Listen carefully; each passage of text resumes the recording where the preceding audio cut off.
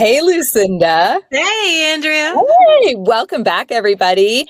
We're so excited you guys are back to join us this week for Spilling the Tea. We had so many great stories last week, not to mention some of our favorites, which was, for me, Liam Neeson and Pamela Anderson dating. We are definitely along for the ride on that one. All right, are you ready to jump into some exciting stories this week, Lucinda? I am so ready for this. We've got stories that will make you laugh, leave you shocked, and even spilling the tea on something that broke the internet. Ooh, all right. Well, you guys, you heard her. Grab your proper cup of tea, and we'll get started right after this.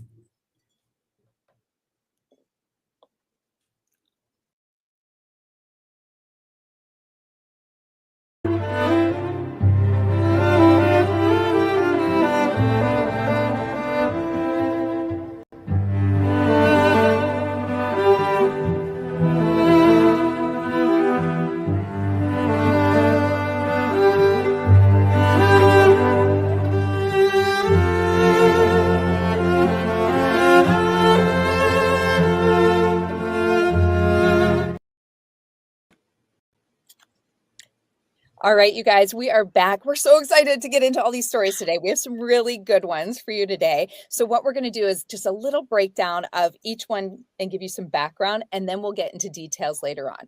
All right, what's your story you got, Lucinda? To highlight one of our best stories, NASCAR driver Connor Zilich broke his collarbone after falling from his vehicle in Victory Lane at Watkin Glen Racetrack this past weekend. While Zilich was celebrated his sixth victory of the season at Saturday's Xfinity Series race, his moment was short-lived by this accidental injury. We'll show you later. Ooh, I saw that video. It's a little, ooh. All right, we've also got former President Biden's daughter, Ashley Biden, announces divorce after 13 years of marriage to plastic surgeon Dr. Howard Krein. The 44-year-old ex-first daughter of the White House filed the papers with the Philadelphia Court of Common Pleas on Monday. The Jonas Brothers began their stadium tour Greetings from Your Hometown with the Demi Lovato reunion, where they sang the classic Disney Channel's Camp Rock, bringing back all the good and bad nostalgia surrounding this movie franchise. Not sure how I feel about this one. And lastly, our story we have that rumors are speculating around 2025 Love Island stars Amaya and Brian, possibly talking about what they call a break. With a reunion just weeks away and the internet spiraling with questions and demands of answers, are the 2025 Love Island winners still madly in love with each other as they were in the show? Or was it just a show for the camera? We'll find out. All right, we'll be back with details on all of these stories in just a minute.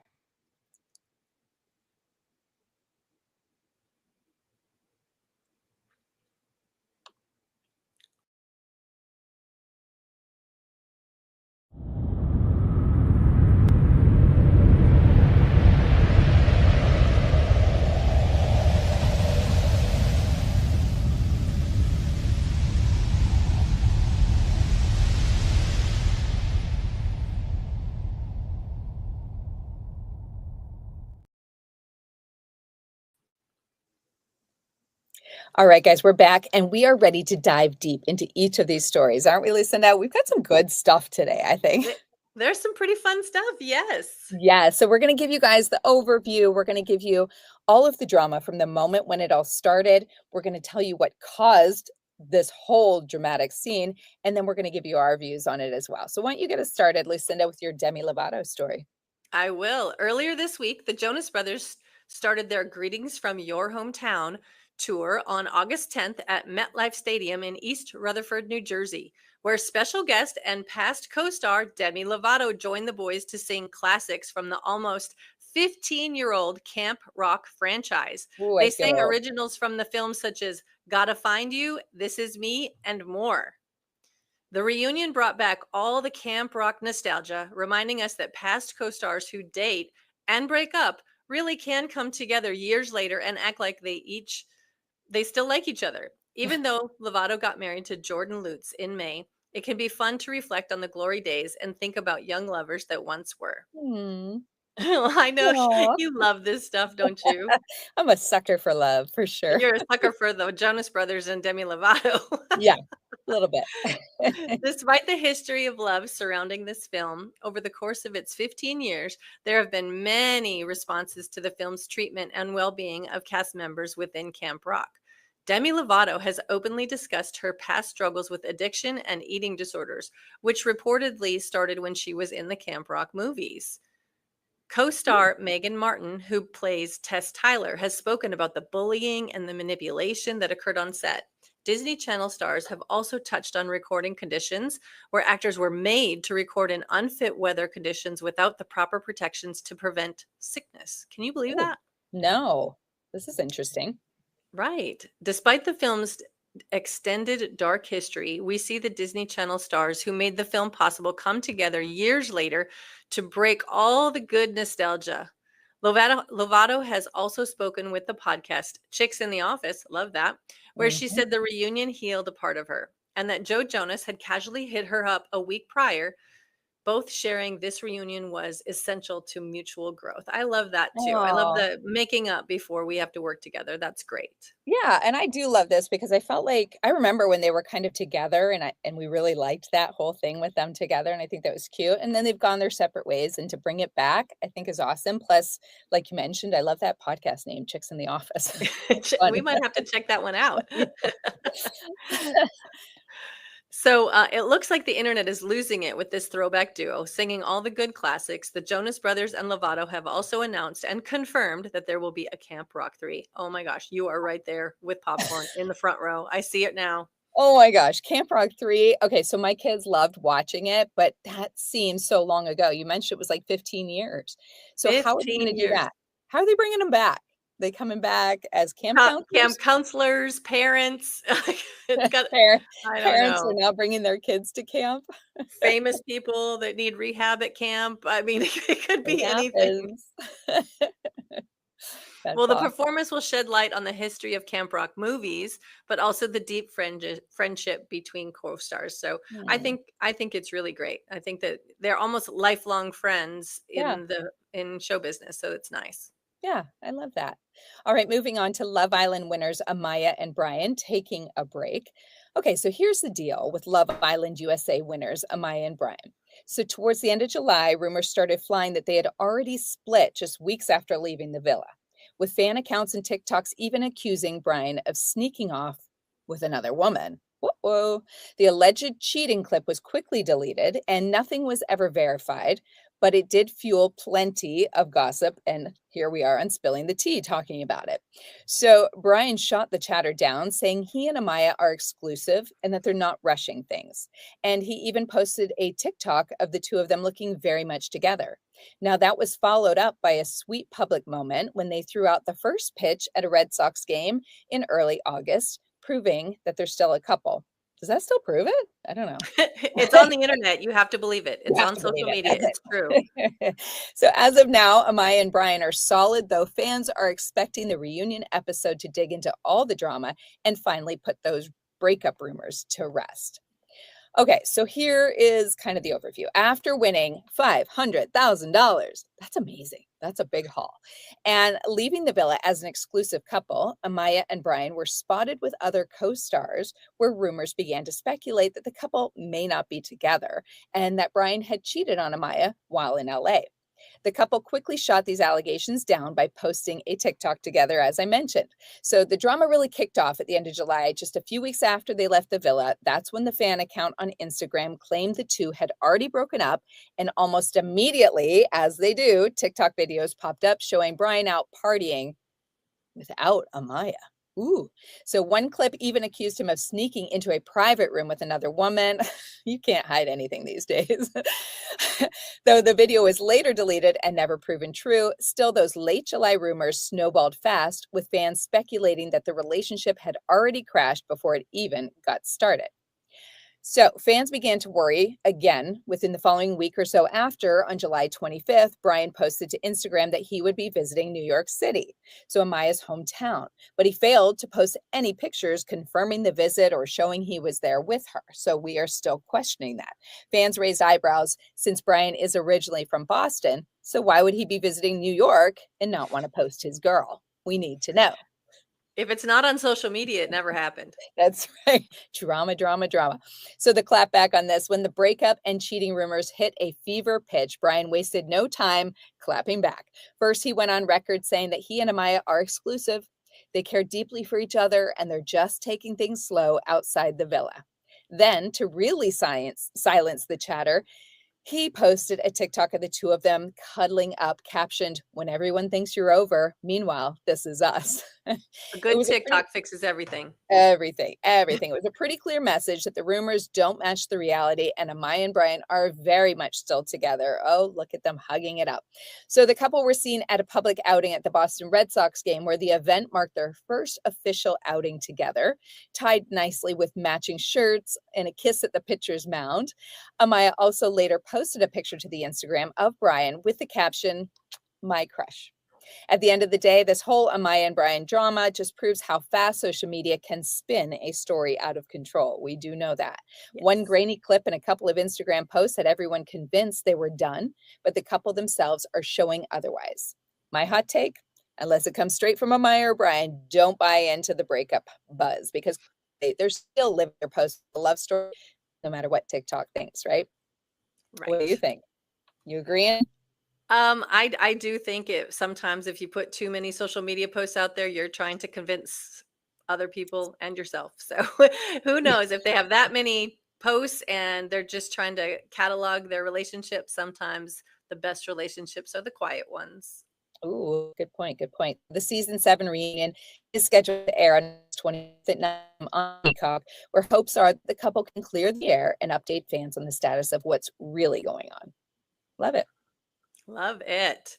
So, 19-year-old NASCAR driver Connor Zilich suffered a broken collarbone after falling from his vehicle in the Victory Lane this past Saturday at the Watkins Glen International Racetrack in New York.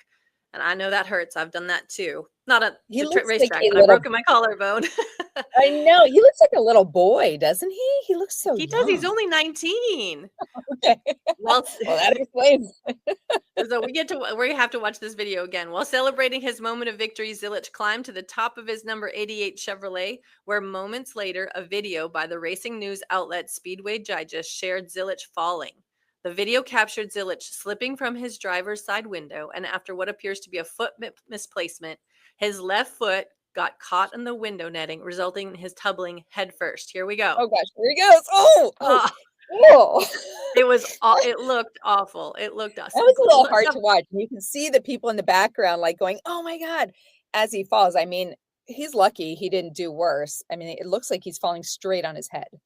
Correct. Luckily, it was only the collarbone. Could Yeah, have been concussion, could have been any like just it looked really bad. Zilich was brutal. able to make it to the racetrack on Sunday.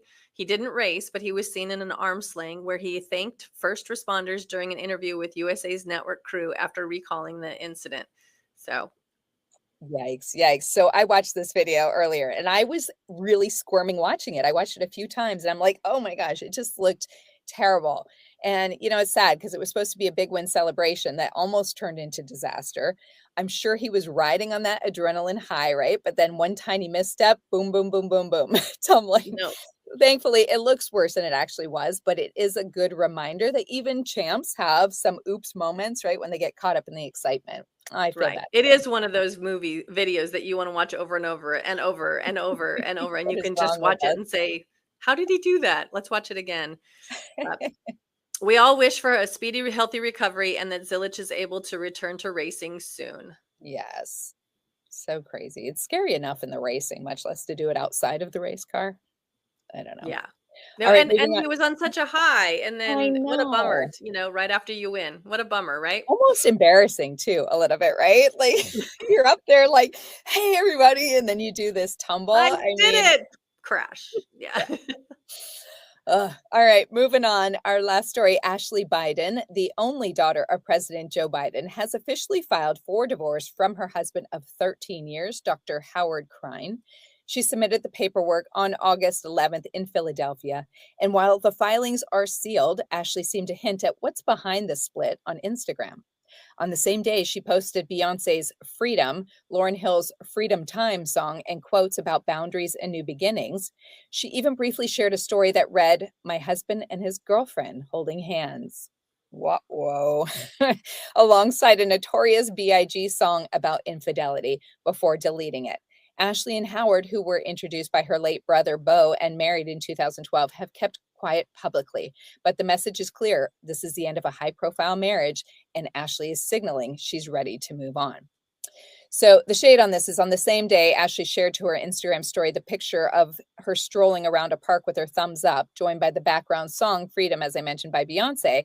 She also posted a quote reading, "New life, new beginnings means new boundaries. New ways of being that won't look or sound like they did before," on Instagram, set to Lauryn Hill's song Freedom Time. Posts have since been taken down. I mean, it's not on the Kiss Cam. So did it really happen? Well, but more power to her. What else can she do other than, woman power and move forward? Good for Yeah. her. So, to tell you a little bit about them, when the couple wed, Joe Biden had spoken with people and preached how Krein was the right guy for his daughter, and that Krein had gotten permission from dad before popping the big question in late September of 2011. The exact reasons behind the split do still remain private as court documents are sealed. However, as mentioned, Ashley has publicly hinted at the cause through her social media posts. So she did a post about saying my husband and his girlfriend holding hands. I just wanted to add that one more time because we need to see my husband and his girlfriend holding hands. So the post was quickly deleted, but it strongly suggested that infidelity has played a role in this divorce. So as of now, both Ashley and Howard have not publicly commented on the situation. Ashley is reportedly seeking spousal support and continued health and life insurance coverage, because that's important. The specifics of the divorce proceedings remain private. Details on what caused the split still unknown as of right now, and Philadelphia court does not publicly release divorce records, so stay tuned for further insight on this messy breakup. So note to all of Hollywood, that's where Hmm. you file. So they're not released. That's I didn't know that, but that's Trial good in to know. Philadelphia. Good to know. I That's like very her. funny. The posting of the picture is a very political defensive move, and she's obviously learned from the best. But it's Yeah. like when you're saying why, show the receipts. I like that. Absolutely, absolutely. I'm sure it will all come out in time, and she's made it clear she's done with betrayal and ready to live on her own life on her own terms. My hot take, if you're waiting for a quiet split, think again. Ashley has made this very public that this chapter is over, and I love that she's taking control of the narrative. She's putting it out there. She's not going down without a fight, that's for sure. No, that's what Anyways, that's what she we've got for should. those stories. We'll be right back with some more stuff.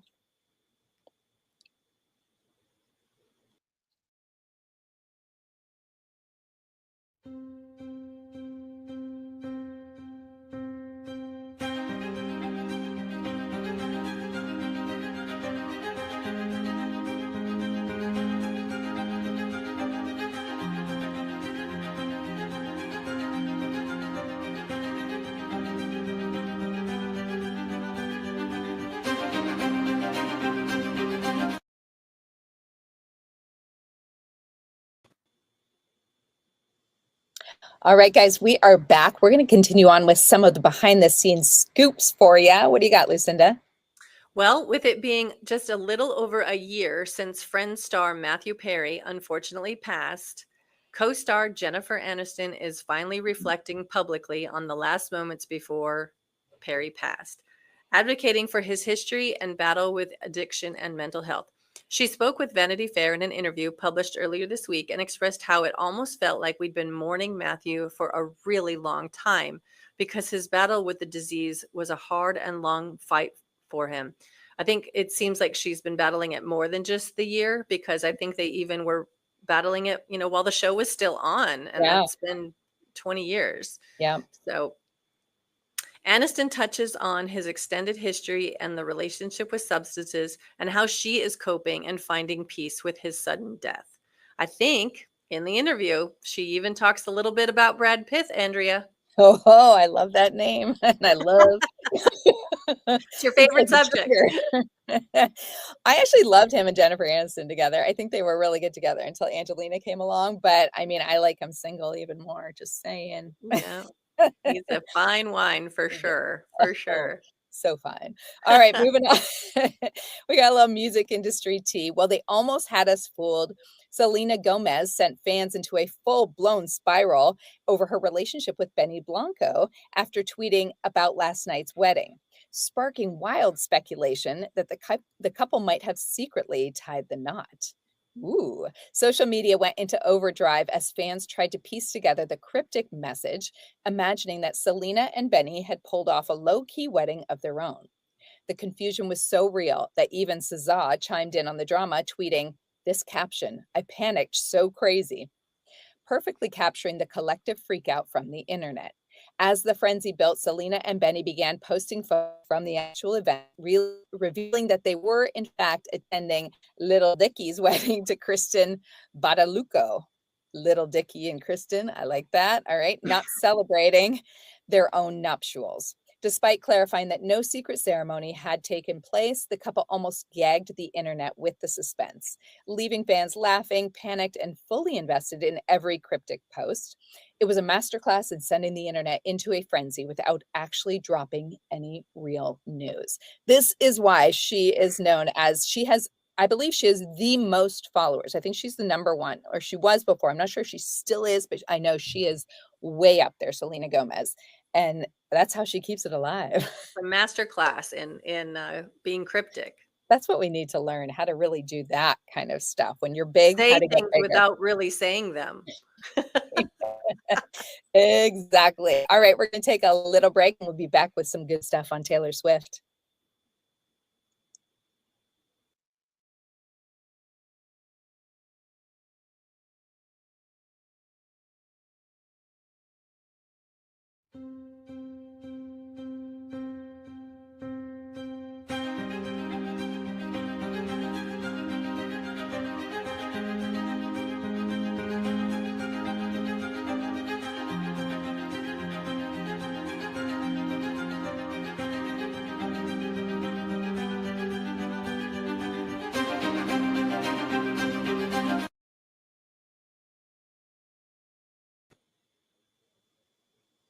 All right, we're going to do some industry insider news. Everybody is talking about Taylor Swift, Lou. So what do you got? Tell us some good stuff on Taylor.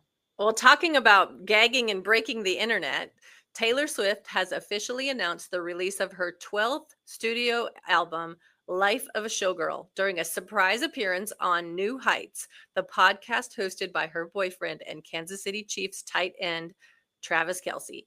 Alongside his brother, Jason Kelce, the album is slated for release on October 3rd.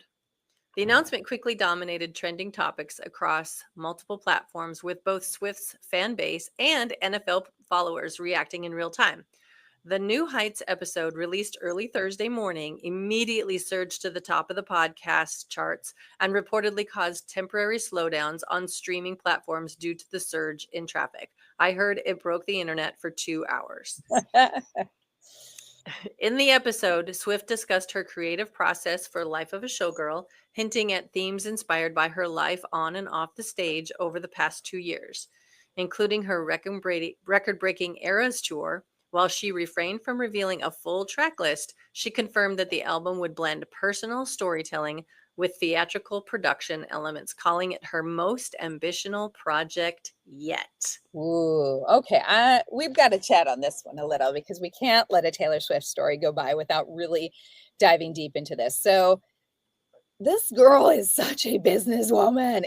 She is talking about her bestie, Selena Gomez, being a Yeah. masterclass in social media. She is too. She's, the Easter eggs, the leading up to it. She had all these pictures. She had all these cryptic things of when it was coming out on August 13th. She had these A13s going.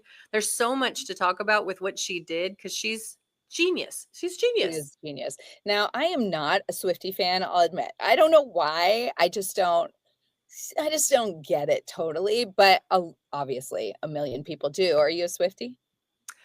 I wouldn't call myself, I wouldn't label myself a Swiftie, but between being Kansas City Chiefs and Taylor Swift and the music, it's really hard not to be, because I can say I'm not a Swiftie, but if it comes on the radio and I'm singing along, what does that make me? Makes you a A Swiftie. Swiftie, right? If you know the music and you sing along every time it's around, it's you got to be a Taylor Swift fan. I mean, that's almost like saying you're not a Dolly Parton fan. I mean, they're Yeah. amazing. They're Yeah. amazing. Well, Genius writers and genius musicians. absolutely. It was interesting when she got together with Travis Kelce because I do think I felt like it was just kind of a hoax, them getting together, and it wasn't totally believable.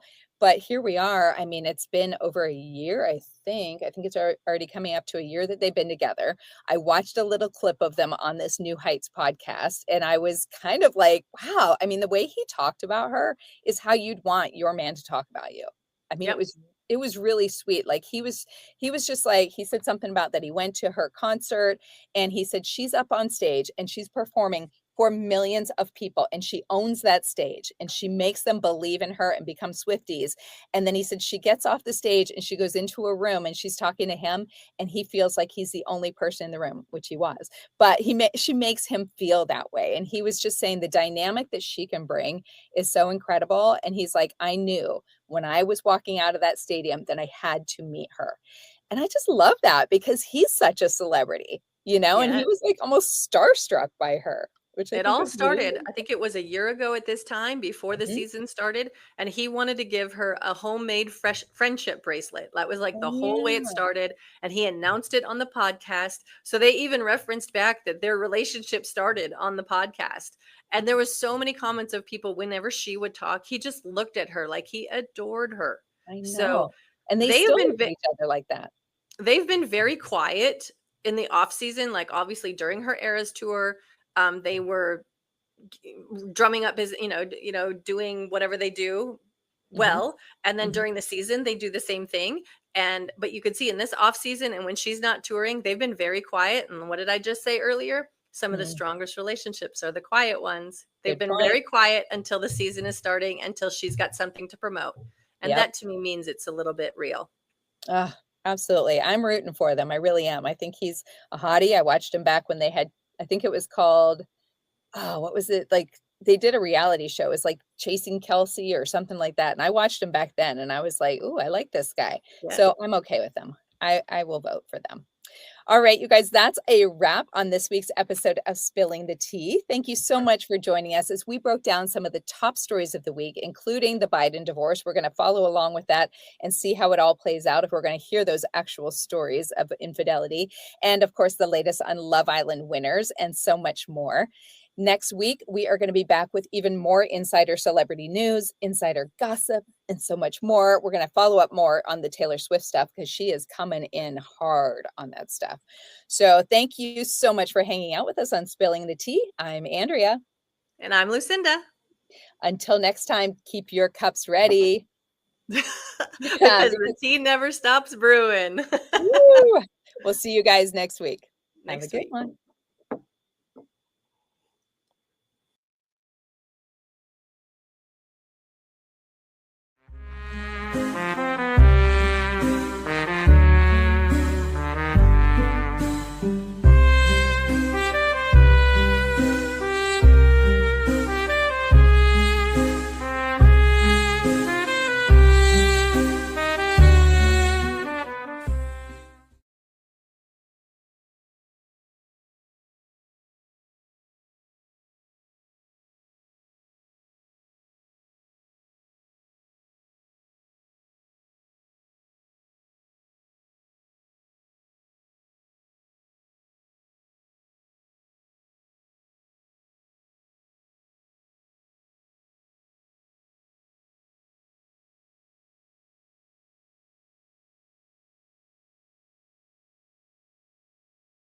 Walking down a winding road, I see the sun that glows in every crack, in every stone where wildflowers grow.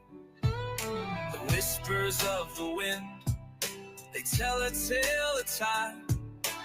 Every broken heart's a lesson dressed in quiet rhyme. Tangled heart strings pulling tear, they guide us through the haze. Every note a melody that plays through all our days.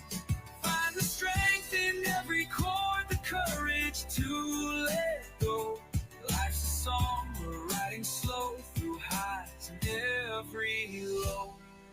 The river runs its course, it bends but never breaks, just like the choices that we make. the chances that we take. A violin begins to hum, it weaves a silver thread through symphonies of sorrow and the words we've left unsaid. Tangled heartstrings pull and tear, they guide us through the haze. Every note of melody that plays through all our days. Find the strength in every chord, the courage to let go. Life's a song we're riding slow through highs and every low.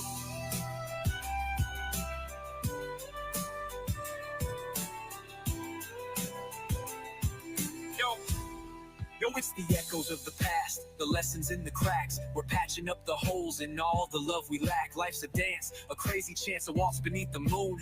Keep the rhythm steady, cause the dawn is coming soon. So take a bow and play your part, no matter how it stings. The world will turn, the tune will change, but love's what always clings. The violin, it softly cries, the stars begin to fall. Through tangled heartstrings we will rise, we'll conquer after all.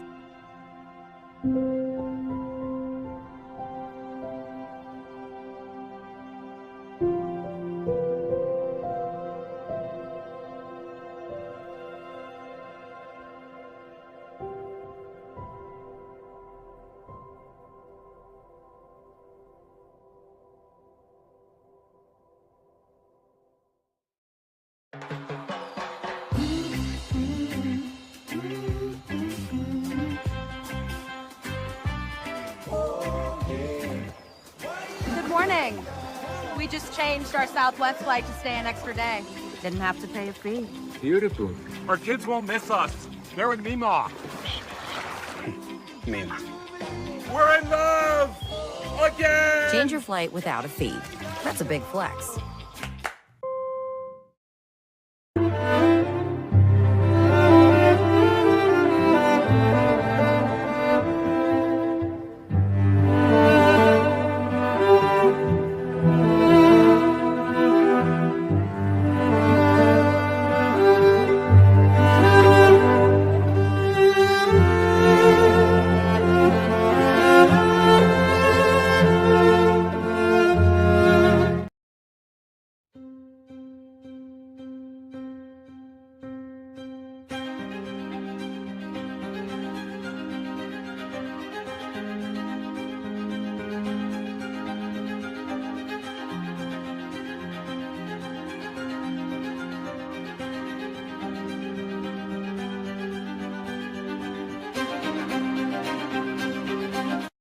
Silver thread through symphonies of sorrow and the words we've left unsaid.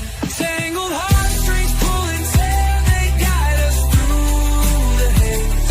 Every note of melody that plays through all our days. Find the strength in every chord, the courage to let go. Life's a song we're riding slow through highs and every low.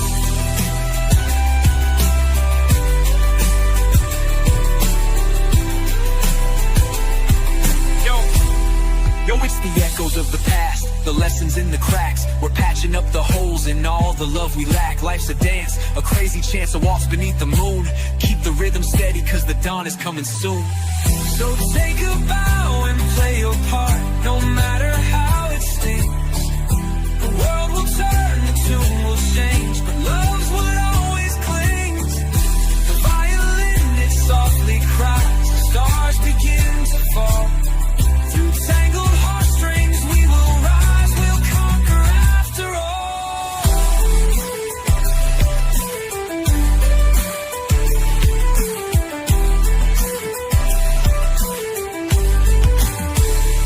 Tangled heartstrings pull and tear, they guide us through the haze. Every note a melody that plays through all our days. Find the strength in every chord, the courage to let go. Life's a song we're riding slow through highs and every low.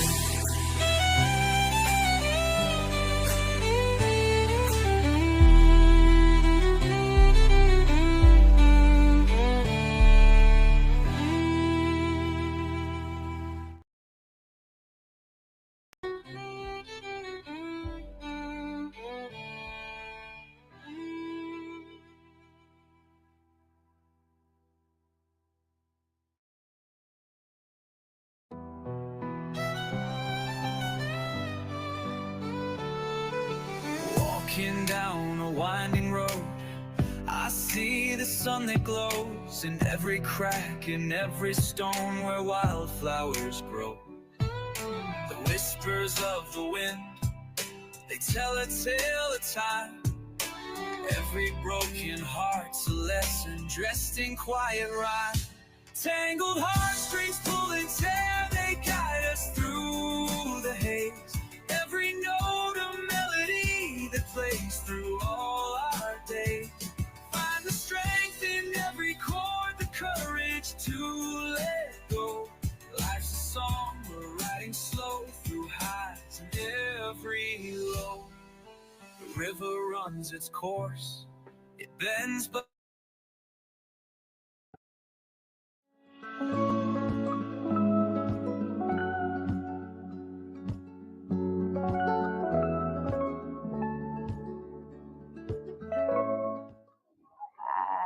You know, it's funny because I'm super independent, and that is very intimidating to most men. Oh, wow. So I think I'd start off right from the beginning being very, very independent. Yeah. So I don't think I've ever been in a relationship where independence hasn't been the forefront of who I am. Awesome. That's good to hear. Yeah. I think setting your grounds in the beginning is a very crucial place to go. Right. More independence in a relationship. It was probably when I was in an unhealthy one. It was really toxic. It was too overbearing and controlling. But I do believe in like healthy partnership when you are in a relationship. Like when you are in a relationship, you do more things together. But I think it was when I was specifically in the toxic one that it was just I needed my own space. What was that identifying moment for you that really stuck out?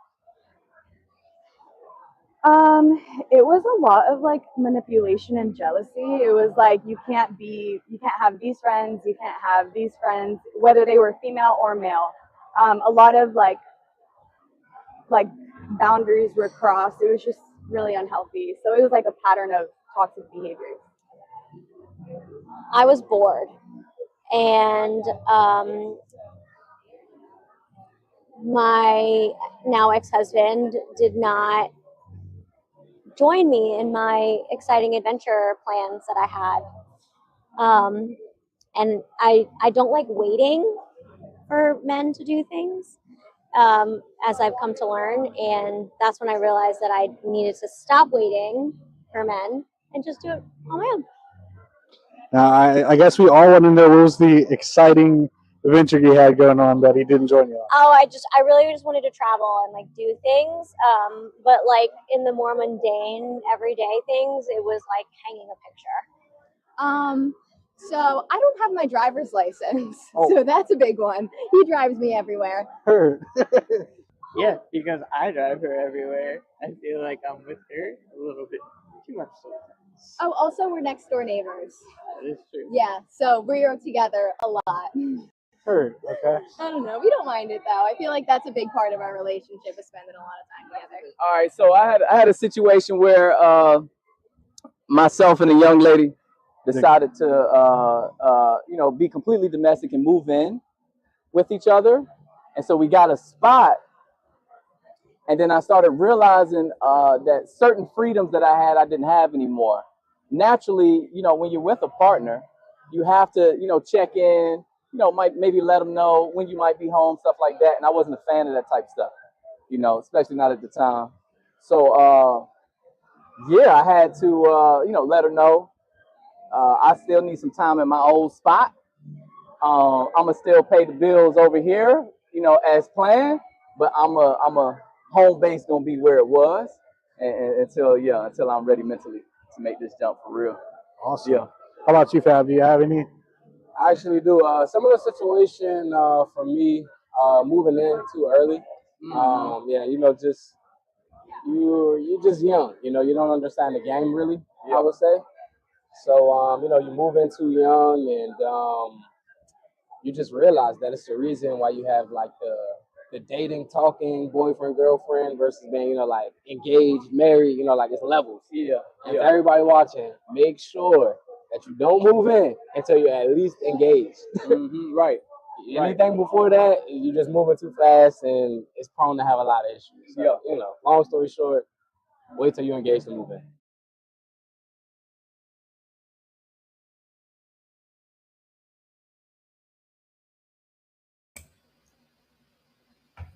Hello, you guys. Hey, okay, so the question of the day, well, one of our poll questions is, do you think, hold on a second, let me make it bigger. Do you think it's possible to be truly independent while in a committed relationship? Absolutely. Yeah, I do. Yeah, I'm gonna go with not sure there because it kind of depends on the situation. The relationship itself. Yeah. Yeah. I don't know. I think if you go into it, kind of like that one woman said, and when you were doing the man on the street, she was like, I came into this independent and, so I'm setting that expectation right up front. And I think that's probably the best thing if you are a super independent person to make sure you say that up front so they're aware of it and they're not like, oh my God, what do you mean you want to spend time by yourself? But I do like, she brought up the point that men are intimidated by independent women. And I think that is true. Yes, because we're scary. I'm going to be wholehearted here, and I'm going to say, yes, we are. Yes, you are. Yes, you are. All right, guys, welcome back to another Sunday of Tangled Heart Strings, where Andrea, TJ, and I chat about all the things we like to keep hidden. This week, we're here to discuss summer love. It may be you. Oh my goodness, I lost my spot, guys. The hot, clingy, soon don't worry. If you think it may be you in the relationship, we have some tips to drop for those habits. But if it works for your relationship, that's okay too. Clinginess is okay as long as we're communicating and both parties are okay with it. Don't become too clingy where the other party is not okay with it. And then next, we'll chat about the taboo. How are we keeping it hot and healthy in the bedroom? Woohoo, that's going to be my favorite part. Don't worry, singles. We have some tips and tricks to keep you satisfied this summer also. TJ, let's start untangling those heartstrings. I am lost tonight, guys. Shit.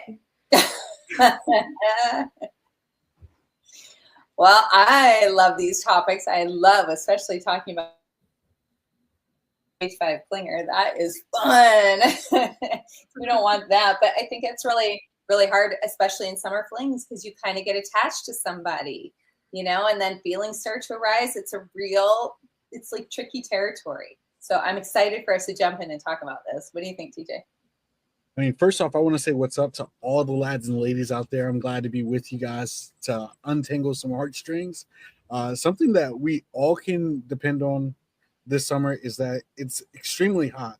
But one thing we can't depend on is that if that hot summer babe you meet on the beach somewhere is just too overwhelming for your life.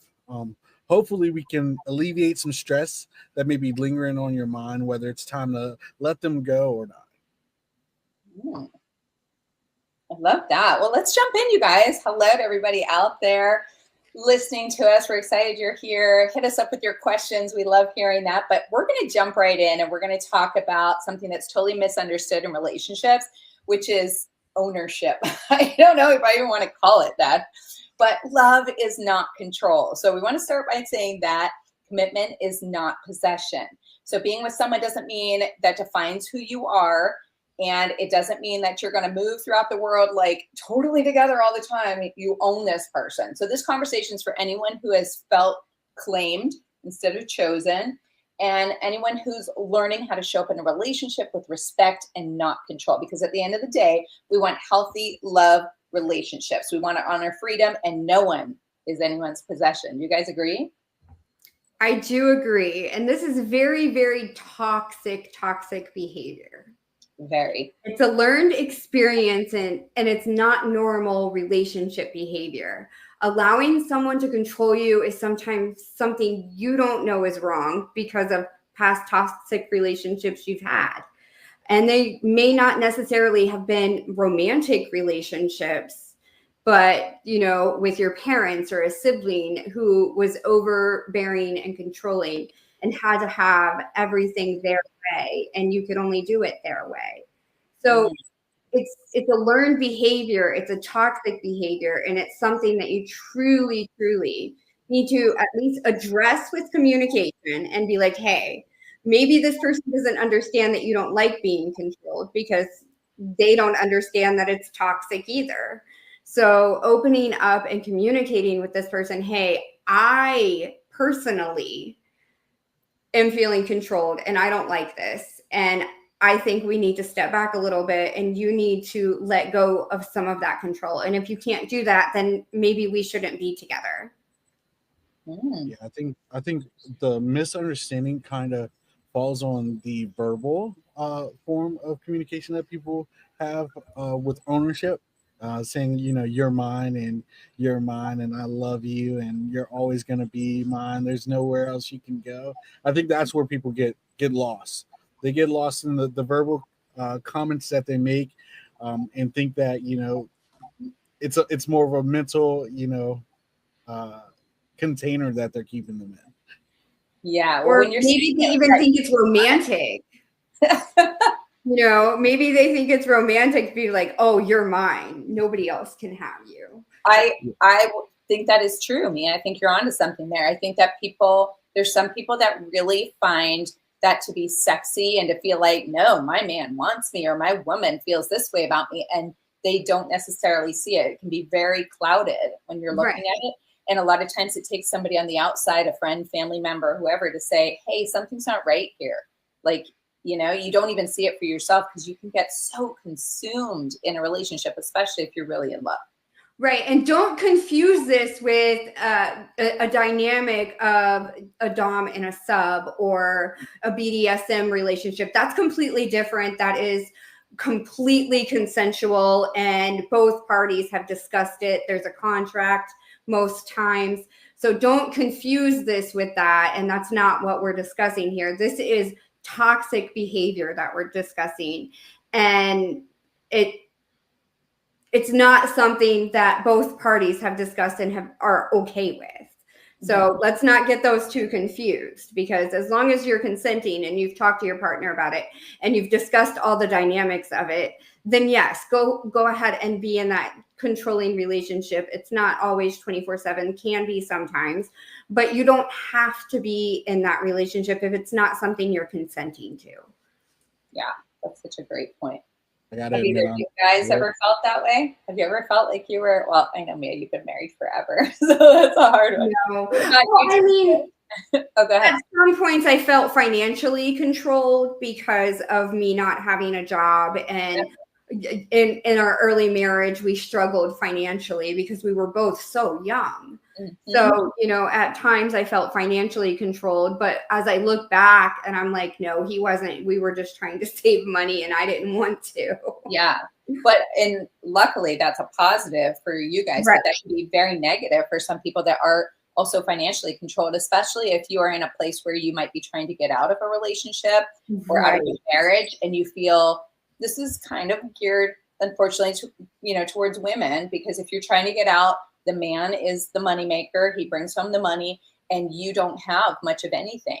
And then you're trying to get out. I have friends that have been through that and they're like, Andrea, I don't know what to do. I don't have any money. I don't have my own car. He knows where I go all the time. I get that. And I understand all of those fears. But if you truly want to get out and you truly want to be on your own and out of this toxic relationship, just do it. It's going to be scary no matter which way you do it. Yeah. Any way you walk away from that toxic relationship, because it is going to be manipulated for you to be back. He's going to say everything and he is going to love bomb you, or maybe she is going to love bomb you, because it goes both ways. It works with both sexes. It doesn't matter who you are. you can be toxic. And maybe you're looking at this and you're saying, oh my gosh, these are things that I do in my relationship. And I didn't realize I was doing them. And I thought they were okay behaviors because the other person hasn't responded negatively. You know, if you're looking at yourself right now and saying, oh my gosh, that's me, change. It's possible. Well, it's hard to change. It's not that hard to change. Yeah, it just takes you taking the first step. And once you do, then things start rolling and move into place. And sometimes it might be making a game plan, like sitting down and doing a checklist. What do I need to look at to get out of this certain situation? What does that look like? Where is my money right now? Do I have a job that I could get? Do I have somewhere to go? Do I have food somewhere? You know, you just got to be prepared, planned, and then go for it. And I know in some instances there's children involved. And, you know, you have people you can fall back on when you don't even realize you can fall back on them. There are people out there willing to help you, whether it be within your church community, whether it be within your school community. You can always talk to the school counselor and explain the situation and be like, hey, I need resources to get out of a very bad situation for me and my children. There's always options to get out. You go to DCSS or whatever it's called, the child services in your local area, and they will help you and help you find a place to go.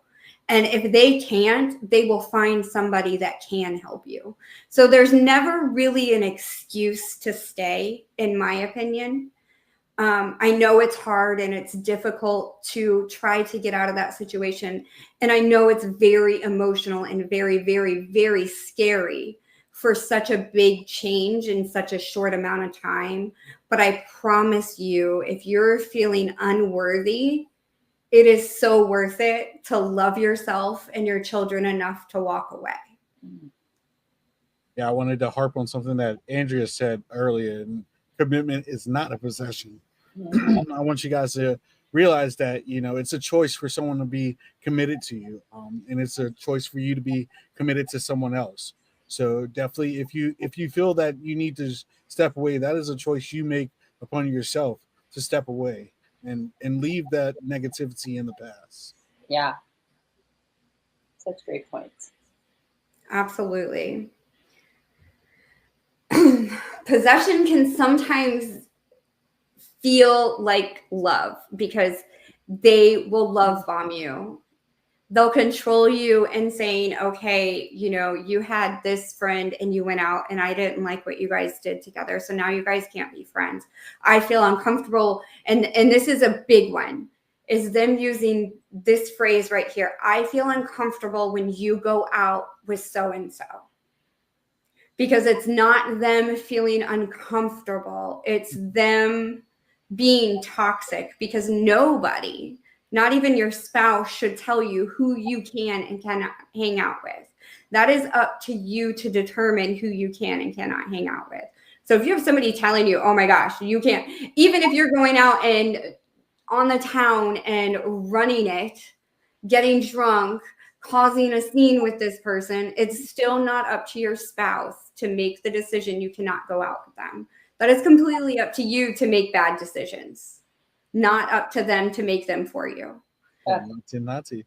You are responsible for yourself, is what I'm saying. Yes. And they are responsible for themselves. But you do have to take their feelings into consideration. But it shouldn't stop a friendship. Maybe you just don't go out and get drinks with this person and you just go to lunch instead. But taking the friendship away completely is not okay. Changing your behavior to make them feel more comfortable is better. But if they're still controlling you and saying, hey, I still don't like that you're hanging out with this person, then that's not okay. That is definitely very toxic behavior. Nobody should control you that way. I think sometimes it can come in other forms too. Like I've had, because quite often I'm the only single person in my group of friends, you know, they're all married. And I have noticed in the past, especially when I first became single, that there was more of my friends going, oh, well, you know, I can't go out with you tonight. My husband doesn't think we should go out there, or that we or that I should go out with you to do this, or is anybody else going? Because now the perception is that, oh, I'm single, I'm going to convert everybody else to be single with me, and then they start getting controlling in that way, where they're like, well, I don't want you to go out with her anymore, and you're kind of choosing your friends for her. There's nothing to do with that. So yeah, so you've been in that situation. TJ, have you been in that situation? I want to say I have been in that situation, but it's actually funny because one of the Man on the Street questions, a guy answered it, and I related completely to it, and it was about how, in high school, you had that relationship where you kind of fell in love with someone. It's your first love, and you're just completely indulged in your first love, and you completely lose the sense of the outside world. Completely lose the sense of friends, other relationships that you have going on, and they just completely fall off. And that's because you've committed yourself so much to being in love with this person and wanting to show devotion to this person. And I want to say that kind of is like a possessive thing. Not kind of, that is possessive, because you've made yourself unavailable to the rest of the world, rather than being open with your partner and saying, hey, I do have friends that I do like to hang out with. Maybe our group of friends can get together, who knows? But definitely there's a conversation that needs to be had. Yep, absolutely. I agree. Communication.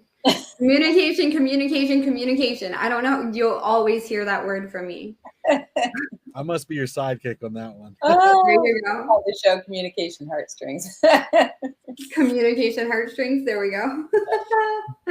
No. Every time. They're wild.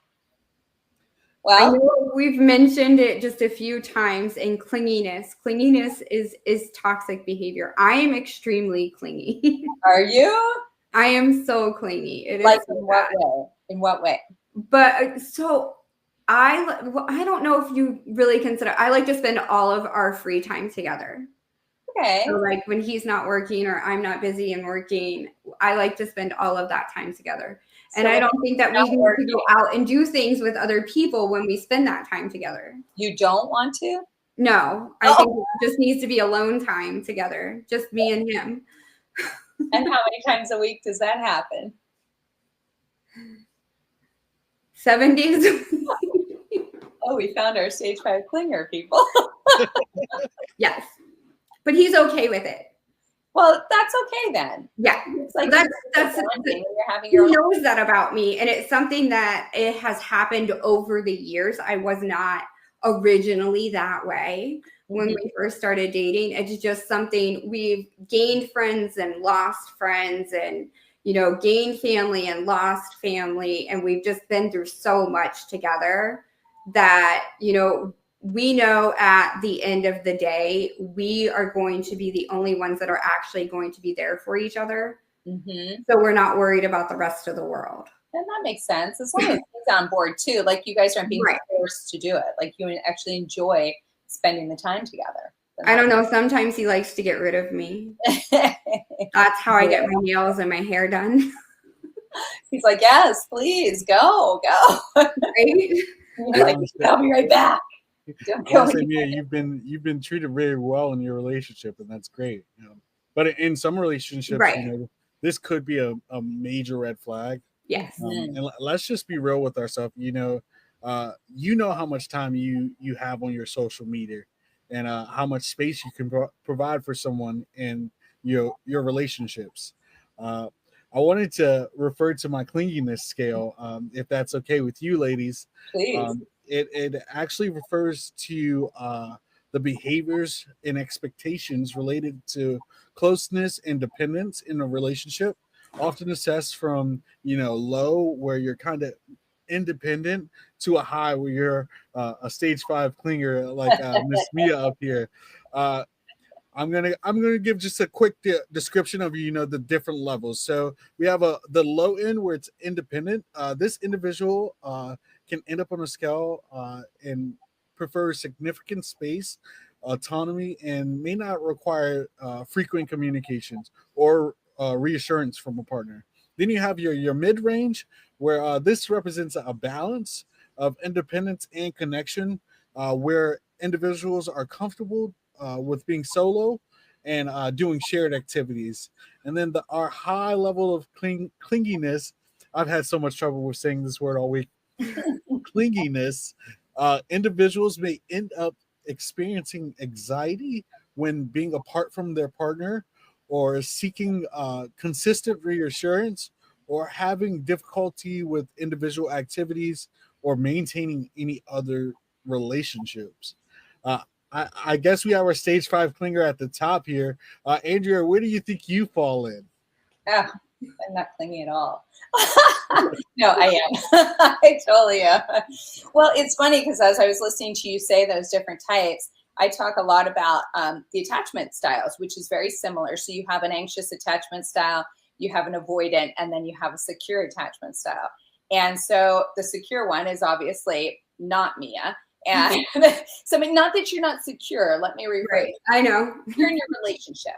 But when you think of it, like if you think of an anxious attachment person, they're the ones that are like, somebody leaves and you think they're never coming back, or they. Oh, that's not me. Yeah, they don't text you for one day and immediately you're like, oh, they don't like me anymore. That was me for a while after my divorce, because you don't know how to like navigate everything, and so you start worrying about that stuff, right? So somebody like that, and then the avoidant is kind of like the person who's like, they can keep you at arm's length, but they still want to be a little clingy with you, but not totally. And so it's really hard to like navigate those, because sometimes you have somebody who's anxious with somebody who's avoidant. So the anxious is chasing this one and the avoidant's running, and then all of a sudden they give in and it starts all over again. So we all strive to be secure at some point. I know. And so it's so hard to answer your question, TJ, because I think I've kind of been through all phases at one point. I was very anxious attachment, and I can even relate that back to my childhood. I'm kind of finding out my sister and brother had a lot of personal, physical health issues. They're both disabled. And so my parents were always with them, and I was left alone a lot. So it gave me that anxiousness of like, if somebody leaves, they're just not coming back, or I'm not going to get to see them. And then I've kind of gone through the avoidant, and that's probably just me trying to be tough girl, like, yeah, I'm not that into you. And then I'm like, but I really am. So you're kind of like doing this push and pull, and we all strive to get to secure. I don't think anybody's 100% secure. I think we all have a little bit of it at some point, but that's where I'd like to be.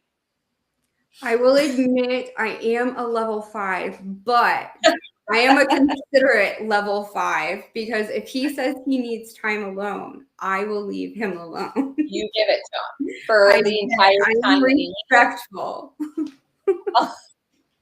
Are you like the cat that scratches at the door, like, let me in? No, I'll leave him alone. Can I come in? No. I'd say for myself, I'm kind of a mid-range. After growing up, I want to say when I was younger, I was definitely a high level clinginess, and that was more so because my girlfriend kind of lived around the corner from me. We went to school together, things of that nature. So I was always around her. But as I grew up, and people start to evolve as who we are, I started to realize that more people prefer to be kind of in the mid-range, where they want a connection, but they don't want to be too connected. I still want to be able to go out and have fun and live life, and still be able to come home and talk to you and tell you about what I've experienced this day. I want to say, although as I've been growing up a little bit more, I've started to come on that lower end also, where I'm just kind of like, if love doesn't come my way, unfortunately, I'm in a relationship right now, fortunately I'm in a relationship right now, but I want to say, but I've been on that low end scale where I'm just like, if love comes to me, it comes to me, but I can completely do bad by myself. I love that. All right, viewers, we want to know your level of clinginess. Let us know in the chat what you think you are. Don't yell at me for being super clingy. Now I'm feeling bad about it, guys. No. So let's talk about how to be less clingy. Oh, good Let's idea. talk about giving ourselves our personal time and giving ourselves some self-care and some self-love. So we like to spend a lot of time with our partners. Of course we do. We love them. We've picked them because of their personality. They make us laugh. They make us feel good. You know, so we do want to spend that time with them, but at the same time, we do need that personal time. Going out to lunch by yourself, I hate it. I despise it. I will go and get lunch and sit in my car and eat it to do it by myself, but I won't go sit in a restaurant by myself. I've only done it twice. I feel uncomfortable. It is. It is a weird Right. feeling yet. Yeah, I totally agree. Or ladies, you can go get your nails done, your toes done, your hair done. I mean, But is that's that just a personal distraction? self-love and self-care. Is that just a distraction from your clinginess, though? No, it's to make up for my clinginess. Okay. I can admit I am not the one to sit in a restaurant also by myself. I just feel like the whole room's looking at me. Yeah. Look at this guy with no friends. Yeah. Oh gosh. Oh, that I tense up. Especially when the hostess goes, "We have a party of one to the I just sit at the bar. Yeah, Smart. I would totally do that too. I've actually been told to do that a lot if I want to meet somebody kind of out in the wild, is to go to a bar and sit up there. Even if you just bring your laptop and you're doing work, having a glass of wine, that's probably what I would do. And then just, you know, people tend to just migrate towards you. All around. Yeah. Or they start conversations and stuff. I think you can do a lot of things on your own too. I mean, I'm a prime example. Tip. Yeah, well, I'm always kind of doing stuff on my own, but I like to, you know, go to the beach and go for a walk, or, you know, I've been trying to join groups. Like I like to play pickleball. So finding groups, things to do outside of it, go work out. You can find like classes. Without your partner. Without your partner. On your own, without your partner. You can find things to do with them later. Yeah. Yes, exactly. So I think that's you come back and get sweaty, all sweaty. You guys can take a shower together after you both had your independent personal time. Yeah, exactly. My personal time does not require any sweatiness, but it does require, you know, some alone time. You can do this in a group or, you know, by yourself. And I prefer to go to the movies, go check out a film. I go to the movies by myself. Oh my gosh, checking out, you know, just a random movie, you know, feeling curious that day, just to go sit there and, you know, indulge completely in a whole new experience is one thing I do. I considered seeing Formula One a date with Brad Pitt, so I was fine with that. He knew I was coming. Yes. I guess what happens, Mia? Tell me this. What happens when somebody who's too clingy or in control of somebody is a result from maybe cheating? Okay, so it can result from a few things, I think. I think a big one is cheating. I really think that if you've been cheated on in the past, you become extra clingy with that next potential love because you want to do everything right this time to make it work. And you have less trust because of your previous toxic relationship. So yes, I think cheating does play a big part, and it's not something you can truly help at that point. Not until the trust is built within the relationship. And how is that done, guys? Communication. I'm going to make a song called Communication now. If we communicate all of our negative thoughts and feelings with our partner, they're going to be able to not only reassure us, but also know that things that they're doing are making you uncomfortable. Yeah. And hopefully they're doing the same in return and you're not offended by that. When your partner is communicating with you, you need to listen and not be offended. because these are personal feelings coming from them and how they feel, not how you feel. And you will never know exactly how your partner feels until they tell you. You can never determine that. So I've got a question for you, ladies, real quick. Can clinginess, be considered toxicity to a point when you're coming from, that type of relationship where you've been cheated on? Yeah. Well, I think so. I think it can be it's a very slippery slope, because if you've been cheated on in a previous relationship and then you're entering into a new one, you are, of course, like Mia said, going to be probably over the top. You're going to be trying to find any red flags up front. You're going to be constantly watching for little things that tipped you off, right? And then you're trying to earn that trust and everything. But you have to be really careful there, because the new person that you're with deserves to have trust from day one. And they deserve a clean slate. They don't deserve somebody coming in bringing baggage from another relationship. And to me, if you are coming in doing that and you are like with all this clinginess, you have not done the work on yourself. You should have taken the time to really work on yourself, talk to a therapist, find out where you're at with your feelings, talk to family members, friends, really get it out. And then you can start putting yourself back out there to date, because you need to be emotionally available as well. You've been traumatized by this. And so something has to be done before you can just move into another one and think you're now going to traumatize this other person. I love that you said that. I absolutely love that you said that. Moving from a relationship with a cheater should never, ever happen immediately. You need to take time to heal yourself, to love yourself, because of course we can never love anybody unless we love ourselves first, because we don't know what true love is unless we love ourselves. Right. So you need to be in that healthy mental state. Be open and willing to give them the benefit of the doubt. You don't know if they've ever cheated on someone, and believing words out of somebody else's mouth is never okay. Mm-hmm. You need to know for a fact and have proof before you can call somebody a cheater. I'm sorry. There are so many people that are called cheaters that have never cheated a day in their life. Me being one of them. They called it? Oh, yeah. All the time.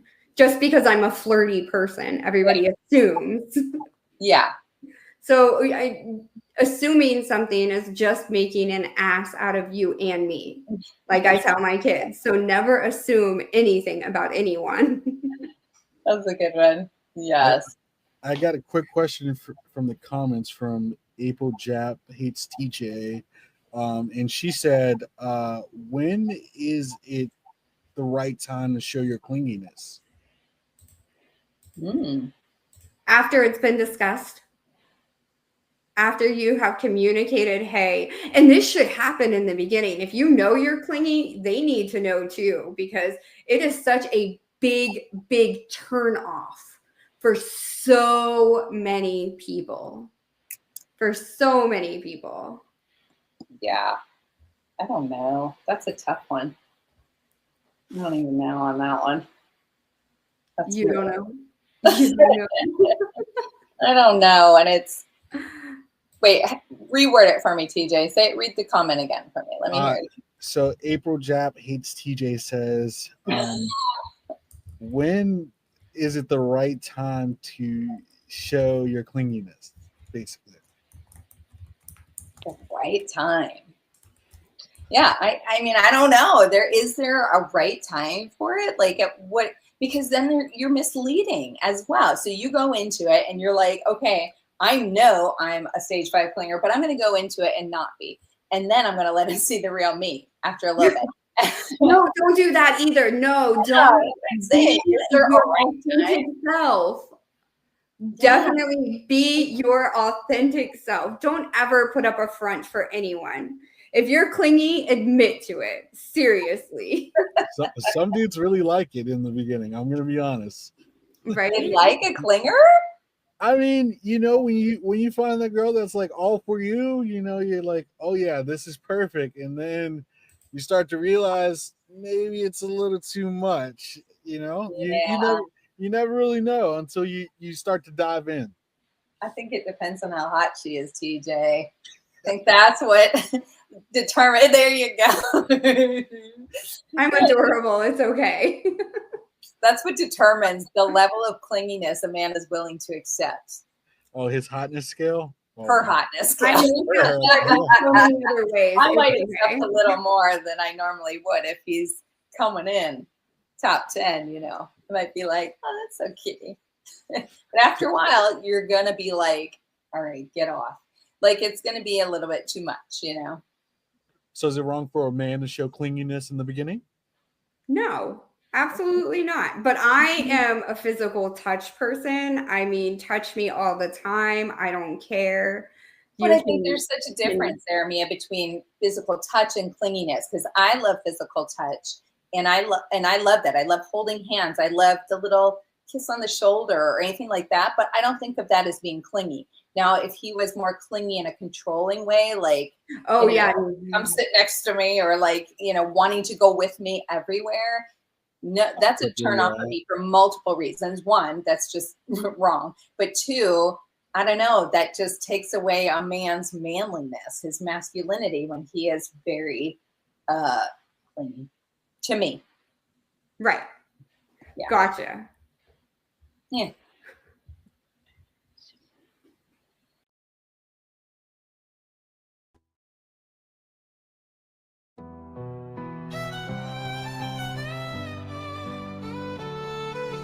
Walking down a winding road, I see the sun that glows in every crack, in every stone where wildflowers grow. The whispers of the wind, they tell a tale of time. Every broken heart's a lesson dressed in quiet rhyme. Tangled heartstrings pull and tear, they guide us through the haze. Every note a melody that plays through all our days. Find the strength in every chord, the courage to let go. Life's a song we're writing slow through highs and every low. The river runs its course, it bends but never breaks, just like the choices that we make, the chances that we take. A violin begins to hum, it weaves a silver thread through symphonies of sorrow and the words we've left unsaid. Tangled heartstrings pull and tear, they guide us through the haze. Every note a melody that plays through all our days. Find the strength in every chord, the courage.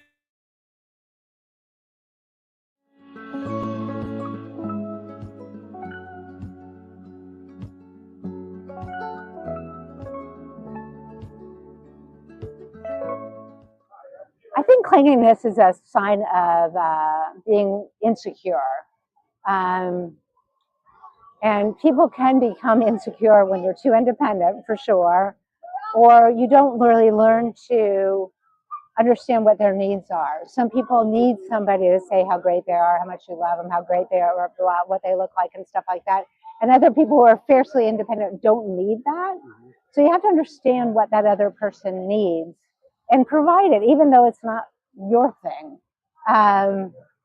Clinginess can be suffocating, for sure, way too much.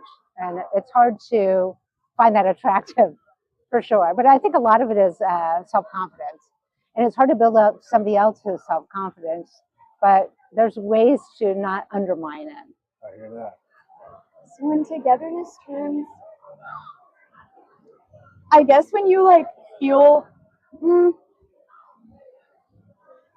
I guess when you start to feel like you can't be without them, like a anxiousness in a way where it's like you just have to either physically hold on to them or emotionally always be with them. Again, I think sometimes when people are so in love, naturally it happens. But again, I think there should be a healthy space where it's like you are confident with who you are and with yourself, and then you have that space together.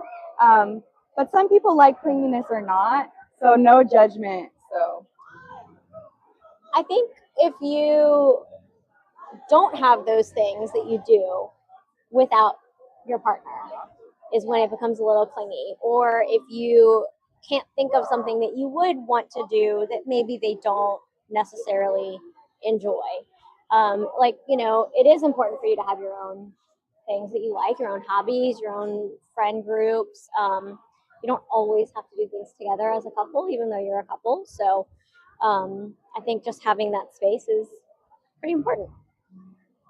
How about you, Aaron? You got an answer for that one? Not really. I think in the past I was the clingy person.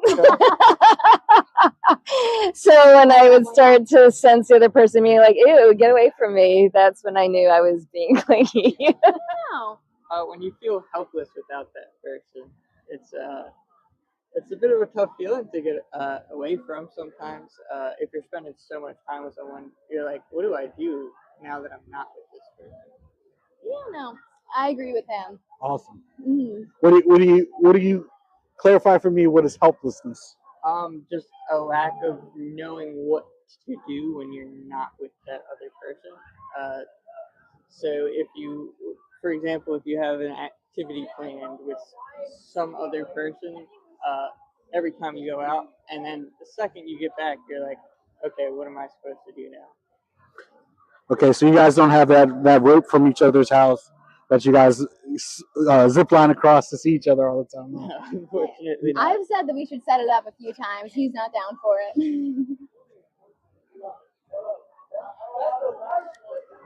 I just say anytime it get uncomfortable. Like, you know, I feel like a lot of people in a relationship, they allow themselves to, like, I don't know, get into like the mentality of what they think a relationship should be. But we gotta understand that, like, we got the freedom to decide that for ourselves. You know what I mean? So anytime something is uncomfortable, I feel like you should speak on it. You know what I mean? It might be uncomfortable, it might be whatever, but you gotta just speak on it. Because once you make it a habit of, like, I guess, going along with stuff that is not comfortable for you, you giving that person a green light, and then you putting yourself in a bind where it's like, I gotta keep putting up with this, and then it's like, it's clingy. But I've had, you know, many situations where you gotta just, you know, like, hey, I'm not feeling that. You know, ultimately, if you're gonna keep doing this, it's not gonna work. And, you know, if they rocking with you heavy, then they gonna change it. You know what I mean? But if not, they gonna keep trying to push that line. So that's why I say, you know, you gotta have firm boundaries with everybody. Exactly what I was alluding to, man. So I'm gonna piggyback off of that. A woman I was dating told me that I was one of very few men that she dated that had their own boundaries, and she probably is very right about that. Where I was saying, hey, I'm okay with this, I'm not okay with that. You know, this is cool with me, I'm not okay with that. I guess men just kind of go for what they can go for. Yeah. They can get the end result that they want to get, as opposed to laying down the law on the things that, you know, they're okay with and they're not. And that's perfectly fine, you know. So just make sure that you do have boundaries, have some self-awareness, right? You got to know yourself enough to be in a relationship with someone, as opposed to trying to figure that out in a relationship. A lot of times the relationship's not going to end well. So know yourself enough to know what your do's and don'ts are, what your non-negotiables are, and then be able to communicate that and mature enough to communicate that respectfully to your partner, so that there's an understanding there and that those lines don't get crossed. And then when you need the space, you communicate that so that you know, you don't feel like you're being clung on, you know, and just make sure you're not doing that either. You should be still chilling with your homies. You should still be, if you play ball or whatever it is you do that's extracurricular, still do those things even though you got your girl. We done seen this was more teenage years. A lot of the guys, they get these girls and now they don't know they homies no more. They with their girl all day, every day. And I'm like, do you? But now you start losing yourself. So I think that's number one. Keep doing what you've been doing, you know, and allow your lady to add to your life and not take away from. Or take over. Or take over even. Yeah. Because they will if you let them. For sure. Yeah, they will if you let them. The place through all our days. Find the strength in every chord, the courage to let go. Life's a song we're writing slow through highs and every low.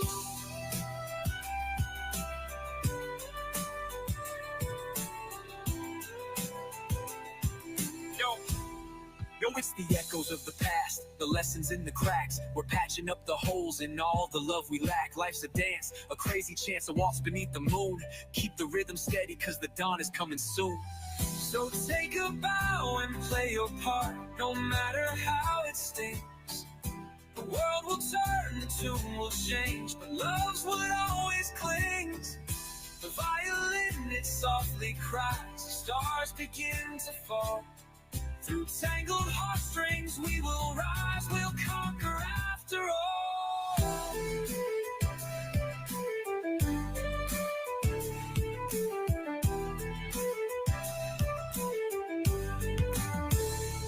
Tangled heartstrings pull and tear, they guide us through the haze. Every note a melody that plays through all our days. Find the strength in every chord, the courage to let go. Life's a song we're riding slow through highs and every low.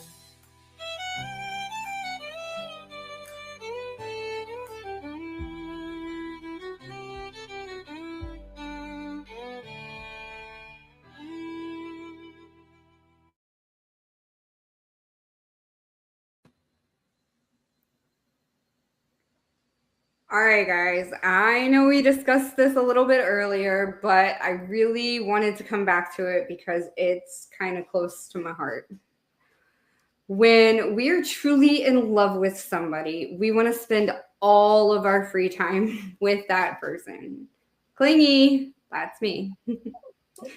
When we aren't working, we're with each other. Trust me, I've been there, I've done that. And up until a few months ago, that's how my life was. Me and my husband spent every free moment together when he was not at work because I did not work. We were together a lot more than what we are now. I lost myself. I lost my sense of identity in that situation. So I was more worried about making his lunch and making sure that he was taken care of and taking care of the kids and, you know, making sure that all of the house stuff was done. And I wasn't taking care of myself. And that kind of what can happen. And this is why I believe it's toxic behavior. And I've noticed it and I've stepped back from it some. I'm still super clingy because I still want to spend a lot of time with him because, yes, of course, I do love him.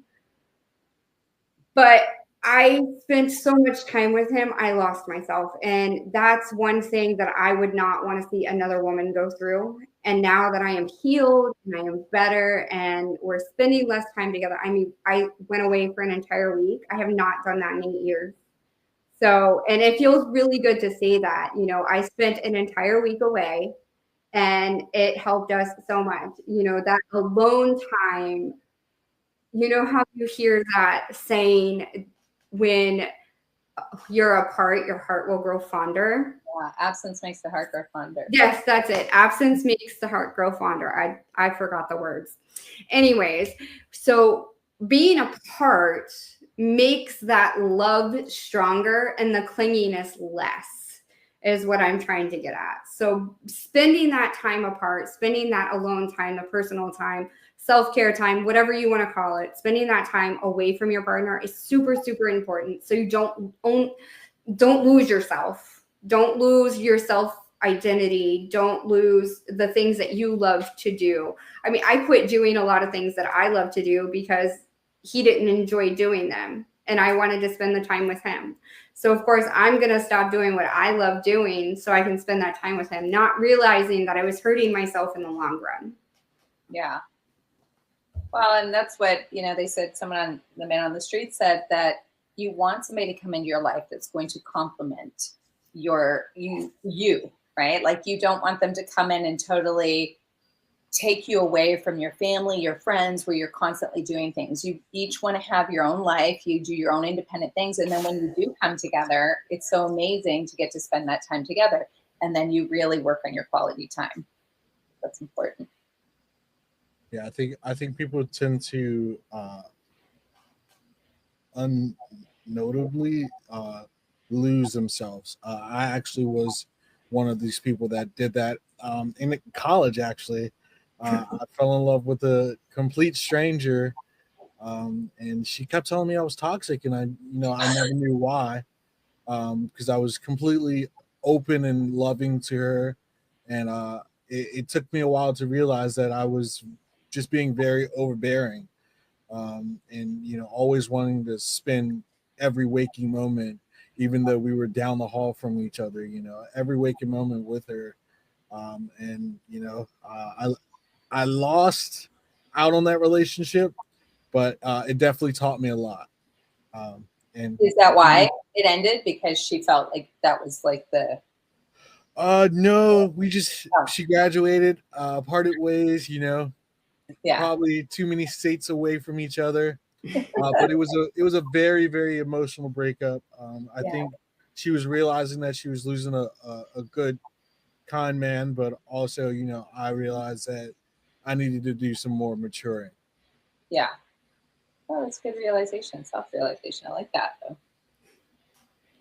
Absolutely. Maturing is important, and sometimes we take a little bit longer to mature, and that's okay. And then our first step in this is admitting that we're wrong. Mm-hmm.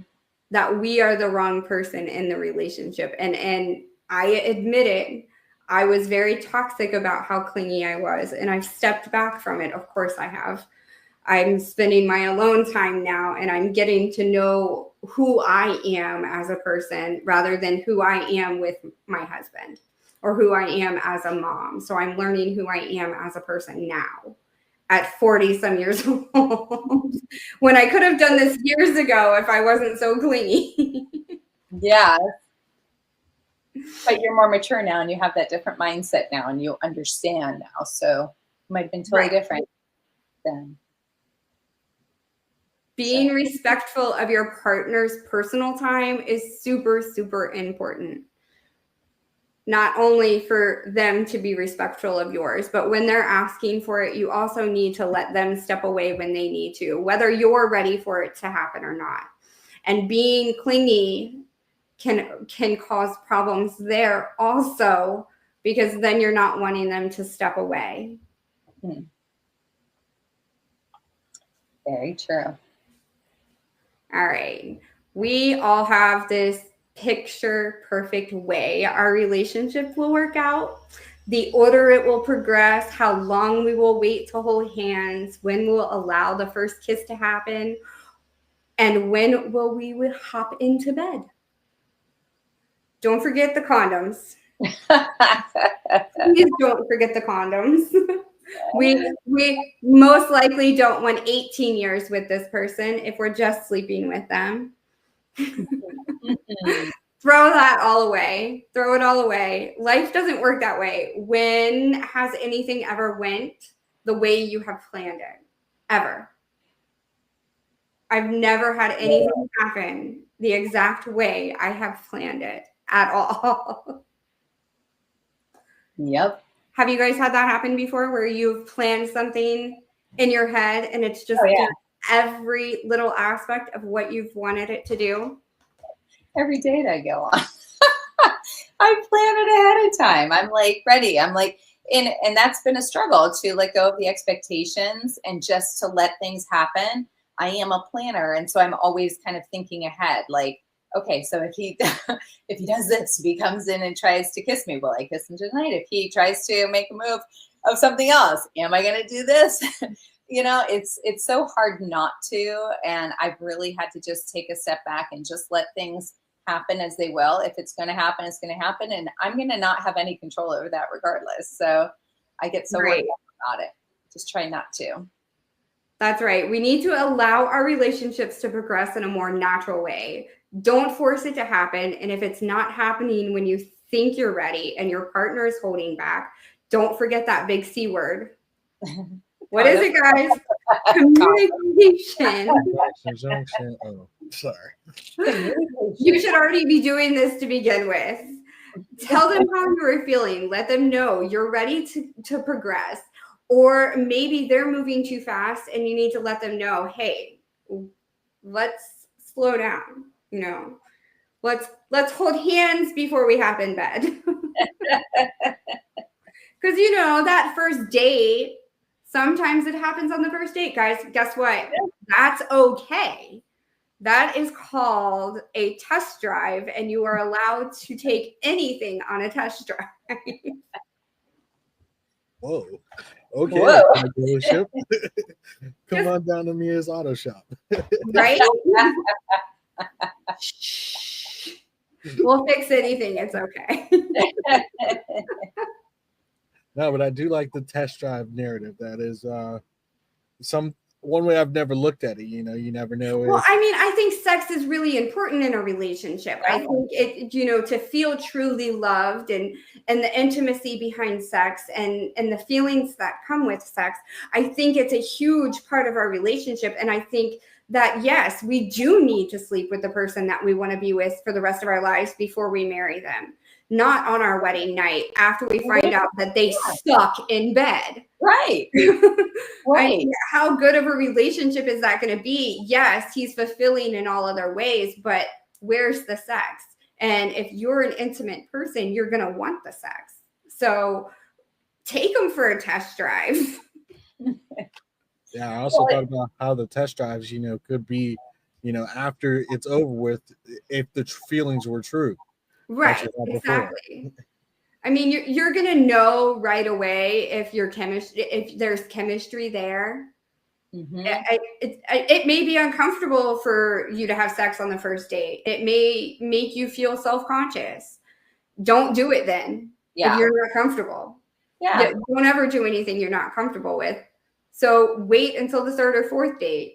But I highly suggest have sex with them before you marry them, not on the wedding night and find out that they suck in bed. Please.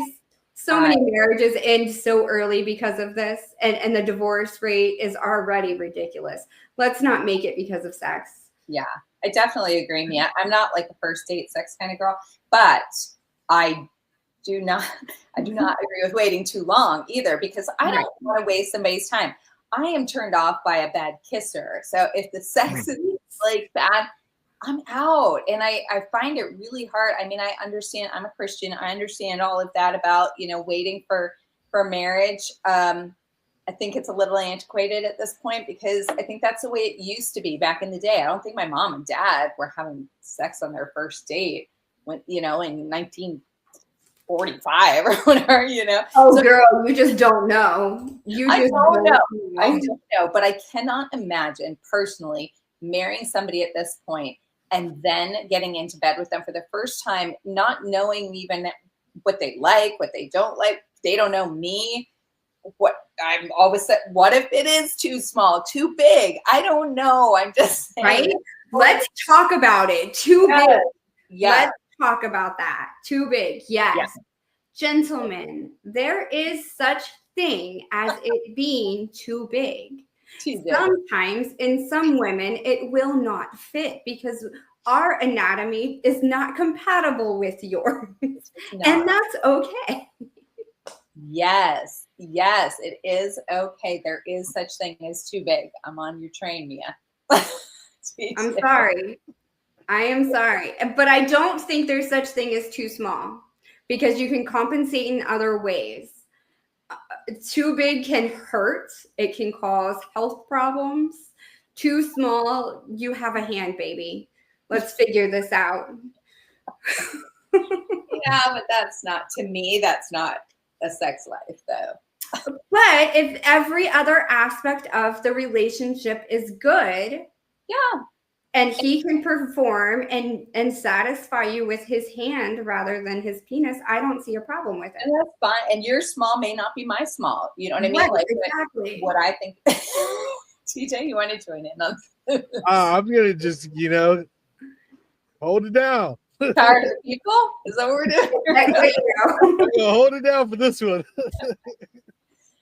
I'm being realistic here. It's not something that they can control. Yeah. Whether it's too big or too small. There are women out there for you bigger men, because their anatomy is going to be compatible with yours. But you going after these little tiny women doesn't always work out. I promise you. Myself. Yep. I do recall being with somebody one time that put my hand down his pants before anything happened and said, just so you know what you're about to get yourself into. And I'm like, and you walked away, right? I'm out. Peace out. Love Yeah. you, bye. Yeah, You you're know, crazy. it's man. funny you said that because I've had a girl come up and grope me before like that and just To check to it out. see. Yeah, we were Checking. talking and she was like, I want to see what you're packing, and then she walked away and I was like, whoa, whoa, whoa, what happened here? The conversation was going well here.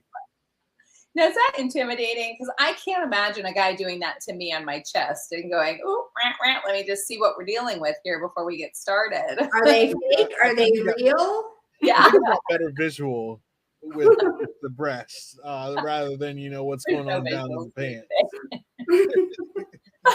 I think it's. I mean, I don't think that it would be appropriate to walk up to a stranger and be like, "Hey, let me check out your package and see how big you are, and then I will speak to you." No, come on, have a conversation first, ladies. Come on. Come on, at least say hello.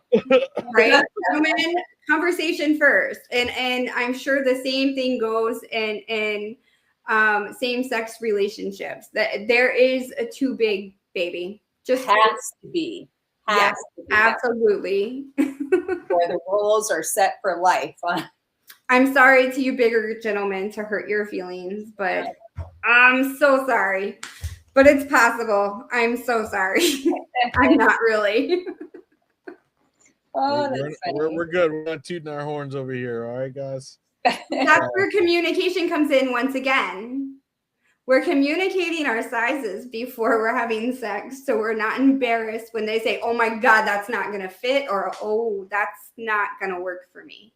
Well, then when's the right time to communicate your size? That's the question. Maybe when you guys start discussing about going back to the apartment. Okay. Maybe Go do like back to my room. days. And like, hey, by the way, I'm 12 inches. Heard. Oh, I'm sorry. I think you could do in the olden days where you do the little box. Are you too big? Yes. Are you too small? Yes. Maybe. Is there a maybe section? We could be like Three Bears and Goldie Cox, right? Maybe we should put this in our dating profile. Yeah. You attract the ones you want. I got an idea. We can do, how they do like the inseam of your pants? Ask what's the inseam of your pants? Oh. And then wait, what? Depending on the inseam of your pants, that it's about the length of your cockadoodle. Nice. It's not the foot, ladies. Do not determine it by the feet or the hands. That is not true. That is. I don't care what anybody says. That shit is not true. I did go out with somebody who was too big, and I could not continue to go out with him because there is a limit, just like we said. I mean, it just becomes painful, and I do feel bad because a lot of guys kind of think that like, oh, I've got the biggest package and whatever, and some can handle it. That's fine, but some of us have very narrow hips, and we just don't have room for that in there, or small mouths. All right, we've got some comments. Let me answer Sunday Precious. Can I marry my ex that is married? If they are currently married, depending on which country you're in, it depends on those laws if you can marry them. And if the other person that is currently married to them is okay with it, I don't see a problem with it. If that is something that's going to work in your relationship. But if you're in America, no, you cannot marry your ex that is currently married. You cannot be married to two people at once in the United States of America. And then Princess Allison says, I wanted to have sex with my boyfriend, and he said he wanted to do a twosome. That is with me. Okay, honey. Princess Allison, that is called a threesome. And as long as you are consenting, baby, go right ahead and go with it. If you do not want to do it and you are uncomfortable with it, then absolutely say no. Yes. I just want to piggyback on that one, Mia, because yes, you definitely need to be fully comfortable with that, because if you're not, you don't want to just do it because he wants it and you're going to make him happy. You have to be okay in it as well, because that can steer it down so many different paths. And then all of a sudden now you're opening Pandora's box. If you're not ready to do that, I would not until you're ready and have full conversations, rules set. game plan down. See, I'm a planner. Plan that shit. Communication. As long as you guys are communicating and you both want it to happen. Well, actually, not both. All three of you are consenting. You, your boyfriend, and the third party. You all need to be consenting. But I'm not sure if it's a good idea if you're not comfortable. I'll say Allison flip the role on him, you know? And also, if you are being pressured into it, if he's saying, oh, you'll love me or you don't love me because you won't do this for me, then absolutely walk away, girlfriend, because that's controlling behavior. And we talked about that earlier in this episode, that controlling behavior is not okay. It is toxic. So if he's saying that, hey, you know, if you don't do this, then we can't be together, then say, see you later, bye. TJ, that was a great point that you just made. Say that again. Oh yeah, I was saying to flip the role on him, see how he will feel with you adding another man into the situation. Yeah. Agreed. It's never okay. He might never ask you again. I don't, depending on him. He probably will never ask him for a foursome. Just join, have another couple join in, and then you're both satisfied with it. I don't know. That's completely up to you. But make sure you're talking about it. You're consenting to it first. Yes. Everyone involved is consenting. Yes. All right, we're gonna talk about it.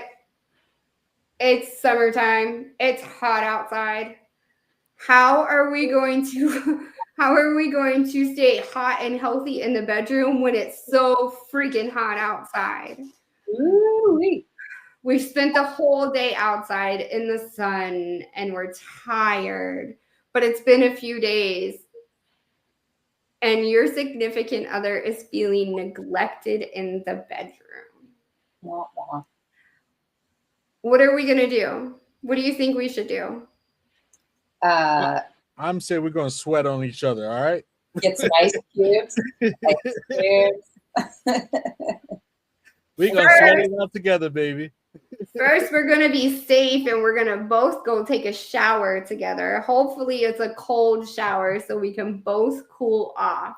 That's the first step in keeping it hot and healthy in the bedroom. Yes. We do not want to mix our sweats because it can cause infections in women, especially. It can cause bacteria infections. And I am a cleanliness person. You are going to take a shower. You don't sweat during sex with your husband. That's different. You done washed all the dirt from the day off. That is so different. The outside sweat as opposed to the inside. Yes. That is totally different, and that is okay because we're taking a shower afterwards anyway. So, okay, let me give this random scenario, Mia, and you tell me if you would do this. Hello to you guys that are all joining us. Hello, hello. So, Mia, okay. Say you guys are outside, you're working, he's doing some stuff in the yard, you're gardening like you do. And then the two of you are like, you're like, you know, kind of eyeing each other. You're looking over at him. You're in your little Daisy Dukes, bending over, doing the little gardening. TJ. And then you guys into the garage and you just happen to have a little fun in there. It's hot, you're sweaty, but you're enjoying it. If it is that spontaneous, okay, if it is that spontaneous and we get in the mood that quickly, then we're showering right afterwards. Ourselves from getting any infections. That's awesome. All right. You played along. Thank you. Okay. Sorry. Yeah, we're washing ourselves to keep it hot and healthy. Healthy is important. Also, be careful what you guys do in the shower. Yeah. Yeah. Absolutely. No soap involved at all. No soap involved. All that needs to be rinsed off first. Please. Please, please, please. Yes. They don't realize that can cause problems. Exactly. We don't think about those things. And ladies, I know in the summertime, we are sweating so much more. So keeping up with some probiotics can help us keep it nice and slick and healthy down there. So taking a few probiotics, I can never say the word right, will help you with your dryness from the dehydration sweat. I know we don't all deal with it, but especially ladies that are getting up there in age do have a problem with that. So gentlemen, if for some reason it feels a little bit dry down there, there is a reason behind it. It is a health reason. Go buy her some probiotics. Let her feel happy and healthy. And don't forget the lube. Don't ever have sex with it being dry. Take notes. Okay. Nelson is asking, would you rather have a partner who loves you more for who you hold on. If you love them more, or would you Who loves you more, or if you love them more? Okay. I think it should be equal love. I know it doesn't always feel that way, but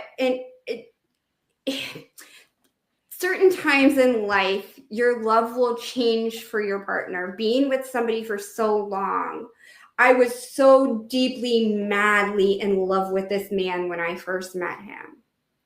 And for the first few years, it was that way. And he was deeply, madly in love with me. But when we started having children and spending more time with my children to take care of them and raising them, and him being away at work, our love kind of changed a little bit. And my love more focused on the kids. Not that I didn't love him, but it was more focused on the children at the time. And as we've gotten older and realized, we're going to be together forever, we need to mature enough to love each other enough and be able to show that love enough to each other to where we're both comfortable and happy. And that happens with, what's the word, guys? Communication. So my mom always told me to find somebody that loves me more than I love them, because she felt that they will always be, they'll always have that love for you. When somebody's really in love with you like that, you feel that. You can definitely feel that, So that's how I've kind of always tried to be. It doesn't always happen for sure. But that's how I always try to be. So I don't know. And then I see, and Wed Nelson says, how do you know when it's time to walk away? You'll know. I think you'll know. I don't think anyone can tell you but yourself. And when you've had enough, when you don't feel the love, you've got to look at where you're at in your life. Are you okay with where you are right now? If everything stayed exactly as it is right now for the rest of your life, would you be happy? I look at it this way. If you woke up tomorrow and you were to never see the person you are with today, how would you feel? If you feel like you would be okay, then it's time for you to walk away. If you feel like you can't survive without this person, then that's who you're supposed to be with. Yeah. And then you got to put in the work. Well, absolutely. To answer the comments question, this guy actually just said, I love this girl and I was spending time on her, but then she instantly disappeared. What should I do? And I think you just answered his question. If that person isn't showing you the same attention that you had in the beginning, it's time to move on. And more times than not, you'll notice they'll come running back. Absolutely. Wizzy asks, what's more important, communication or loyalty? Communication, because communication comes first and loyalty is a learned behavior. You learn to be loyal to somebody through communication, love, trust, support. That loyalty is an earned aspect.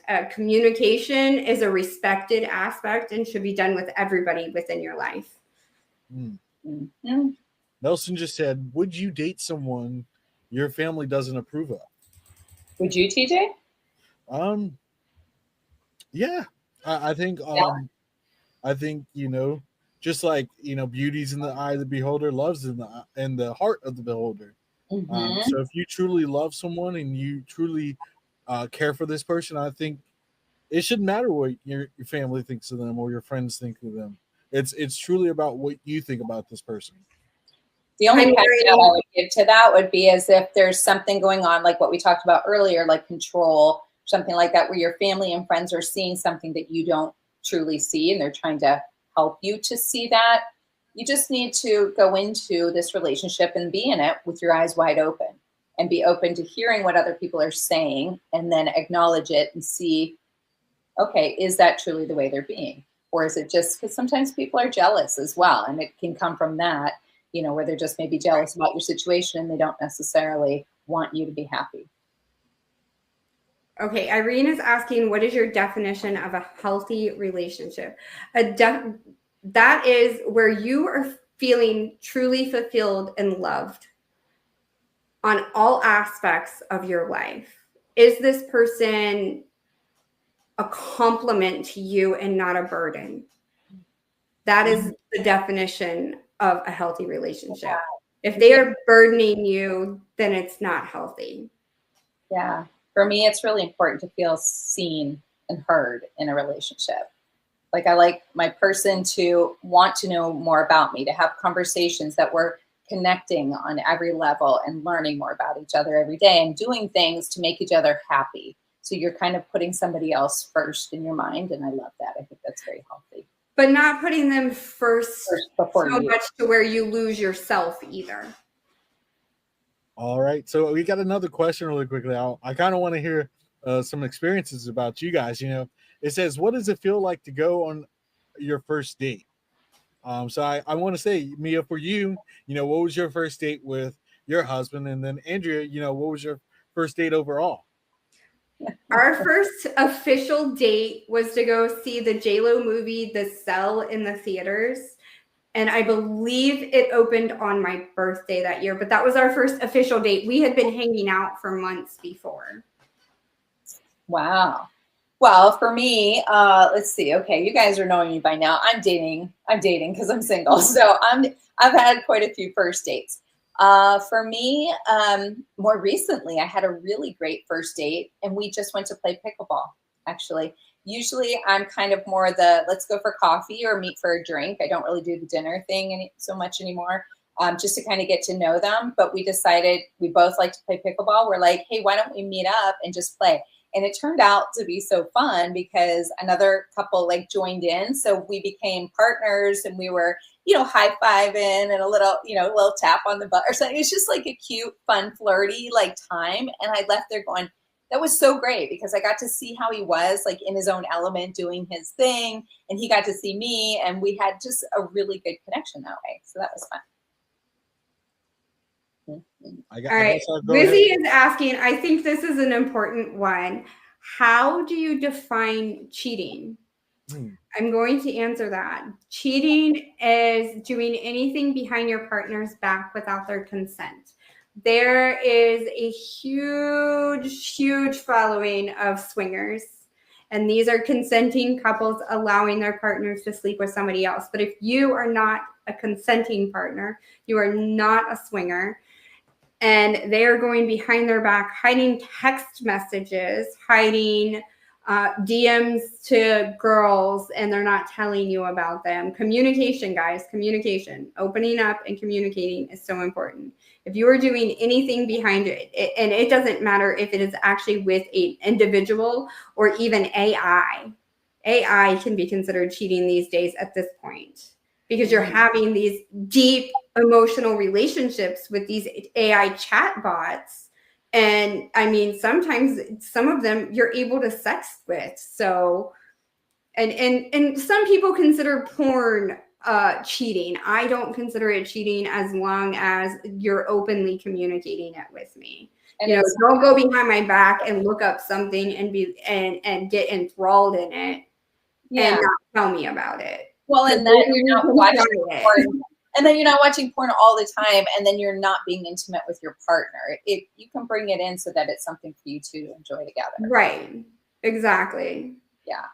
I like the question that asked, should couples, it's from Nelson again. You got good questions today, Nelson. Should couples have access to each other's phones?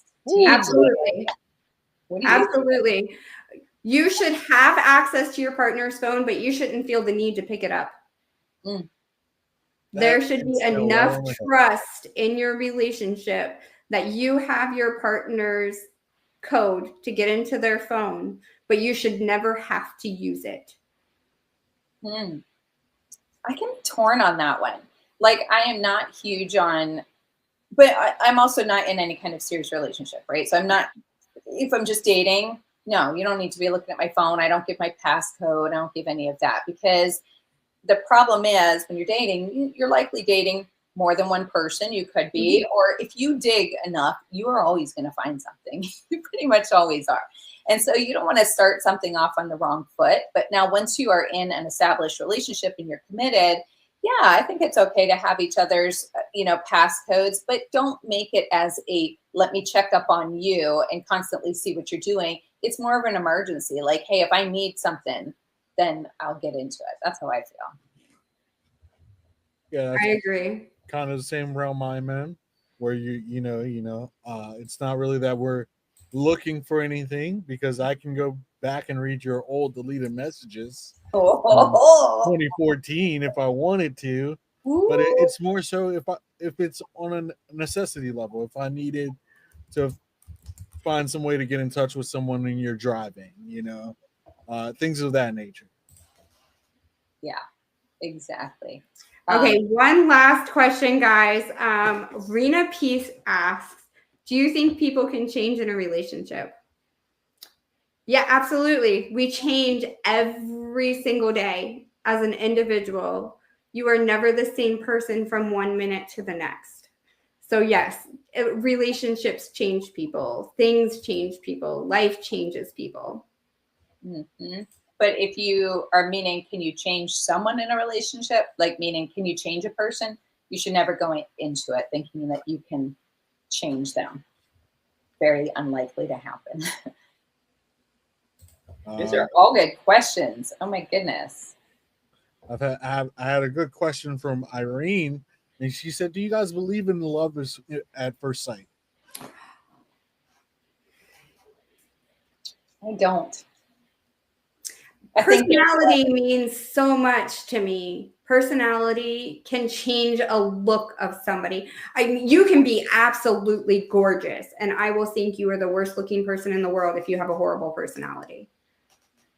I think, yeah, I don't believe in love at first sight. I believe in lust at first sight. I think that you can see someone, you're attracted to them, you're turned on by them. You might think it's love. I think that love is like progresses over time and it becomes something.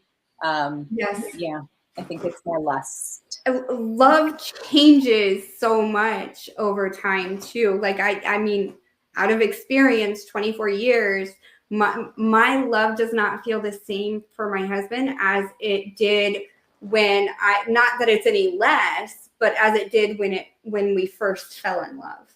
And did I fall in love with him when I first met him? Absolutely not. I didn't.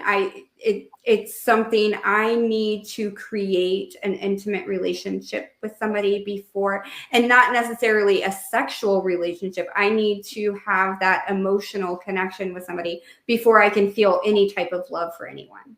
Yeah. That's why it's always shocking to me. I'm like, I don't know if you guys watch reality shows, but like The Bachelor or something. Yeah. This is all done like in a 3-week time frame. And they're already like, I'm falling in love with you. I'm falling in love with you. And you're like, how? You don't even know me. And I've said that multiple times. You don't even know somebody for a good 6 to 8 months. So how can you possibly be in love with them? I just think it takes time to get to that space. And why rush it? I know, right? Wizzy, I got shut down. We cannot have me a matchmaker. I'm trying to convince them. I promise you I am. Because how much would I love to set people up and watch it just turn into a shit show, to be honest with you. No, that sounds like 90 I've got people telling me, no, it's not going to happen. No. Well, I see a question here. It's a similar question from a Bates Slim and Ezekiel Godwin, pretty much asking if it's okay for a female to approach a guy. Hell yeah. We're in 2025. It sure is. Now, I think there's, I'll just speak personally. I approach guys all the time or online. I might, be the first one to start out, but I do love for a man to be a man. I like to stay in my feminine energy. I like to have a man kind of approach me and make the first move, but sometimes a girl's got to do what a girl's got to do. So confidence is sexy. Men find confidence so sexy. By you approaching them, they're gonna be like, damn girl, we're gonna have to talk for a minute. Yeah. I was just about to say that, yeah. But for women to approach me, full confidence, saying, "Hey, I want you tonight," that guy's most likely He's on tonight. I want you tonight. All for it. He's all for it. So definitely, speak your mind. Don't be afraid of us. We might look like we bite because we bite a little bit, leave a little mark. But other than that, we're good. But guys like that is what you're saying. Guys do like that because I think guys are always kind of on the hook to make the first move, to do the first things. You're the hunters, right? So that's kind of what you hunter-gatherer. Yeah, that's what your role is. So when somebody else can come in, I bet it feels kind of nice to be hit on, to be approached. It feels good. Be the huntress. The huntress. Absolutely. Absolutely. Walk up to them, tell them that you think they're cute, get their phone number, buy them a drink. Oh, wow. Well, now you're getting crazy, Mia. No, that is not crazy. That is showing your confidence. You know that this is going to work out and that you are going to be able to sit there and have a conversation with them. If you don't buy them a drink and you just be like, oh, hey, I think you're cute, they're not going to be like, hey, yeah, let's sit here and talk. Yeah. Like, you have a reason to go over there and sit down with them and have that conversation with them, because you're taking the drink in the bar and walking over to their table. Like, here, I got this for you. I thought you were really cute. And they're going to be flattered by it. And you're going to have that conversation. So be bold and approach them that way. But then I would hope that the man would kind of take over from there. That would be my hope. Like, I'll make the first move. I'll do those few things. But then, come on, let's go. Right. That's understandable. But do you want to enter that situation with high standards, though? Absolutely. Confidence is sexy. You should never make yourself feel less than what you're really worth. So if you have that confidence and you're going to walk up to somebody and tell them that they're cute, and you get their phone number and sit there and have a conversation with them, that confidence right there is all you. That shows how much you love yourself enough to have the confidence to walk up that way and do that. Mm-hmm. I'm sorry. I find confidence so entirely sexy that I would be okay with anybody approaching me. But there's not that they have a chance, but just that confidence. I will sit there and have that conversation with them. Do you think there's a fine line between confidence and cocky? Sometimes, but cockiness comes later on after you learn the personality. Mm-hmm. The confidence is there, but the cockiness comes later on when they continue to showboat. If they're not showboating, I don't think it's considered cockiness. I like cockily confident. I just like saying cock. It's okay. So Allison asked a question that I kind of wanted to see on both sides, because it's not registering in my head for the male side, but it says, can me and my friend date the same guy? I think totally yes, right? But can two men date the same woman? Absolutely. Okay. I don't think that it should be. I don't think that it should ever be considered more so okay for one sex over the other. If anything in a relationship a man can do, a woman should be able to do also. If he wants to go out and you've discussed it and he wants to go out and date other people, then the woman should be able to go date other people too. If you guys want to enter into a relationship with somebody together, you and your best friend, and you've discussed this and all three of you are on board for it and you all have your boundaries set, there's no problem with it. That's called a polyamorous relationship. So, and don't get that confused with polygamy, because they're two so totally different things. But we'll get into that in a whole nother episode, because that is just a wild tangent for me. Sometimes it can be tricky if you, from dating the same person. Well, you have like the bro code, right? And your friend and your girlfriend code of like, hey, I already dated this guy. That's happened a lot of times where I have a close girlfriend who is exactly my height. She lives within my radius. We're the same age. So we show up a lot. When she was single, we would show up a lot on for the same person. And she'd be like, oh, I met this guy and da-da-da. And I'm like, oh, I already talked to him. I went out with him. And that was such a hard time for her. She had a really hard time with that.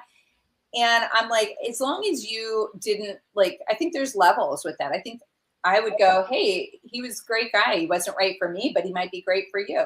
So perfect. But if it's like more than that, like, I think there's a little bit of the bro code or the friend code that comes into that at some point. Yeah, I would definitely say communicate with me as I'm your sidekick tonight, but I would definitely say communicate with your friends before. I've had plenty of friends, walk up to me and ask me if they could date one of my ex-girlfriends. I mean, how many do you have? I mean, a lot. I know he's like, I've had plenty of them. Come on, you want to date all my ex-girlfriends? But no, I've definitely had friends walk up to me and ask me if they could date an ex-girlfriend. Depending on my relationship towards them, still, I'm kind of just like, and maybe who they were to you, or how long you dated them, or there's a lot of different scenarios there. I've had some that I've said no to, and some that I said yes to. Julie has a really good question, and I think that needs to be answered. And I would like for you two to give your opinions on this one. Julie says, what are the red flags to look out for when dating someone? So many. I wouldn't say everyone has their own unique red flags. It's very hard to, pin down, red flags automatically. But I think one is, if they can't financially hold themselves, accountable for things, that's one red flag for me. For me, if I was looking at different things, I might watch how they are with their family, with their friends, how they are in a restaurant, how they treat a waiter or a waitress. Are they a good person? Are they kind? I might look at how receptive they are to when I'm speaking or telling, certain situations or talking about a story. Are they just like, looking off the other way? They don't ask any questions. They don't really, know you or not wanting to listen to you. I think that's a bit of a red flag. I could come up with some more. I think not willing to have a conversation with you, to truly have a conversation, to learn, to answer questions that you want to learn about them, or for you to, or for them to ask you questions. If they're not asking you questions and trying to learn things about you, and they want to be in a relationship with you, then that's a huge red flag. Or talking too much about their exes on a date. That can be a big red flag. That's all they want to talk about is their exes or who they're talking to online. That's a red flag, I'd say. I'd say a red flag is one that, you can't really overlook, and that's, hygiene. That is a big red flag. That is a big red flag. Or being inappropriate to you, not respecting your boundaries. That's a big red flag if they're not willing to do that. Or if they start talking, look at me, I'm like on a roll here. They start talking about sex and stuff right off the bat. I'm out on that. Like, give me a chance to know you. I don't want to know, when they come in like, hey baby, you're so hot, or can't wait to see you in a bikini or something like that. What? And you are? That's I think another huge red flag is toxic behavior that we talked about earlier. Clinginess and you not being okay with it. If you're okay with it, then it's not a red flag. But if it's something that bothers you, then yes, it is a red flag. Not wanting to spend time with you, not all of their time, obviously. You guys are dating. You're going to live in separate homes. You're going to have your own lives. But not willing to make that time for the date itself. to go out. They just want to do the text message thing. Now, with long distance relationships, you're going to deal with just the text message thing. But if they're not willing to travel to you and be willing to help maybe pay for your travel to them if they can't make it to you, that's a huge red flag. If you're meeting this person online in a chat room or a dating site, and you guys have been together for 3 or 4 months and you've not met each other, that's a red flag. Meeting the person in person is important, and just online dating without some human interaction it's not a fulfilling relationship. It doesn't make you feel fulfilled. So it wouldn't really work out, I don't think. Ladies, could we liven it up a little? What's the best date you've ever had? Julie also asked. Ooh, best date I've ever had. Ah, PG date? Huh? PG date? Yeah, then let me go. There you go. I'll go first. The handcuffs are off. Let's talk. I don't know. I really like a sweet, thoughtful, planned out date. I like an effort to be made. And I like there. I hate to say it, there's a lot of lazy men out there these days. And I'm only speaking for the women. I'm not going to speak for the men. There's a lot of lazy men. They want to get by with doing the bare minimum. And we allow that. So that's why we are where we are. I'll just say that. But for me, making an effort does not always mean spending money. It can be doing really sweet things. I had a really great date not too long ago that we went and walked along the beach and went just to this cool little dive bar. We had a beer and sat out in the back and like people watched. And then we like went and tailgated on the back of his truck and just watched the sunset, you know, like, and then we went and had dinner. It was it wasn't an expensive night. There wasn't like all this crazy over the top grandiose stuff. It was just sweet, personal. We had a lot of talking time, a lot of quality time. I thought it was great. I agree. Anything that's thoughtful, but my favorite date was prom night. And no, we did not. We were 6 months in before I would even touch him. We were just babies. Oh yeah. No, we didn't do anything on prom night. We went out. It would go back to when you met him. Would you do it? Would you have done it differently? Would you have still stayed 6 months, or would you have been the first? Oh no, I still would have been the 6 months. You would have? Oh yeah. He's the only man I've ever been with. Yeah, I would have. Yeah. I took him for a test drive first. I married him, and then I married him. How long did you date before you got married? We dated for a year before we got married. Okay. Yeah. All right. I'll say for me, my favorite date was one that was actually not planned by me. So it's funny that you say that, Andrea, planning dates ahead. It's funny because I took my girlfriend at the time down to Daytona for her birthday. And we did all these dates that I planned. And then by like the last night, she was like, I got a date planned for you. And, you know, we went out and it was just a fun time, just, you know, enjoying each other's company. Yeah, those are the best dates when they're just sweet. I agree. All right. One last question, guys. Rena P says, should couples share passwords or keep some privacy? Want my opinion first? Share everything and never need to use it. Have that much trust and communication within each other. There we go. But we've done a segment on sharing passwords, your Amazon passwords.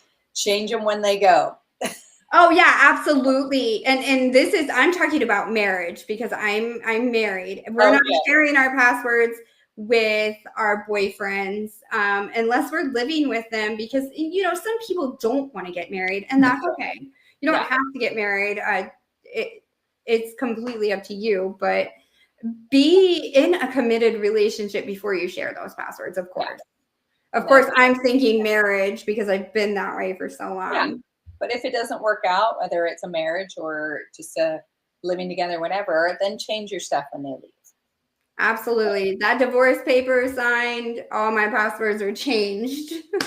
I also wanted to say, you know, if a person isn't willing to share their passwords with you, it's not that they don't love you or they don't care for you. They just have their own boundary set and their own standard set. So just This is learn to true. love them. All right, guys, it has been wonderful. We are going to be taking a short break in July. Unfortunately, we're all a little bit too busy to be filming in July. So thank you for joining us this week on Tangled Heart Strings. We have a new feature that I'm so super happy to talk about. We have an email where you guys will be able to send your questions in, and we will be able to feature you on our show with your questions. And that email is going to be tangled.mia@ld3productions.com. And after our short break in July, we will have a dedicated section. Hopefully, we will have it set up for you guys just to focus on your questions and answer them and discuss them. And I'm going to try to get it in there for about 10 minutes at the end of each episode. What was that email again, Mia? That email is tangled.mia@ld3productions.com. This is something I am super happy to be able to offer to all of our viewers, because I know we can't get to all of your questions in the comments every single night. And they're important, super important to us. So make sure you go ahead and send those questions in to us. And when we come back on August 3rd of 2025, again on Sundays, August 3rd is our start date at 9:30 p.m. Eastern Standard Time. And that email again is tangled.mia@ld3productions.com. And don't forget to subscribe wherever you are viewing us right now, so you'll get that little notification that we're live when we come back on August 3rd. Yes. Can't wait to hear you guys' questions. All right, guys, it's been so much fun, and I'm so sorry that we have to leave for a whole entire month, but we'll see you again later. Bye, guys.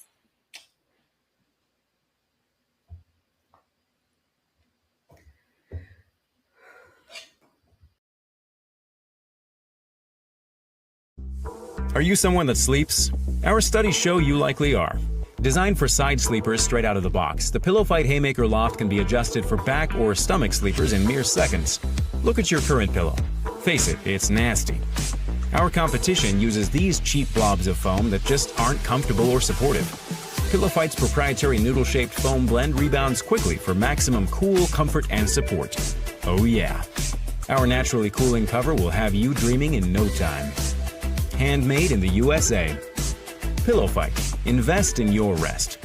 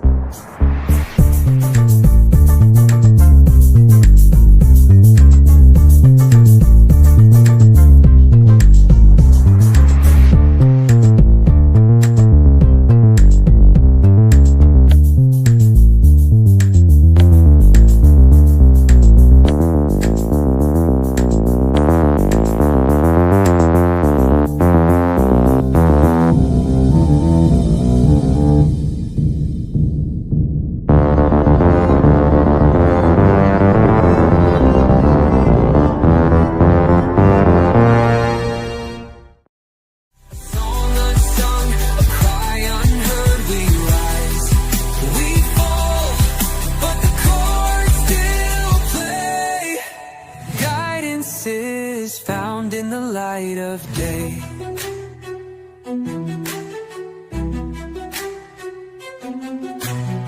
The violin sings as the credits roll, a melody soft, it soothes the soul. Tangled heartstrings, we'll find our way through life and love, come what may.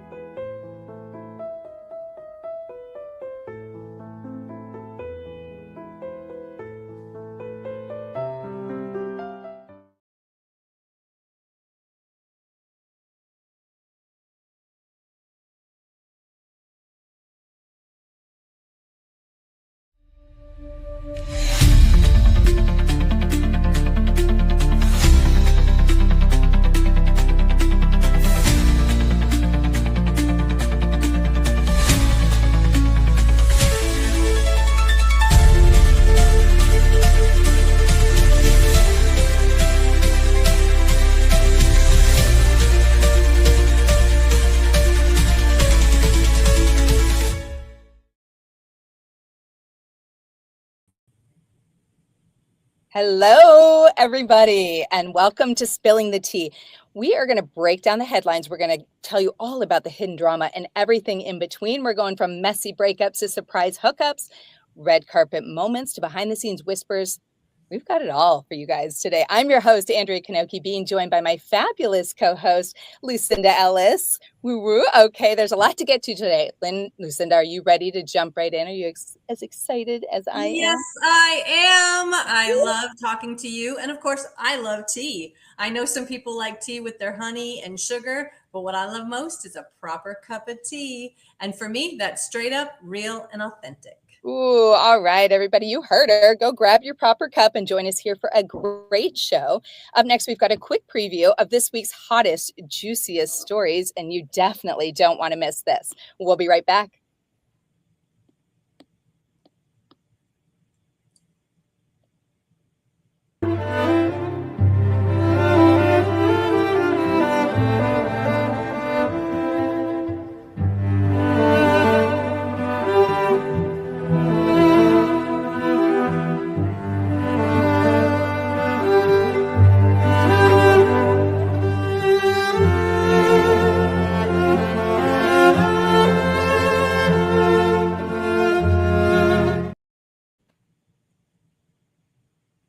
Hey guys, welcome back. We are so excited to jump in. We have a jam-packed episode for you guys today. So we are going to be talking about 4 different stories coming up here. We're going to give you a little bit of background first, and then we're going to get into the juicy deets on all of that. So we're going to start out maybe a little bit of a D-list person, I might say. We're not so sure. Both of us were like, okay, do we want to talk about this person? But we're going in. So Laura Cleary, for those of you that don't know Laura Cleary, she is a comedian, actress, and social media influencer known for her humorous sketches and viral videos. She rose to fame with characters like Helen Horvath, and millions of followers across Instagram and Facebook have followed her like crazy. These are some crazy, there you go, Helen Horvath. Path. If you haven't seen that, that's the good stuff. What are you talking about, Lucinda? Big shakeups in late night. The Late Show with Stephen Colbert is officially airing their last episode May 2026 after more than a decade on air. But why is CBS pulling the plug on the show? And could an eye-popping $1.5 billion to South Park have played a role in this decision? We'll talk about the rumors, the money, and the moves, and why this is all set in motion. 1.5 billion. That is insane. When you think about like movie stars and what they make and what movies cost to make, 1.5 billion is no massive. Other movie has been spent that much money before they've even filmed done anything. So it's amazing. It's great. It's good. All right. We're also going to talk about the Chrisleys. So Todd and Julie Chrisley rose to fame with their reality TV show, Chrisley Knows Best. They projected a lavish Christian Southern family lifestyle. The Chrisleys were convicted in 2022 of bank fraud and tax evasion. In 2023, they began serving a combined 19 years. Do you hear me? 19 years in prison. That is crazy. I can't wait to jump into that. What else do we got? Pay your taxes, Andrea. Pay your taxes. I'm on it. So this week, Sean P. Diddy Combs, hip-hop mogul and founder of Bad Boy Records, remains behind bars after being convicted in July on 2 Mann Act charges. We're going to talk about what the Mann Act is in just a minute. While being acquitted of sex trafficking and racketeering. He's awaiting sentencing for October 3rd, with prosecutors pushing for a lengthy prison term. The scandals have already cost him major brand partnerships and strained industry relationships. And now talk of a possible Trump pardon is adding a twist to an already explosive case. Again, more pardons. I mean, a twist is where it's at. Oh my gosh, that is insane. All right, you guys, we're going to take a quick break. We'll be right back after this with all the juicy details.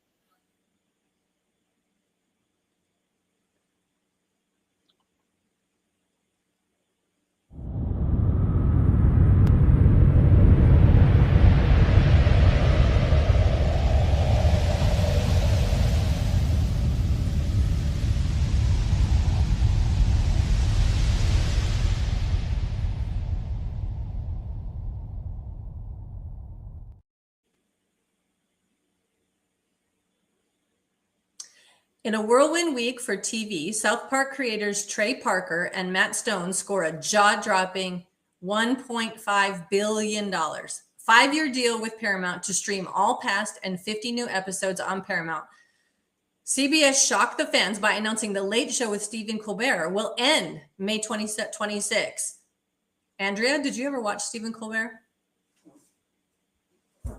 I never watched that one. Did you? It's your fault that they got canceled because you never watched it. That's what happened. Well, what's the deal here? What's the shade on this one? So I'm going to go through the timeline. On July 2nd, this year, July 2nd, 2025, CBS's parent company, Paramount Global, reached a $16 million settlement with President Donald Trump over his lawsuit tied to the 60-minute segment. Did you see that 60-minute segment? I'm sure you. All about it. I know we were talking about that before. Sorry. Just over 2 weeks later, on July 17th, CBS announced it will end The Late Show with Stephen Colbert May 2026, retiring the long-running late-night franchise after more than a decade, like I said. But then, July 21st, Trey Parker and Matt Stone struck a blockbuster $1.5 billion deal with Paramount. Okay, they just wanted to save money with Stephen Colbert, and now they're paying $1.5 billion. Anyway, so it brings all the past and 50 new episodes of South Park to the streaming platform. They still will be seen on Comedy Central, but now they're going to be streaming on Paramount. This is crazy. You know, I have never been a big South. Here we go again. I've never been a big South Park fan, or like The Simpsons. But people love these shows. They go crazy over this stuff, and especially when they get all political. I'm sure people are loving it. So, spill the tea on this one. It's only fun when they do both sides, but a cartoon running almost 30 years is crazy. I mean, we got 2 of them. Crazy. Anyway, the cancellation talk began after months of budget reviews, CBS showing The Late Show losing $40 to $50 million. So I guess that, that helps them pay the $1.5 billion. Anyway, partly due to declining late night revenue, the decision gained urgency in July, just after the settle of the $16 million lawsuit with President Donald Trump. after the 60 Minutes episode. And this Skydance merger is fueling speculation about the political ties, the corporate motives. And although CBS insists is purely financial, you never know. I mean, it just sounds a little too related. So we got to talk about that. Do you think this is related? Are the two things related? That the fact that he's going out, South Park's coming in? What do we do? It seems a little bit like we want to get rid of him and we needed the money. Who knows? You know, losing $40 million annually, that first of all is insane. That's enough to get him out of there. Yeah. According to Stephen Colbert, though, that's not true. But, you know, we'll see. 39. We'll see. I don't know. Well, we'll have to see if Colbert is trying to get fired before May. It could actually happen, right? We don't really I don't know. He seems to be bashing a lot of people. He says cancel culture for himself now has gone too far. He's been blasting Paramount about the $16 million settlement with Trump as a big fat bribe. Oof. And then issued a direct message to Trump with, you know, he So vowed that the gloves are off, promising to go full blown into satire and critique during the remaining months of his show. So we'll see if he's still here in May, but you never know. They might have to pay him out his contract and we don't get to see him again. Might happen. We'll have to see. All right, moving on to our next story. We're going to talk about the Chrisleys. So before the legal drama, the Chrisleys were reality TV royalty. For those of you that don't know, Todd and Julie Chrisley first hit our screens back in 2014 with their hit USA Network show, Chrisley Knows Best. The show followed Todd, who was an outspoken, flashy Atlanta real estate mogul, and his Southern family living a picture-perfect life full of designer clothes, strict parenting rules, and lots of sass. Now, this one, Lucinda, I did watch. I did watch this show back in the day. So people tuned in for Todd's one-liners, the family drama, and that over-the-top Southern charm that he has, that real swag he's got going on. And it worked. The show ran for 10 seasons. It sparked multiple spinoffs like Growing Up Chrisley, and it made the family household names. But behind the glitz and glamour, there was some stuff going on, and that's where the trouble started. I can only the show. I can honestly say I've never watched the show. We've switched seats here, have we? Yeah. Well, I'll fill you in. All right. So the Chrisleys' legal drama kicked off back in 2019 when Todd and Julie were first indicted on charges of bank fraud, tax evasion, and conspiracy. Prosecutors said the couple had been lying to banks to get over $30 million in fraudulent loans, which is crazy to me. They were using fake documents and inflated net worths. Meanwhile, they were also accused of dodging their taxes while living a lavish lifestyle, thanks in part to the success of their hit reality show, Chrisley Knows Best. They maintained their innocence. Of course, they're saying they are innocent till proven guilty, claiming it was all a setup by a disgruntled former employee. We shall see. We shall see.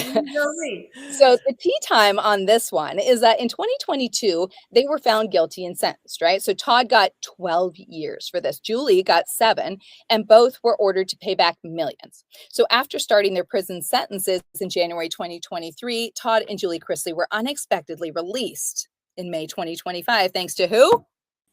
A presidential pardon from Donald Trump. Yes. Oh, yeah. He must be a big reality TV fan. I bet he's sitting in the White House eating popcorn and M&Ms and watching reality TV. He better even watches Bachelor in Paradise. He's a big Chrisley fan. I can see it all over him. It's written all over him. I believe it because it said that he personally called their daughter, Savannah, who was the one fighting for this, and she was an advocate for her parents, which is pretty cool. And the Chrisleys did walk free the very next day after serving about 28 months behind bars. Since then, they've been in full comeback mode. They've launched a brand new podcast. They've returned to media interviews and even have a docuseries coming to Lifetime.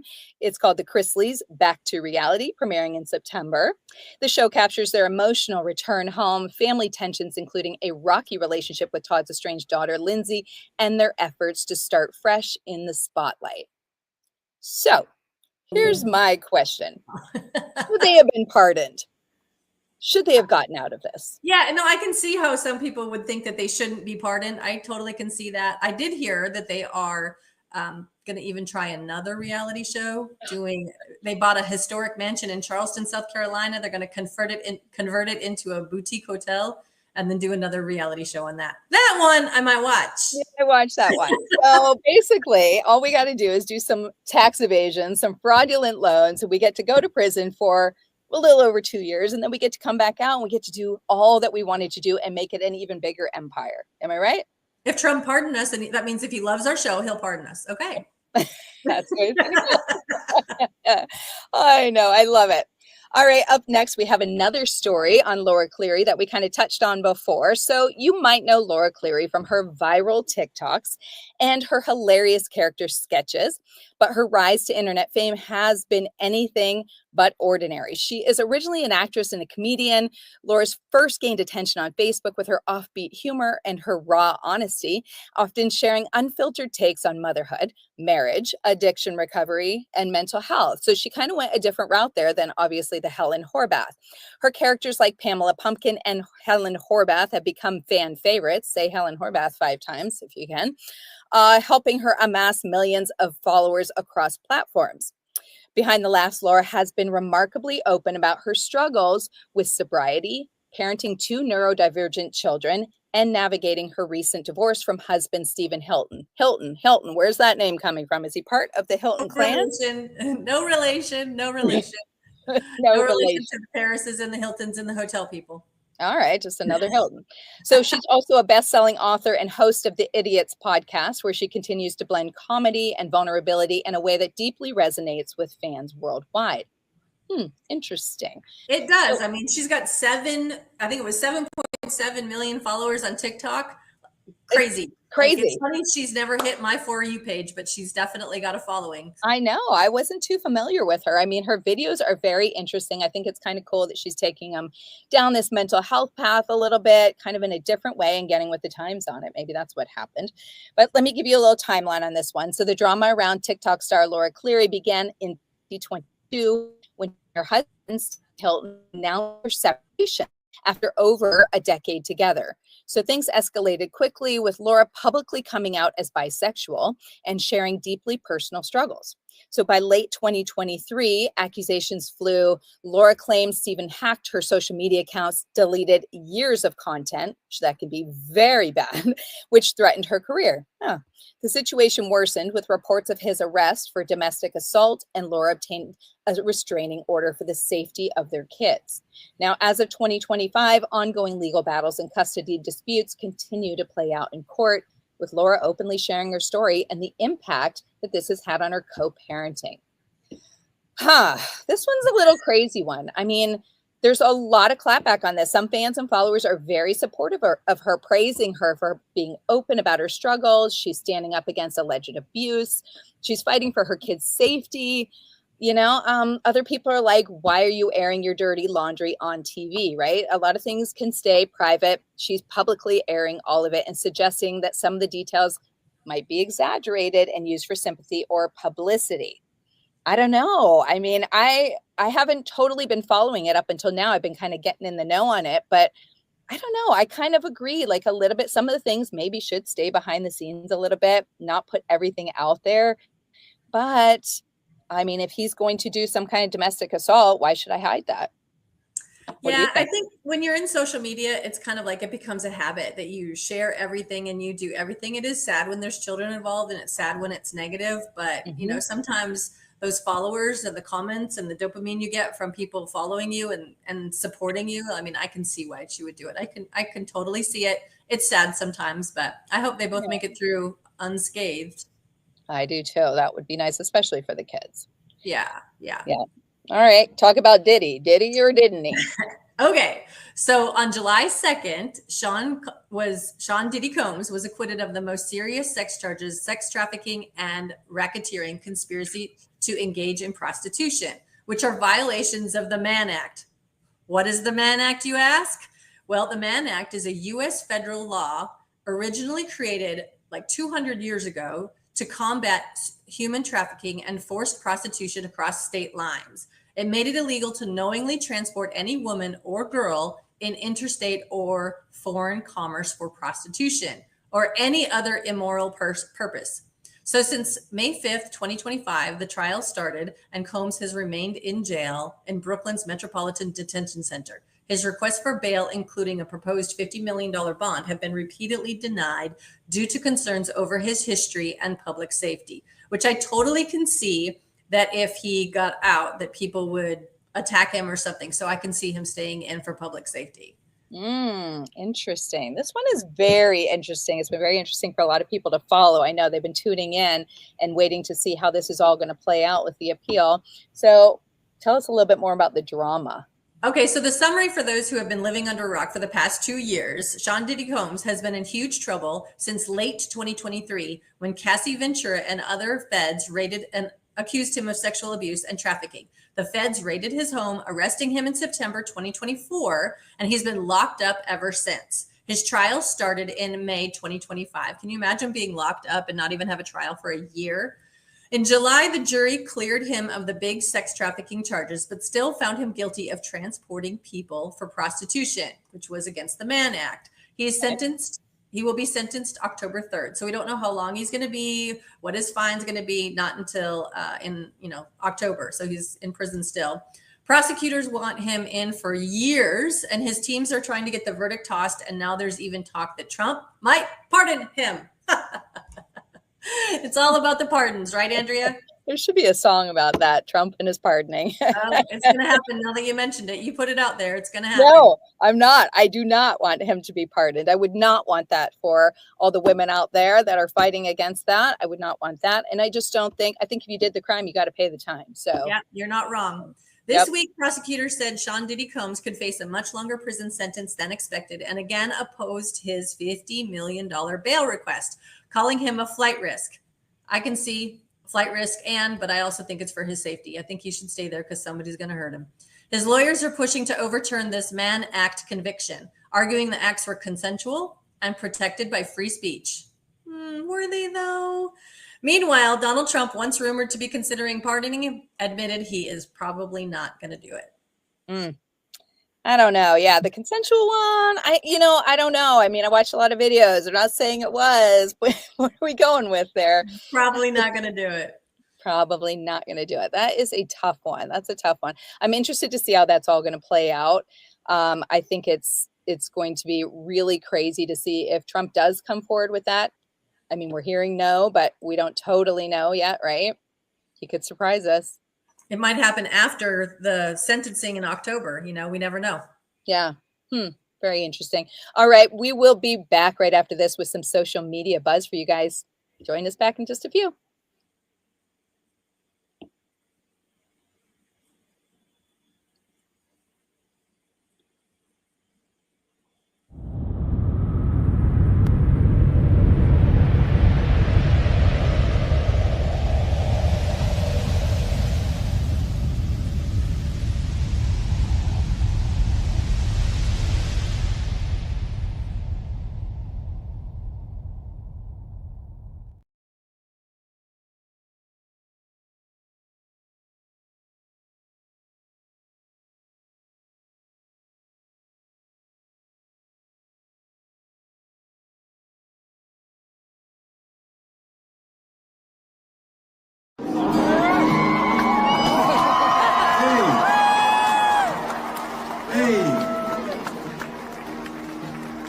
Well, look at my beautiful brother.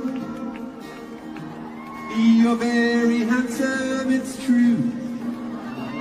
You make me wanna sing, what a sexy young king. Oh, and happy birthday to you. Happy birthday, man. Let's keep going. Yeah. Oh, look at these two. All right, come on. You're okay? Oh, what? Either they're having an affair or they're just very shy.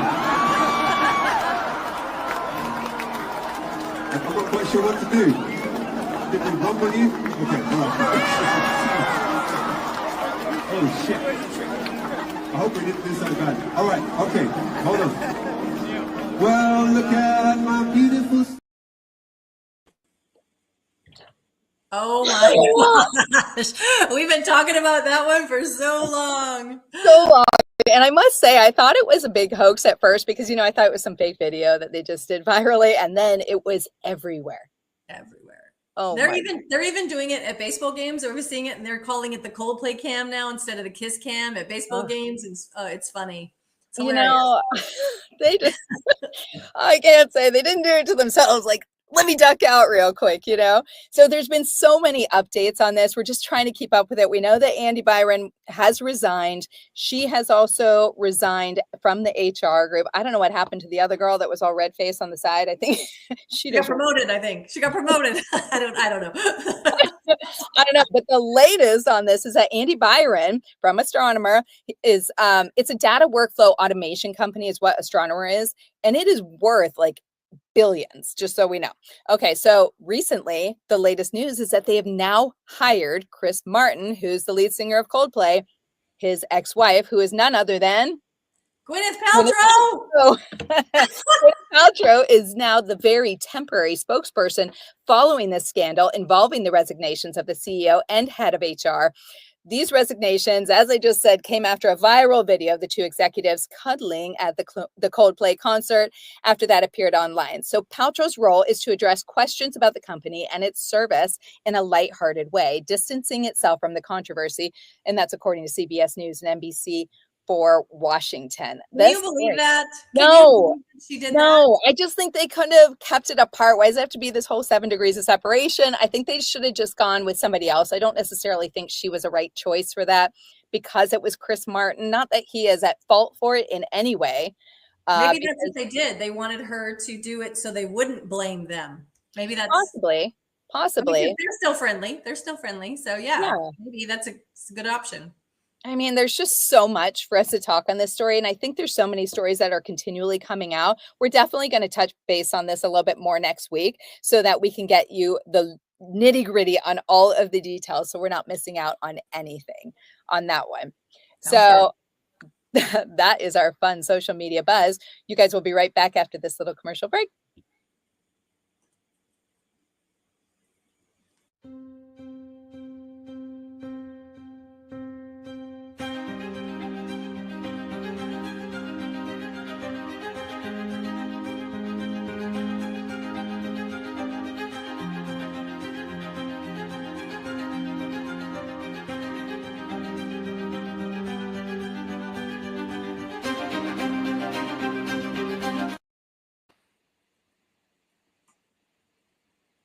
All right, we are back, you guys, and we are going to talk a little bit about some industry insider news. This is near and dear to Lucinda's heart because she absolutely has loved, she was a groupie, you guys. She loves all of this rock music stuff, and she is dying to talk about a little Ozzy.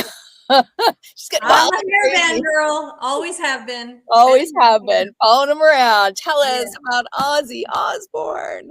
So as a huge rock music fan, I have to talk about the passing of the one and only Ozzy Osbourne. He passed away July 22nd at age 76. I can't even believe he made it that long. I grew up listening to him talk about biting heads off of bats and snorting ants, but so the funeral was July 30th. Thousands packed the streets of Birmingham, England, chanting Ozzy, Ozzy as his hearse rolled past the Black Sabbath Bridge. Love the fact that the bridge is named after Black Sabbath. A brass band played Iron Man. Yeah.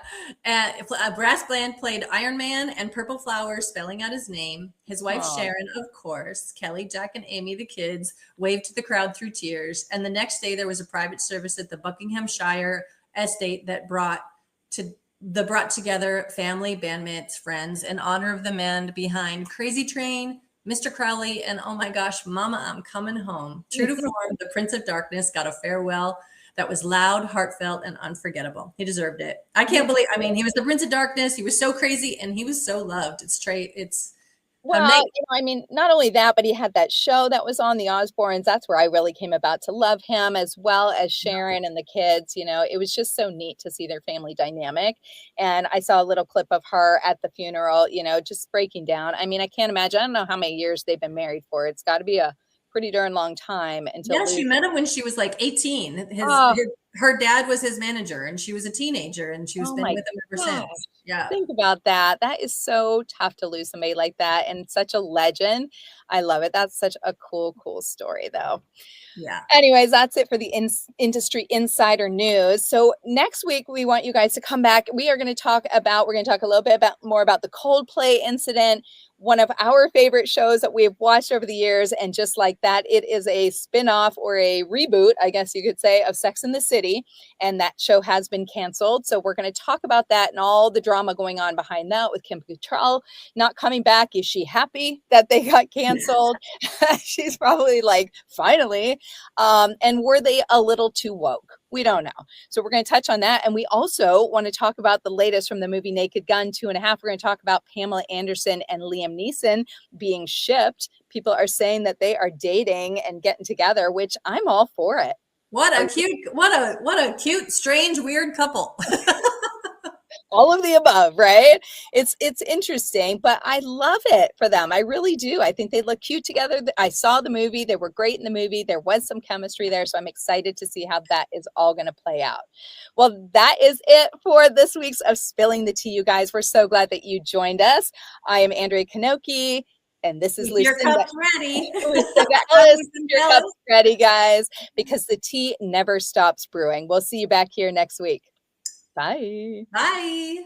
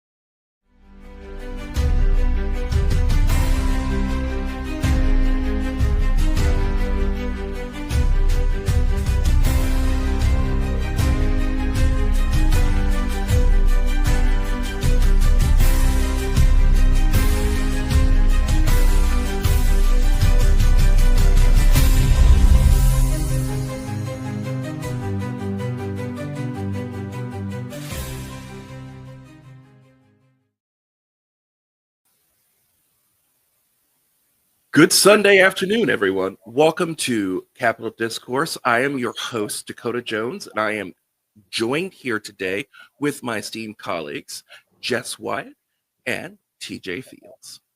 Welcome to the show, guys.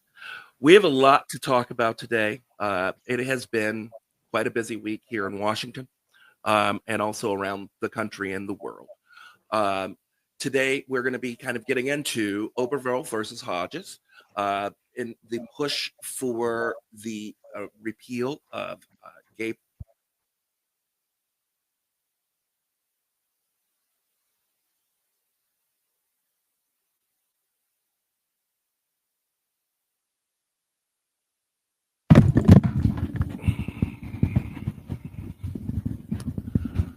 Well, let's try that again, guys. Welcome, everybody, to Capital Discourse. I'm your host, Dakota Jones, here with my esteemed colleagues, Jess Wyatt and TJ Fields. We're going to be getting into quite a bit today. First, we're going to be talking about Obergefell versus Hodges, the push for the Republicans trying to take away protections of gay marriage, as well as protections in the Defense of Marriage Act. We're also going to be getting into the DC takeover with Muriel Bowser, the mayor of DC, and Donald Trump in the push back, as well as some of the discourse that has been taking place between the two. We're going to be getting into the immigration raids as they seem to intensify not only here in the DC area, but also all over the country. We're going to also talk a little bit about Russia and Trump and the summit that they just held in Alaska. And then we're also going to kind of get into homelessness within the country and how this is truly affecting a lot of all of these pieces that are going on within the nation. So stand by, and we're going to really kind of dive into these things.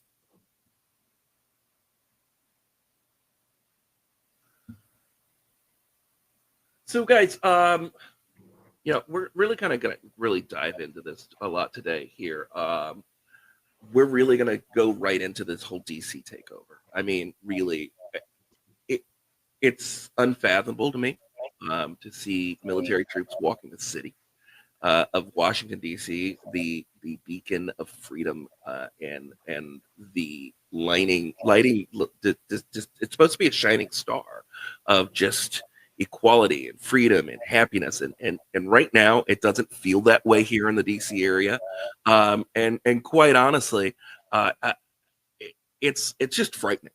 And I've noticed online there's a lot of interactions that are out there.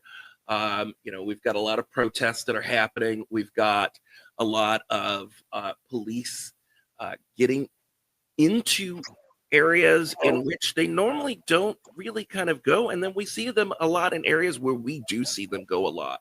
But we're also seeing that with the federal agents, and we've seen like an interaction on the first night of the takeover where there was some DEA agents.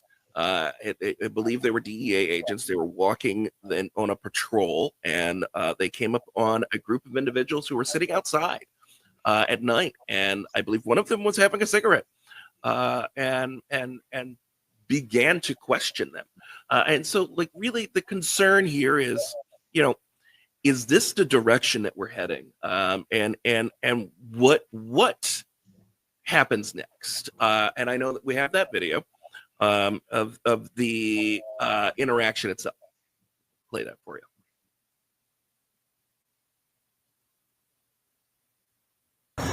You got your ID on you, chick? No, I live right here. Okay, cool. It's a cigarette. Did y'all get a call or something about right here? No, so we're doing checks to keep everybody safe down here, right? Have you heard of the federal search that Donald Trump's putting out? No. Right. You don't follow like No. Code 3, anything like that people are putting up? All right, so yeah, Trump's got all federal agencies kind of coming together 7 days and going out, trying to stop the violent crime, all kind of stuff. So we're out here contacting people, talking to them, right? Quality of life offenses, smoking, drinking in public, right? Can't happen outside, right? Most people know that. So we're contacting people, trying to advise them of the law so they learn, right? And then if there's other stuff going on where it turns into there's multiple agencies, somebody there's shooting and things like that. There's extra hands as well, right? So we're just out here trying to inform people and educate people. It's not like we're trying to just go grab people and ruin someone's life over a joint or something like that, all right? I only asked because when you walked up, at the moment you walked up, you only had eggs. Yeah, well, it smelled like the odor of marijuana, burnt marijuana in the air, right? And you're the only guy that had something lit in your hand, and I didn't flash, so I didn't realize it was just a cigarette. So that's on me. I appreciate you understanding and not getting shit with me. All right, so just know, right? Learn, teach, tell your boys, like, yo, everybody's out, from FBI to park police. Right? So do your thing. Let them know. Don't be smoking outside. Don't be drinking outside. Because Donald Trump is tired of people coming to visit. I didn't know that. You didn't know smoking in public? Yeah, I didn't know that. Yeah, the rest of because in Maryland is recreational use, so I didn't know. Yeah, so DC it's recreational use as well, right? But you can legally possess up to 2 ounces. You can gift an ounce to your boy, right? So if you had 2 ounces and he said he needed a zip, you can give him a zip, but you can't smoke outside. You That's just insane to me. I mean, really, that's just truly a lot.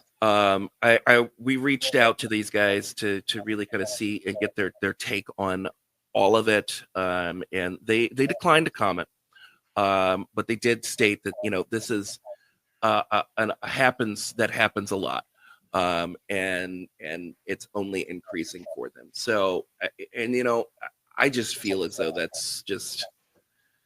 It's just too much. But let me get your guys' take here, TJ, Jess. Tell me what your take on this is. I know TJ, you're truly affected by this. You're kind of in the center. Yeah, you're right. I am in the center of all this. I am here in Washington, D.C., and I do feel very affected by this because it does feel like we're kind of in that stop and frisk era again of the 1970s where, the cops would just walk up and stop and frisk a African American male. I mean, I hate to see it happen now, but I definitely appreciate this video because you did learn something from it. But at the same time, you kind of felt the gravity of the situation. Like, you have countless amount of officers that walk up to your residence and are just asking for your ID automatically. It's not like telling you that you've committed a crime or anything. They're just simply, asking for your ID, kind of what they like to say here is pressing you, and pretty much they're just here for an intimidation factor, and it's not good. It's not looking good, and I think from here it's only going to get worse. Yeah, I mean, and yes, we'll take your opinion in on this too, but I definitely agree with you, TJ. It's an unreal moment that we live in, honestly, and I've struggled kind of dealing with how I was going to approach this on air this week, just because I want to make sure that I come out fair and balanced. But man, I'm just mad as hell, honestly. Like, it's just stupid. It's stupid. But I mean, just I mean, I'm sure you've got a different take. If you want to pop in there. Yeah, thanks. I honestly, watching the video, it felt intimidating to me. What do you mean, tell your boys, spread the word, it's an arrestable offense? They were saying all the right things. His demeanor was relaxed and calm, but what was he trying to imply when he said, I'm not doing whatever?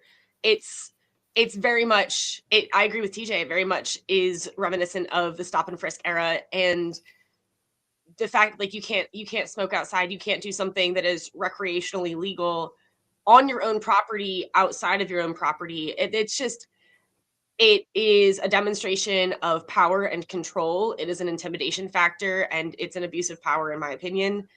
I understand you want to come out fair and balanced, but I think that you have every right to be mad as hell. Oh yeah, no, I agree. And you know what? At the end of the day, too, and let's be very clear. Marijuana is recreationally legal, but they weren't even smoking marijuana. I think the guy had a cigarette. And if you're going to sit outside and have a cigarette, because nobody wants to smoke indoors. I mean, that's horrible inside. It's horrible for everybody inside. It's horrible for the walls. So if you're going to go outside and have a cigarette at night, That's his prerogative. And it's also, expected that you would not be harassed in that moment, that you would not be bothered in that moment. You're not doing anything to anyone else. You're not making a scene. You're not making you're not being loud.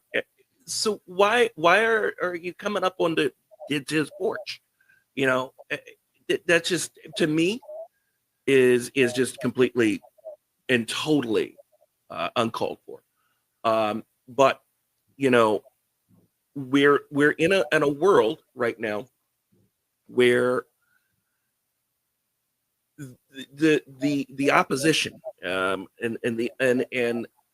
a large contingent of individuals believe that crime is at a point of which is unbearable, and I think all crime is unbearable.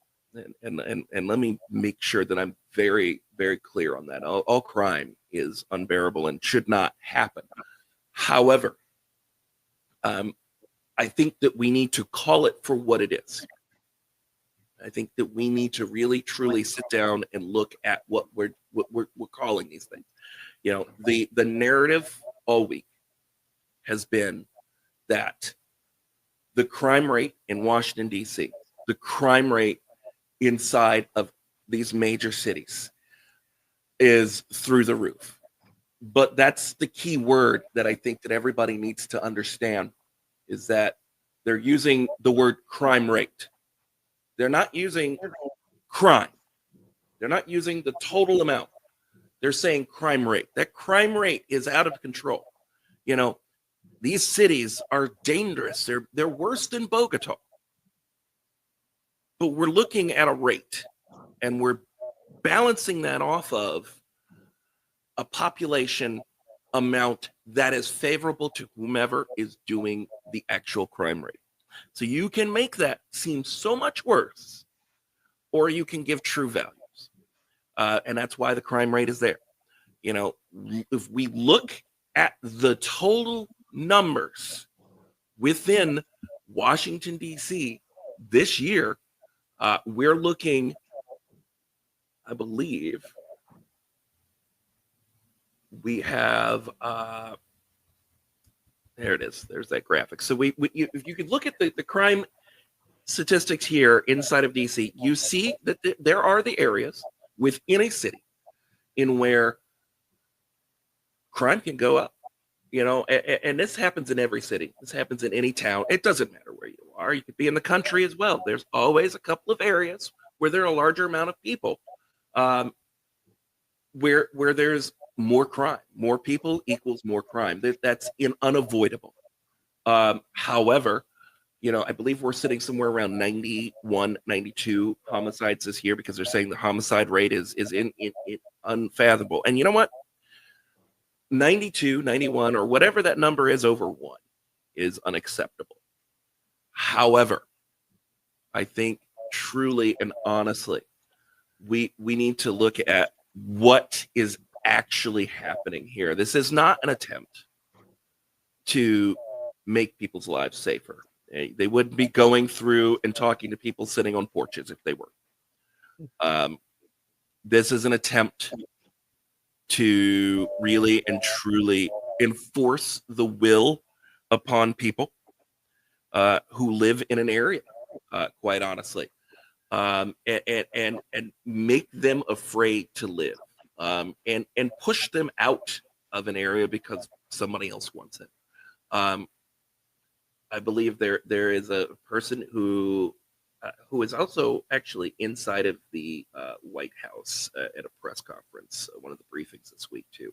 And then I'll want you guys too to kind of hop in on this. But after this guy says he's lived here for 17 years and said that he's experienced so much crime.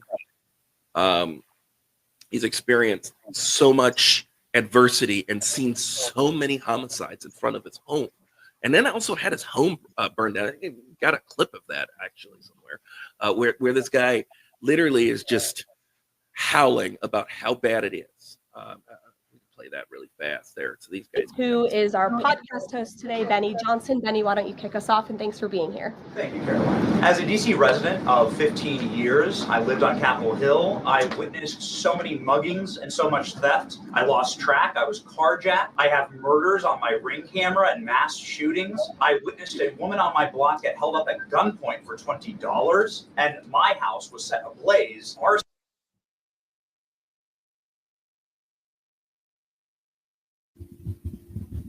And his house was set ablaze. It's set ablaze. And you know what? That sucks. And if all of that is true, like, I feel bad. But why the hell are you still there? Why didn't you move? I mean, really? Why the hell are you still there? Yeah, don't you go house scouting before you buy your home? And you check out the neighborhood at night and in the morning. Like, I think that's what you do when you go house hunting. So you bought this home in the worst neighborhood, it sounds like, and you chose that. You chose that lifestyle. So how is it all of DC's fault when you chose this house and you made the decision to buy that Ring camera for your front porch and sit out there and count the homicides? Bruh, seriously though, like, let's be real.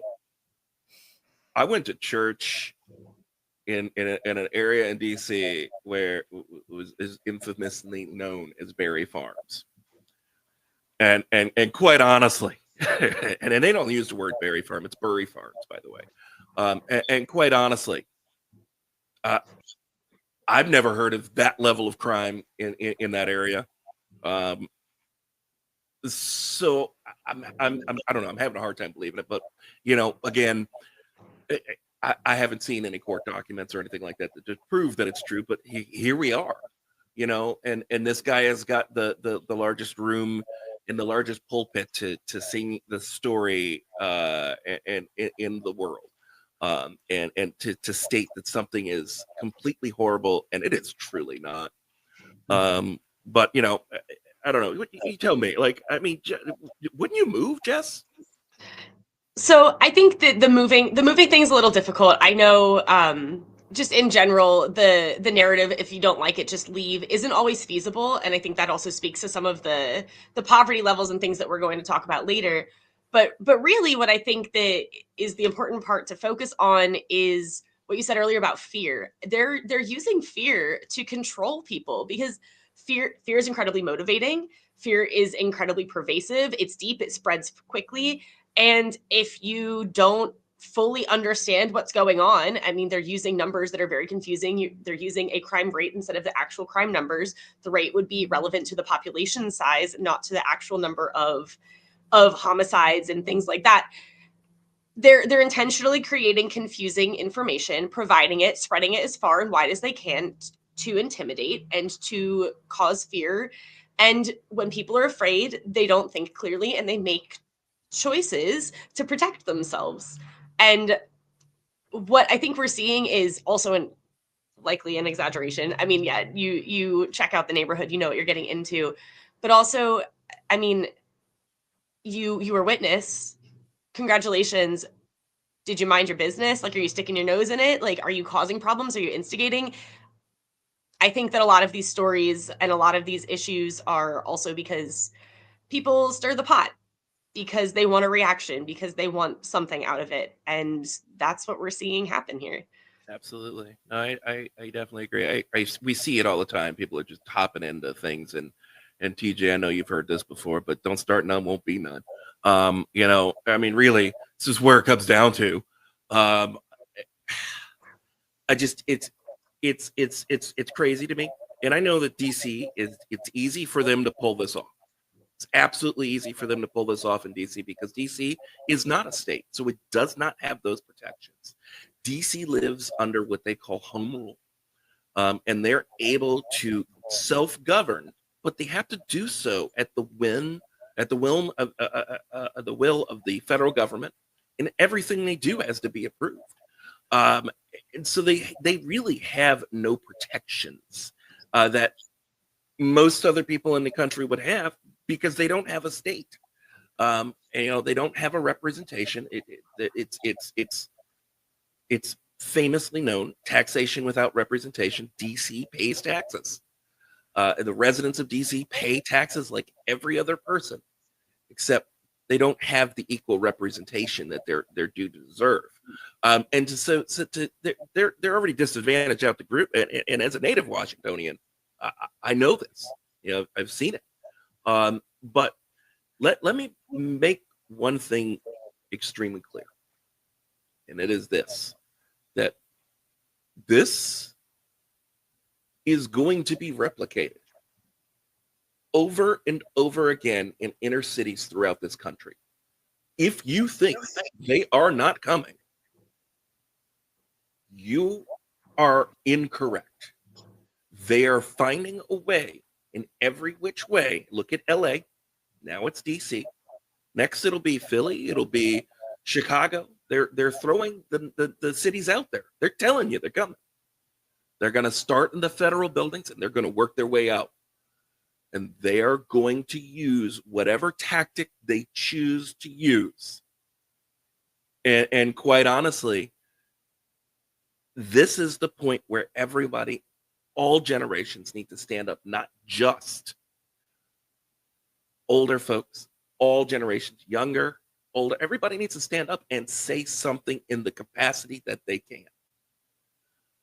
We're in a situation right now at a boiling point in this country where silence is not optional. The other side is not being silent. And quite honestly, we need to not be silent as well.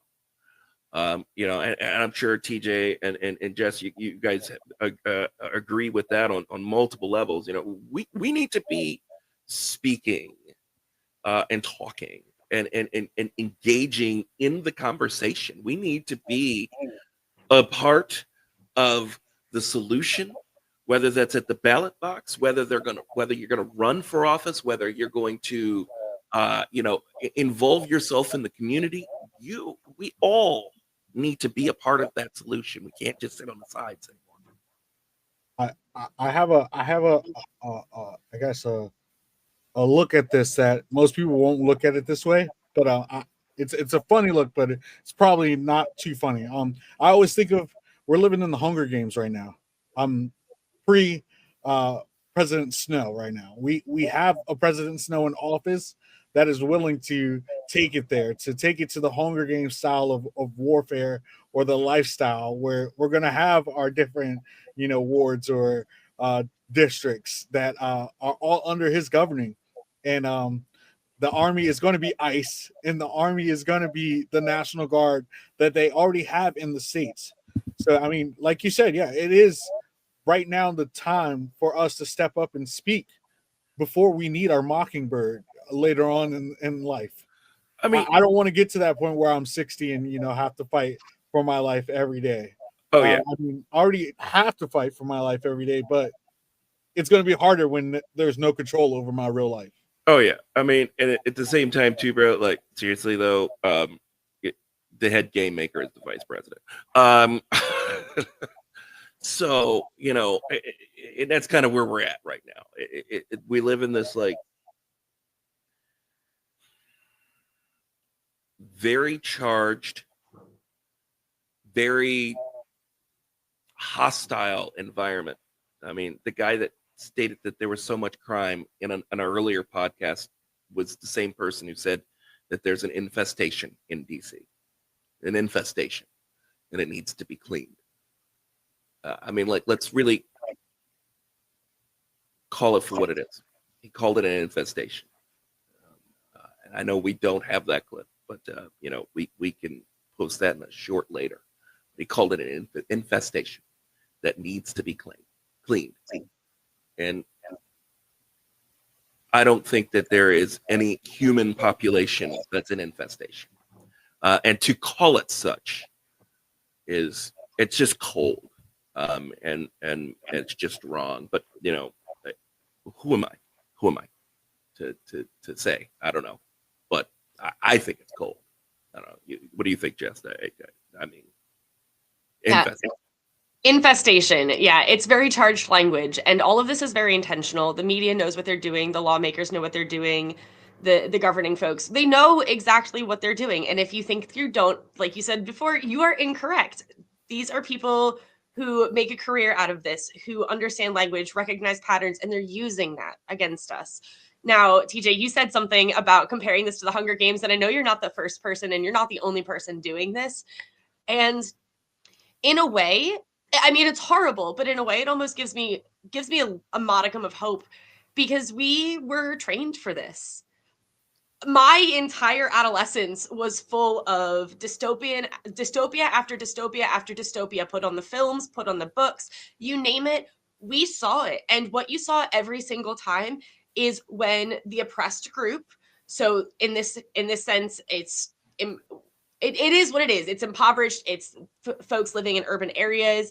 It is there are racial differences, but in every one of these examples, you see the group banding together, creating their community, and protesting. And in the U.S., it's been shown if 3% of the population bands together to protest against something or dissent against something, it's effective. We saw that with the No Kings marches a few months ago. We had a proof of concept. We know it can work. DC, I've seen, is already doing their own version of protests. I saw something about the sound protest with people banging on pots and pans for 3 minutes at 8 o'clock. That is easy, that is sustainable, and it can be fun. You can involve your kids in that. You can do anything you need to. And not everybody there's no one person that needs to do a lot, but everybody needs to do something. And that is the way to make this effective. And we have folks who have different ability levels, different financial levels, different time levels, different attention levels to be able to offer different things. You don't need to offer the same thing your neighbor does. You just need to offer what you can. And when folks can understand that your input is valuable because it all adds up to something, that's when we're going to start to see a shift in this. But we will not see that shift until we take a deep breath, let go of some of that fear, and start listening to our neighbors and creating that community that they're trying so hard to destroy. Absolutely. I agree. And, it kind of brings us into, kind of where we're going to kind of segue into next after the break. But,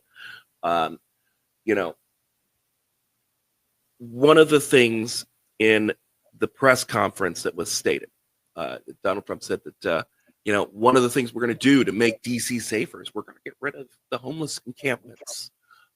And we're going to relocate them. There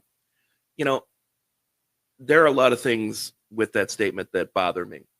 One, obviously, where were you before? That comes up first and foremost. Next is truly, where are you taking them to? Where are they? You're going to clear them out, but I'm fully aware that the apparatuses that exist within the city are not truly enough to take care of the population that exists as a whole. So where are you taking them to? Because these guys have committed no crime, and to say that all of them have committed crimes in the past is a brush that you're painting too broad. And to say that they are not in deserve and of need of resources is unhuman. And so, truly, where are you taking them to? But we're going to dive into that and a couple of other pieces when we come back from break.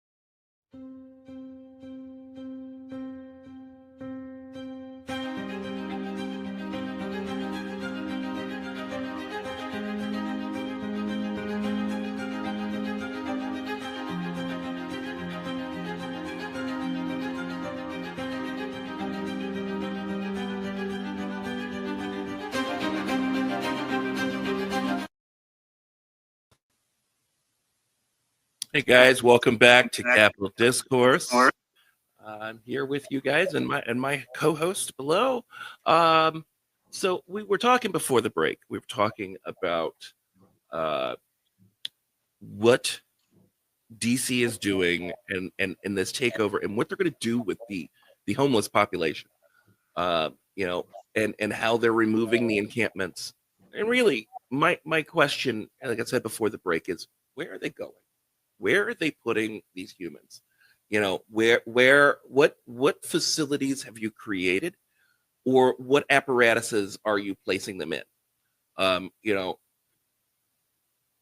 It is not fair to just pick up a group of individuals and throw them into centers because they are unable to. That's not how this works. You can't force an individual to be indoors without committing a crime. You can't force an individual to do something, as this is a country that is supposed to be free. So the real question is, what is the plan and what's next? And I know that this is not just an inner city problem. This is a country problem. This is a generational issue, both in the country, in inner cities, and throughout the U.S. And quite honestly, we really need to kind of address that. I know that everybody, TJ and Jess both have their own opinions on what generation. I know that Jess, you have a really strong approach on generational poverty, a generational approach of issues. Interested to hear what you have to say. Yeah, well, I think that something that is not widely discussed is generational trauma, generational poverty at all. It's all tied to something called epigenetics, and that is the concept that your body stores trauma at a cellular level. And so the trauma I experienced while I was pregnant before I had my children, that is passed down on a cellular level. And so not only are we passing down storytelling, but from a biological perspective, this is stuff. There are traumatic responses. There are all sorts of different impacts that occur because of what I experienced. And when you think about it, we're only a few generations removed from some other very atrocious activities that our country participated in. And to think that all of that's just going to go away because we stopped talking about it is absurd. The collecting of homeless people and unhoused folks, it reminds me of just, oh, well, it wasn't a problem until they complained about it. If we can't see it, it doesn't exist. That's, again, not how this works. What you said is also a good point about where are they putting them? What shelters have enough space to take all of these people? Part of the reason some of these people are not in the shelters is because the shelters can't house them in the first place, or they're not willing to, or there are other things at play. Not everybody is going to be a fit for a shelter, and that's why we see people out of them. If that was the solution, it would have worked by now. We need something better, not to double down on what's not working. Absolutely, and I agree. Here, what it really is. Let's call a spade for a spade. We've got a very strong economy. We've got individuals with an immense amount of wealth. There are a couple of things in this world I don't think that anybody should have to do without, and one of those things is housing, and food, and water. Are three things that no person should be denied the ability to get. And the fact that people are continuously denied that ability, people are continuously, shuffled out of the way and continue to not be able to take that next step towards their own self-betterment. It's wrong. It's wrong. And it's not right. And at the end of the day, we see this not only just in the inner cities, we see this in all over the place. We see this in the country, we see this in the middle of the country, we see this in the cities out there. This is not just an impoverished inner city type of thing. This is a universal issue. And until we start to have deeper conversations on how we're going to fix it, it's only going to get worse. And quite honestly, even the richest man is one bad day away from being that same guy on the corner. But TJ, I'm sure that you've got your take on that as well. I mean, yeah, I remember when I was younger, we all had to say the Pledge of Allegiance in school. And in the beginning of the Pledge of Allegiance, it says, with liberty and justice for all. And we are not living up to that. Even though the Trump administration has now enforced that the Pledge of Allegiance is reinstated back in school and they must say it every morning, we're not living up to that. We are not giving liberty to everyone. I mean, the definition of the liberty itself says it's the state of being free within the society of oppressive restriction that's imposed by authority on one's life, behavior, or political views. I think when you're homeless, you're not really worried about your political views. You're more worried about, getting by, but making sure your next meal is fed. Oh yeah, but let's also be clear that the Pledge of Allegiance, and these are the things that drives me crazy with this administration, is that it's continuously stated that things are happening that are not actually happening. The Pledge of Allegiance never went away. Schools all over the country have always said the Pledge of Allegiance in the morning. And I have taught grade school to know that to be true before Donald Trump and after Donald Trump, and will be after Donald Trump again. And so, quite honestly, and that's the thing that drives me insane, is that we live in this world now where if an individual says that this is the case, then that is the case, and everyone's buying it, and it goes back to this generational belief that we're going to listen to and I'm just going to say it, the Republican Party. One thing that I can say for sure about being a Democrat and in the Democratic Party is that we've learned to not believe half the crap, and everybody else have learned not to believe half the crap. That's why they keep losing. And where they're going to step up, I yet to see, and how they're going to rectify all of this, we've yet to see. But one thing that I know about the Republican Party, and I've seen over the years, is that they've sold this line of crap to its core base, and they believe it. And they're sitting there right now believing all of the things that are happening. They're saying that DC and all these other cities are horrible and unsafe, and you shouldn't go there because it's not safe. But we're going to make it safe again. We're going to make it safe again.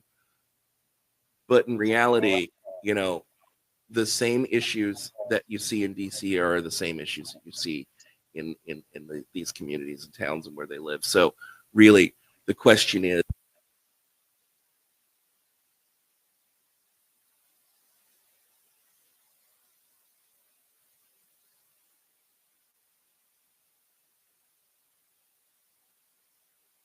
that this is a thing, and really, why is this continuously a thing? I don't know, Jess, you want to kind of hop in on that? Because I know that the education. I know you and I have talked at length on the disparity of how folks that, especially out in the country, there are people that I know that have not left their county or their town, nonetheless been to an inner city, and they're too afraid to. Is this fear game that works both ways? Let's scare the inner city population into submission, and let's scare the rural population into belief that everything is not safe.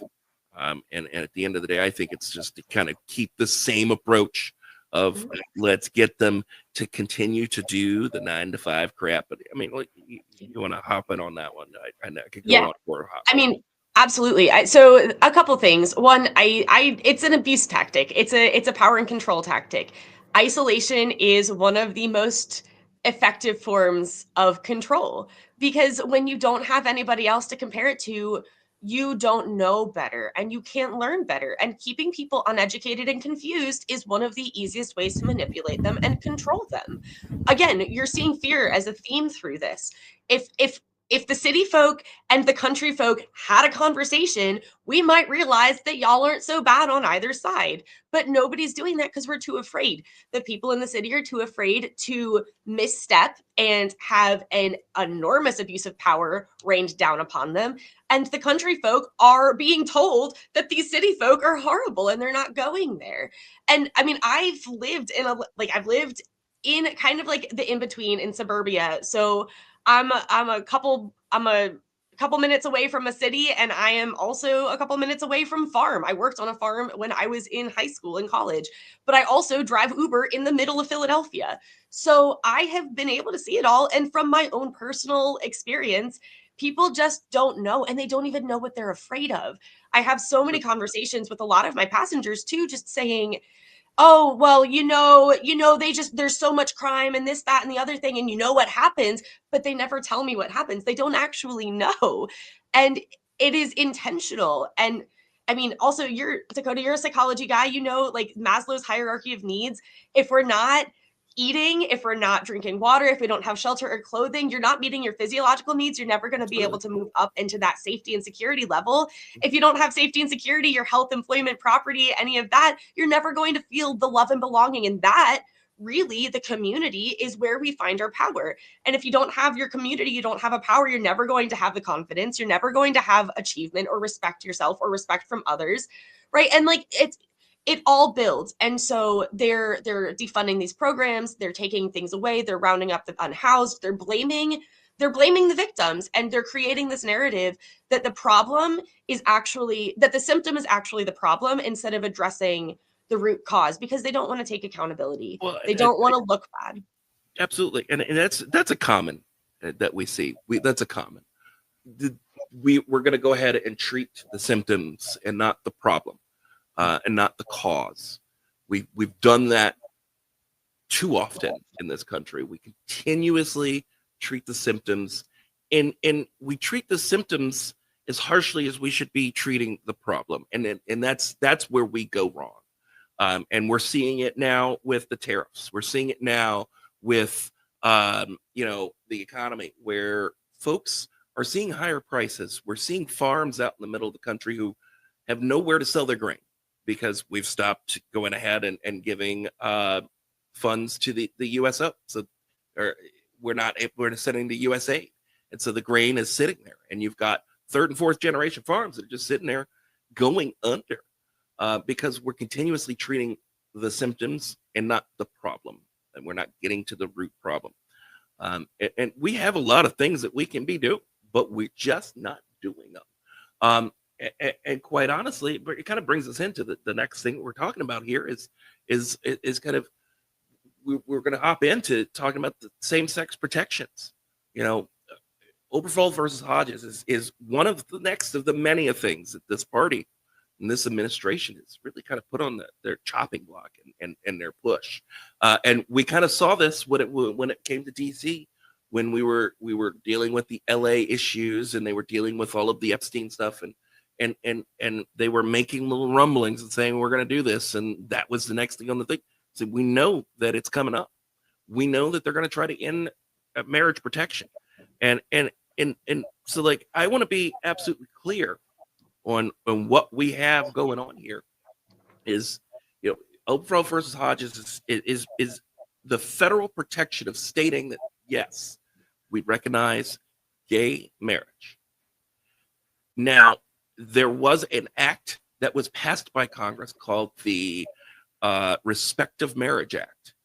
And this gave this was an all but approach. And so essentially they were saying, we're going to respect marriage, and we'll give you just about everything up until the point, so that it's still left with certain protections, not there. And for everybody to understand, one of those things is making sure that healthcare is adequately met within a couple. If you're in a household and you have a job and you want to cover your significant other, you want to cover your spouse, that healthcare can no longer be achieved when it comes to medical care. the protections that were there before are no longer there and in place. So if a person gets sick, they're not able to really and truly be able to deal and or make suggestions inside of their spouse's care, because quite honestly, we've pretty much said no. You can't, because you are not protected and your marriage is not recognized. And for a party that is deeply rooted in religion, we are deeply into marriage, which is supposed to be a covenant. And so therefore, my approach, honestly, is the government doesn't belong in marriage in general. That's between you, your partner, and God and your pastor. It is not a part of the United States government or any government really to truly dictate how this is going to be and or go. But it's a cash grab. And that's what it really comes down to. It's a cash grab. And really, and I know that y'all are, as soon as I said cash grab, are like ready to hop in on that, but it's a cash grab. It's really what it is. It's let's go ahead and make as much money as we can on the sanctity of marriage. And let's go ahead and say, oh, well, if you do this, that, and the other thing, and you pay us this amount of money, you can have this, that, and the other thing. It's all it comes down to is how much money these people are giving, and where it comes down. That's really and truly like it's all money. The government doesn't belong in marriage, and they know they don't belong in marriage, but they can make money. I know you guys want to hop in there, so go ahead. I want to say to people that are out there listening and tuning in with us. I mean, if you guys think this doesn't affect you, really take a look at history once again. And I hate reflecting on the 70s once again, because I know it was such a wonderful time, but the only thing I can think about is the Love versus Virginia case, where they were trying to ban interracial marriages. I mean, this pretty much is reminiscent of that exactly. And it pisses me off, honestly. Yeah, absolutely. I mean, Loving versus Virginia is another one that they've already made comments about that one too.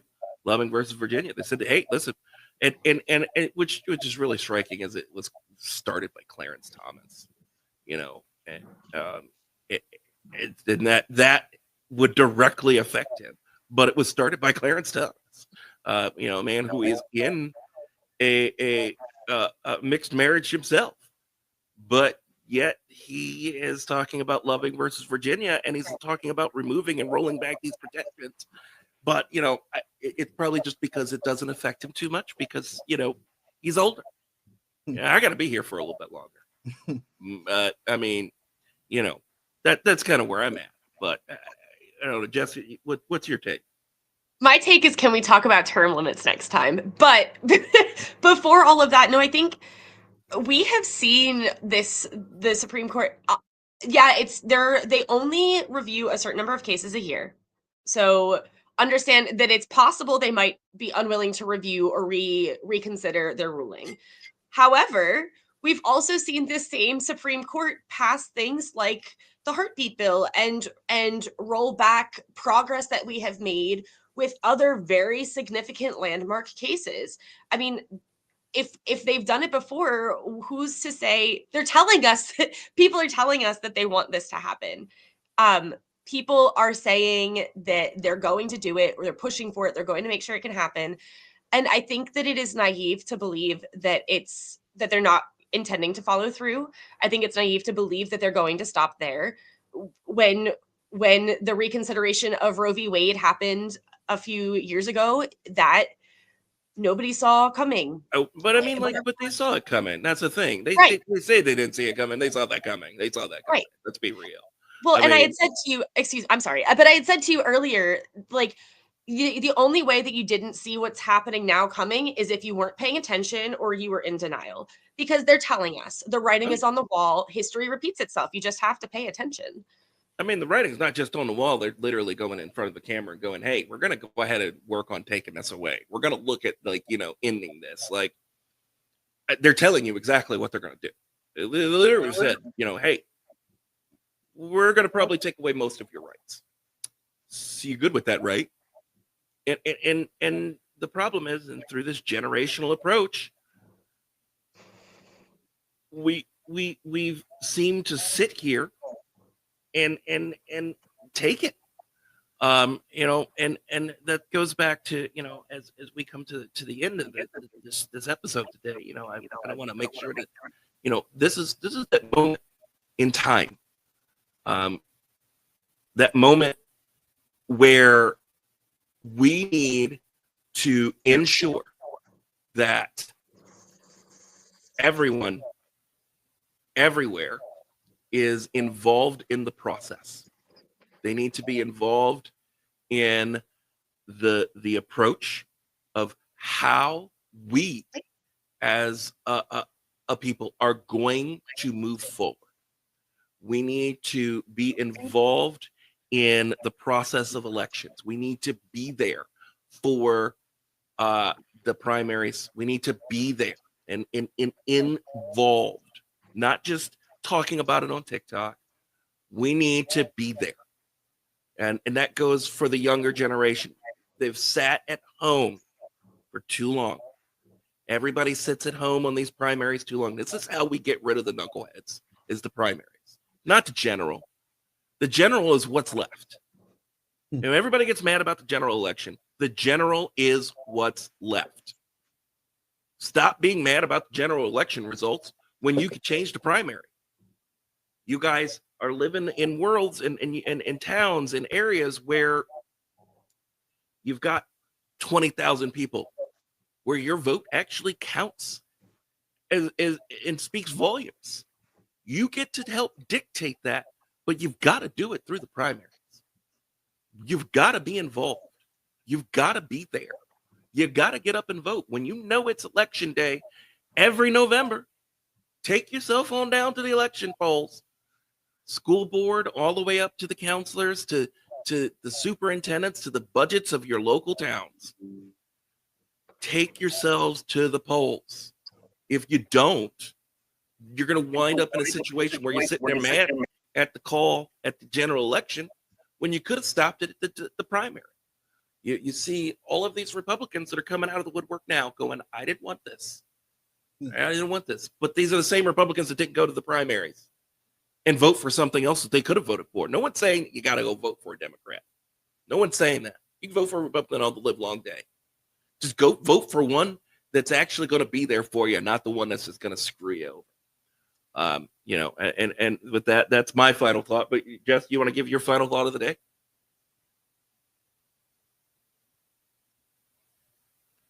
I would say that the most important thing to remember is that when you're hearing all of these things, it's intended to overwhelm us. It's information overload. It's usually a distraction from a bigger thing that's going on. And that is done intentionally. They're trying to manipulate, they're trying to control to get their agenda completed. And I mean, I want what I want done. I don't think that inherently wanting I don't think that there is an inherent anything wrong with wanting to progress what you need. However, the way they're going about it, the manipulation, the power, the control is not okay. And the most effective way to make change, like you said, is voting, gathering, protesting together. Everyone needs to do something. And until more people start to stand up, speak out, demonstrate, be the example, we're not going to see we're not going to see what I think needs to happen. And right now it was important to do yesterday, 2 years ago, 4 years ago. We're in the thick of it. The train is the train left the station and we need to do everything we can to stop it. Absolutely. And it really comes down to it. And TJ, do you want to throw your piece in there too? Your final thought of the day? Mine is very repetitive of yours. I think with this last election, I saw in the African American community, a lot of people say they weren't going to vote because they didn't see either side benefiting them. But I think they're seeing the effects of that, and I think that we do need to go out and vote, even if you don't have a decision. That there's a better decision than the other, and make that choice. Absolutely. Yeah, and quite honestly, the involvement in the primaries, being out there, being out there supporting the candidate you like during that time period, helping them get over that hump is key. Because then you get the candidate that you want and you deserve, not the candidate you're stuck with. Being involved in the process and not just crying at the home plate when the foul is called incorrectly, is where it's going to matter the most. And I think that everybody truly, if you're not involved and you're not registered now, go do it now. Go register. Most states allow you to start that process online. Start it. Go to the library, pick up the voter registration, do it there, and submit it. You could do all of those things, but you must be involved in the process. There's no ifs, ands, or buts. And with that, we come to the end of today's episode of Capital Discourse. We'll be back here every Sunday, and we'll be bringing you all of the issues and hot button topics of the week. We're going to be as candid and open and fair along the way, and try to bring you the best information we can possibly get you. And so that with that, I wish you guys a great Sunday and have a successful week. We'll see you next week.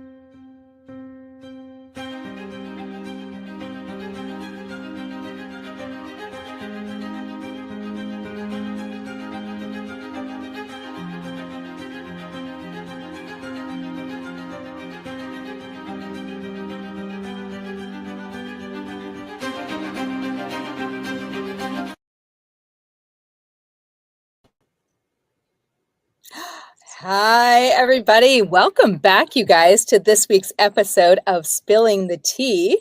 We have some really great stories to share and discuss this week, and we are very excited to get started. So in today's show, we are going to be diving into some of the recent hottest stories, breaking them down, the timeline, the outcome, and of course, we're going to give a little bit of feedback and discussion, right? So are you ready for this week's stories, Lucinda? Oh, you know I am. We've got some hot stories lined up today, and of course, I'm ready with my favorite cup of tea. It's also really hot. Ooh, I love that. All right, you guys, grab your proper cup of tea and let's dive in right after this.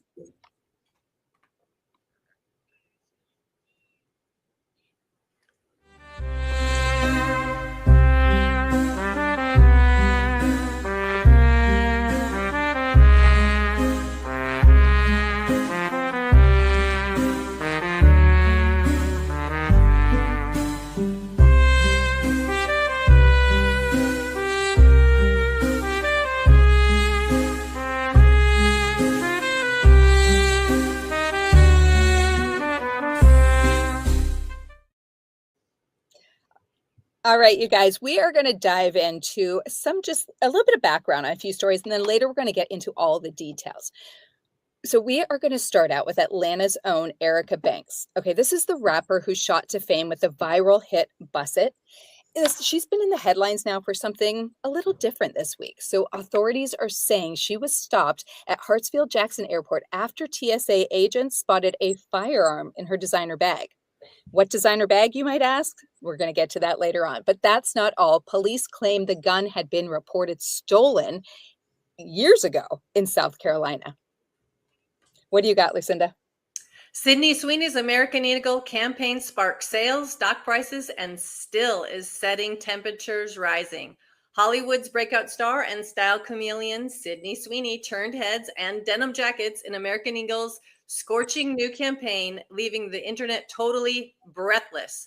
The recent advertisement cleverly played on the double meaning of jeans and jeans, with Sydney delivering memorable lines like, jeans are passed down and my jeans are blue. Do you like my impression there, That's Andrea? good. That's good. What started as a fun pun quickly sparked an unexpected jeans debate online, with some viewers joking about the campaign turned into a biology lesson, or worse, accidentally ignited a genetic superiority showdown. It even caught the attention of the president. Keep watching. I'm going to tell you more about that.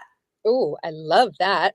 All right, up next, we're going to talk about TV sweeps. So, okay, that's the magical time, 4 times a year, when networks pull out every trick in the book. They're trying to boost the ratings. So Nielsen, the company that measures TV audiences, does a deep sweep of the country 4 times a year. Like I said, the bigger the audience, the bigger the ad dollars, which is why these episodes are packed with cliffhangers, surprise returns, and wild twists. Now, this week's sweep spotlight is stacked up. We are going to talk about the Hills, who are back in Arlen, Texas, for a King of the Hill revival on Hulu. Then we're going to jump over to Netflix with Wednesday, who is back at Nevermore with her brother Pugsley, and a new mystery that leaves her out of the loop by the mid-season finale. And finally, we're also going to touch on Grey's Anatomy, that delivers a high-stakes hospital hostage crisis that sets stage for an intense season 22. And we've got a few more stories to talk about as well. Sweep season is here, and TV is not holding back. So today marks 3 days since the heartbreaking loss of Kelly Clarkson's ex-husband, Brandon Blackstock. He passed away this Thursday after a very private 3-year battle with cancer. His family confirmed he passed peacefully, surrounded by his loved ones. Just 1 day before he passed, Kelly publicly announced postponing her Las Vegas residency, stating that her ex-husband, the father of her children, had been ill. She did not say what his illness was or how bad it was, just that she needed to be fully present for her children. Kelly has been described as absolutely heartbroken and staying strong for their 2 children. We will dig a little deeper into this story later in the show and how it all connects with Reba McEntire and Blake Shelton. Ooh, I love both of them. All right, we'll be right back after this little break, you guys.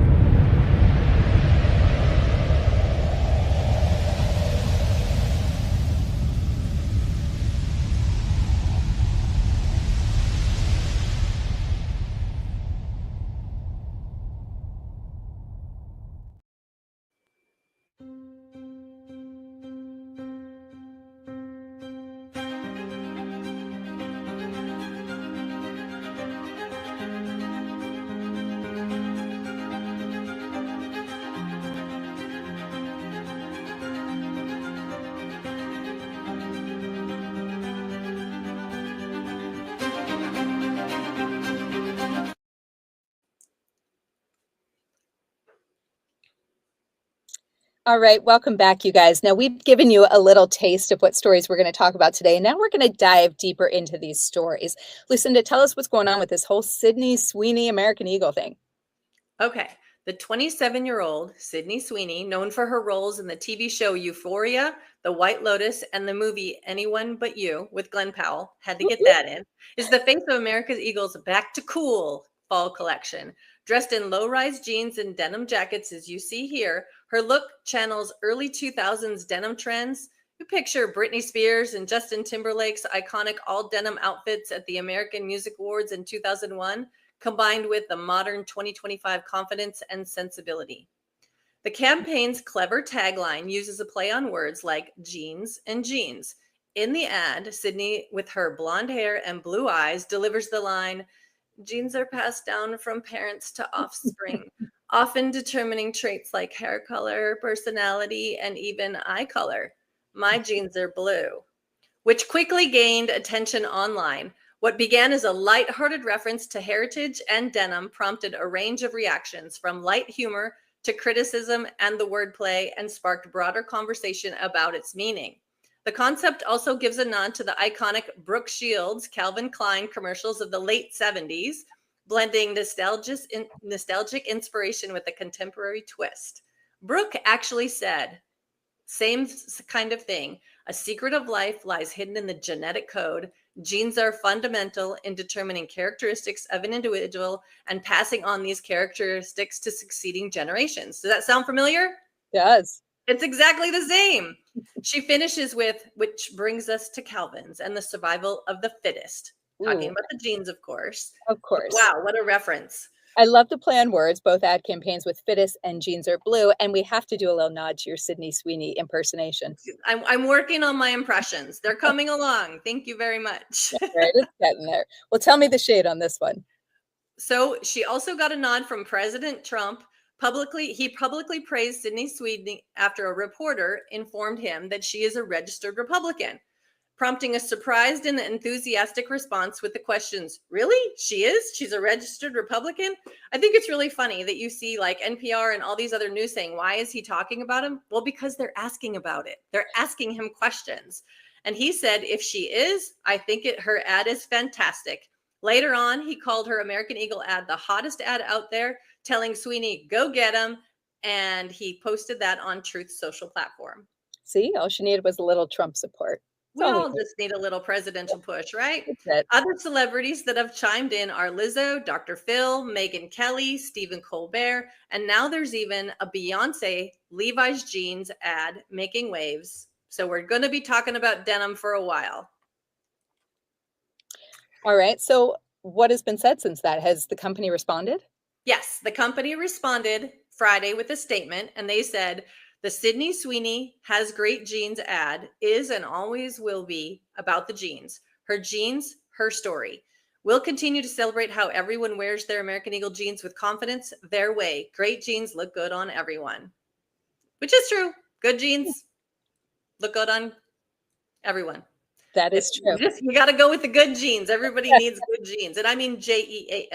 I'm just saying. Absolutely. So what a development from what we were talking about 2 weeks ago, right? A lot has changed since then. Yeah. Well, despite the controversy, American Eagle stock prices are still soaring.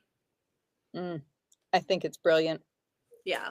I don't think we've heard the last. Like I said, I don't think we've heard the last of the denim wars. You know, I wouldn't be surprised if this is a new twist on marketing. Outrage marketing gets people to buy. I know I will be. Like I said, I'm going to be wearing some denim this season. Well, I agree. I mean, I think it was totally a brilliant plan because like you said, their stock prices have surged. Everyone is talking about it. What's that saying? Like any publicity or bad publicity is still publicity. Isn't that it? Something like that. Any publicity is good publicity. That's any publicity is good publicity. Yeah, This was smart. This was well played on their part. I mean, I was never a big American Eagle fan personally, but now I'm a little more interested in maybe checking out their jeans, especially if I can look like her. That's right. That's right. All right. Up next, we're going to talk the TV sweeps. So sweeps season is a critical time in the TV world. It's when networks roll out their most dramatic, high-stakes episodes to draw maximum viewers and boost the ratings. All right. As I said before, this happens 4 times a year. February, May, July, and November, and it's directly impacting advertising revenue. So shows bring their A game, their cliffhangers, their major plot twists, and their special guest appearances. So for this sweeps period, several fan favorite shows are stepping back up to the challenge. So from nostalgic revivals and dark mysteries to intense medical drama and beloved reboot fare, networks are pulling out all the stops to keep audiences glued to their screens.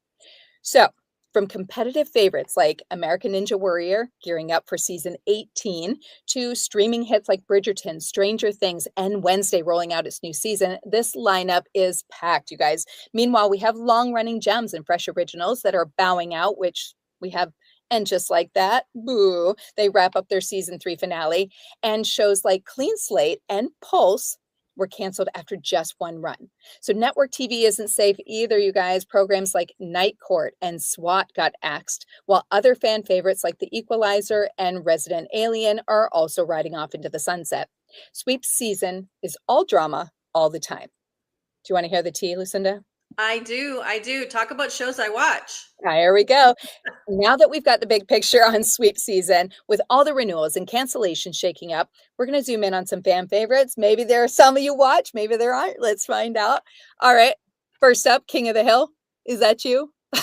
Well, no, but it was supposed to be a spoof on Garland, Texas, and I have lived in Garland. I'm just saying. Well, there you go. All right. So first up, King of the Hill returns for season 14 on Hulu. After a long break, the Hill family is back in Arlen, Texas, bringing that classic blend of humor and heart. It's a nostalgic ride that's winning over fans and new ones alike. So there's that. We're going to switch gears and we're going to go to Netflix's Wednesdays. Her sophomore season drops with even more twists and darker mystery. But heads up, you guys, the mid-season finale leaves Wednesday herself in a coma, setting up a nerve-wracking cliffhanger you don't want to miss. Sorry. What? They dropped 4 shows and I've only seen 3. So thanks. Maybe we should have had a spoiler alert on that. I didn't give a heads up on that one. Well, moving over to another fan favorite on ABC, we have Grey's Anatomy. They just wrapped a high-stakes season 21 finale with a hospital hostage crisis and bomb explosion. Like this hasn't been done before.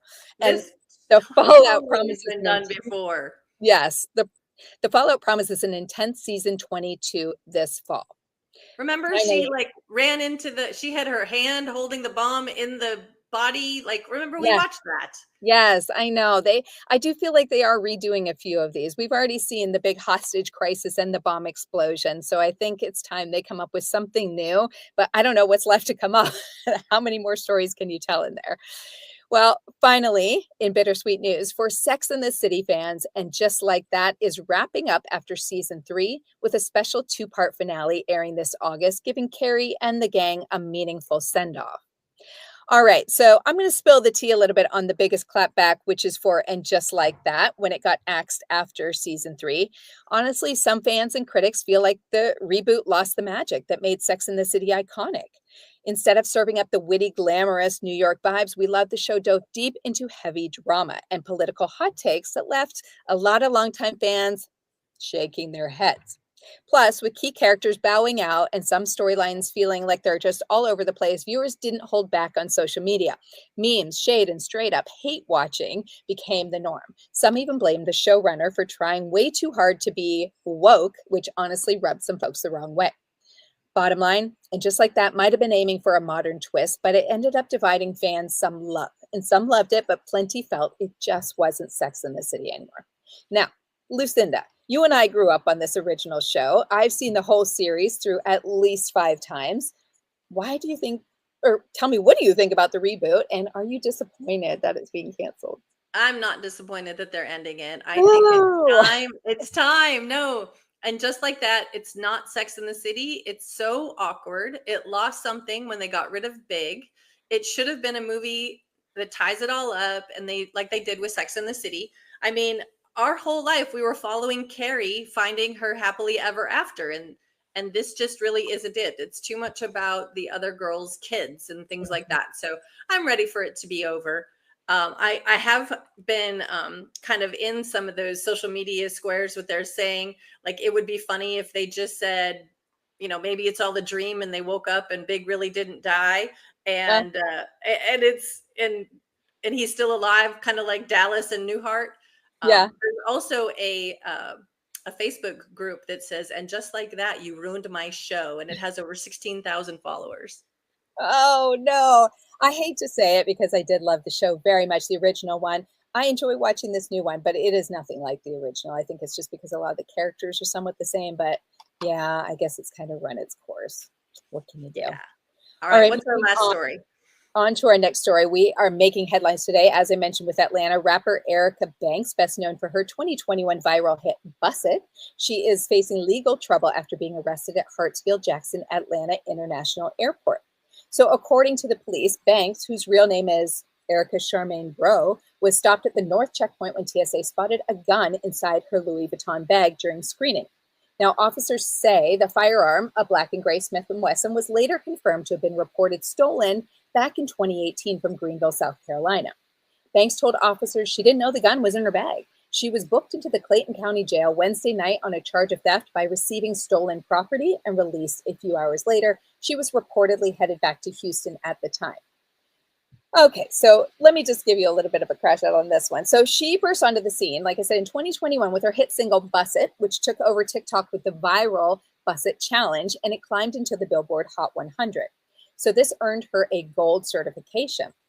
The Dallas-born rapper, shout out, known for her confident flow queen energy, first released the track in 2020, but admitted she almost didn't drop it until her team convinced her otherwise. The success opened major doors, leading her to joining the cast of Love and Hip Hop Atlanta in June of 2023, where she brought her unapologetic personality to reality TV. Now, most recently in December 2024, she leveled up again, signing a joint venture deal with Arista Records, cementing her place as one of hip hop's rising stars. Are you ready for the shade on this one? I am ready. Ready. Here we go. Erica Banks, as we said. Okay, this happened on August 6th of 2025. So very recently, TSA agents at the Hartsfield-Jackson Atlanta Airport discovered a Smith & Wesson 380 pistol in her Louis Vuitton carry-on purse. The weapon was flagged as stolen. So it was stolen from the case out of Greenville, South Carolina, and she was promptly arrested on a felony charges of theft by receiving the stolen property and a weapons violation. She insisted she had no knowledge this gun was stolen, attributing it to someone on her security team. So she's passing the blame to them, although she didn't name them. She was then booked into the Clayton County Jail and released over an hour later. Now, her attorney, Jackie the Fly Lawyer Patterson, the Fly Lawyer, if you didn't know that one, he asserts that Banks had no reason to know that the gun was stolen and plans to have the charges dropped before they mar her record. Banks also posted to Instagram from the police vehicle, calmly telling fans, "I'm good, y'all. Thanks for checking in." Okay, I heard she didn't know the gun was stolen, but she's not saying she didn't know it was in there? I don't know. We'll get to that. So fans had plenty to say about Erica Banks' recent arrest for allegedly carrying this stolen gun, while some offered her the benefit of the doubt, suggesting the firearm might have belonged to someone on her security team. Here, hold this for me, would you? Most reactions leaned critical or sarcastic. One fan on the Shade Room wrote, "When y'all get caught with guns at the airport, I don't feel bad because that is so slow." While another joked, "She really bust into TSA with a hot gun in her purse." Others questioned how she could not know what she had in her luggage, with one commenter saying, "You're supposed to know the status of any firearm in your possession because if it's with you, the law will consider it yours." There's the ruling on that one. The overall tone online, it was a mix of humor, sarcasm, and a side eye as people wait to see how the legal drama unfolds.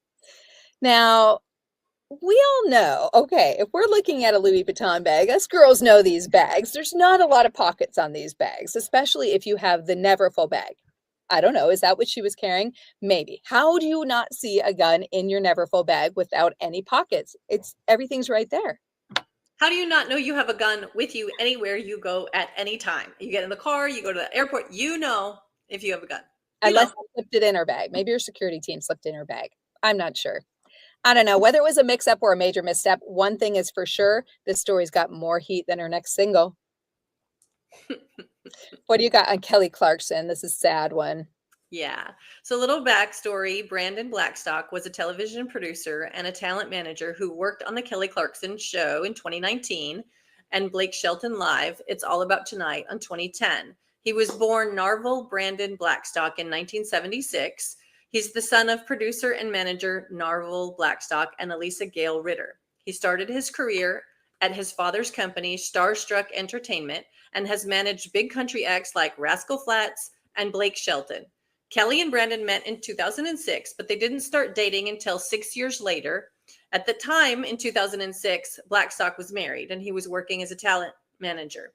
His father, Narvel Blackstock, managed several major stars, including Reba McEntire, who he was married to at that time. And later, the dad managed Kelly as well. Kelly and Brandon reconnected in 2012 at the Super Bowl, where Kelly was performing the national anthem. Brandon was there with his client, Blake Shelton. That's our connection. And by then, Brandon was divorced. Sparks flew, and the two began dating shortly after. This is where things get interesting, in my opinion. Reba McEntire was Kelly Clarkson's stepmother during 2 years of her marriage to Brandon. Reba has been married to Narvel Blackstock, Brandon's father, since 1989, making her Brandon's stepmom. Reba McEntire and Narvel Blackstock divorced in 2015. So that was 2 years after he and Kelly married. So they were family for 2 years. And after 26 years of marriage, they had one child together, Shelby. Kelly and Reba already had a professional and personal bond before Kelly and Brandon's marriage. They recorded songs together and shared the stage multiple times. Their bond only deepened during Kelly's marriage to Brandon. I'm thinking they are even closer now because they were married to father-son and then divorced father-son, not too far apart. So I'm sure they have a lot to talk about on those 2-hour phone calls every day. Yeah. Kelly Clarkson. Twists in there. Like, that's a pretty big tree. Yeah. Kelly Clarkson filed for divorce from Brandon June 4th, 2020, and their divorce was finalized March 8, 2022, with Kelly getting primary physical custody of their children, River Rose, 11, and Remington Alexander, 9. I love those names.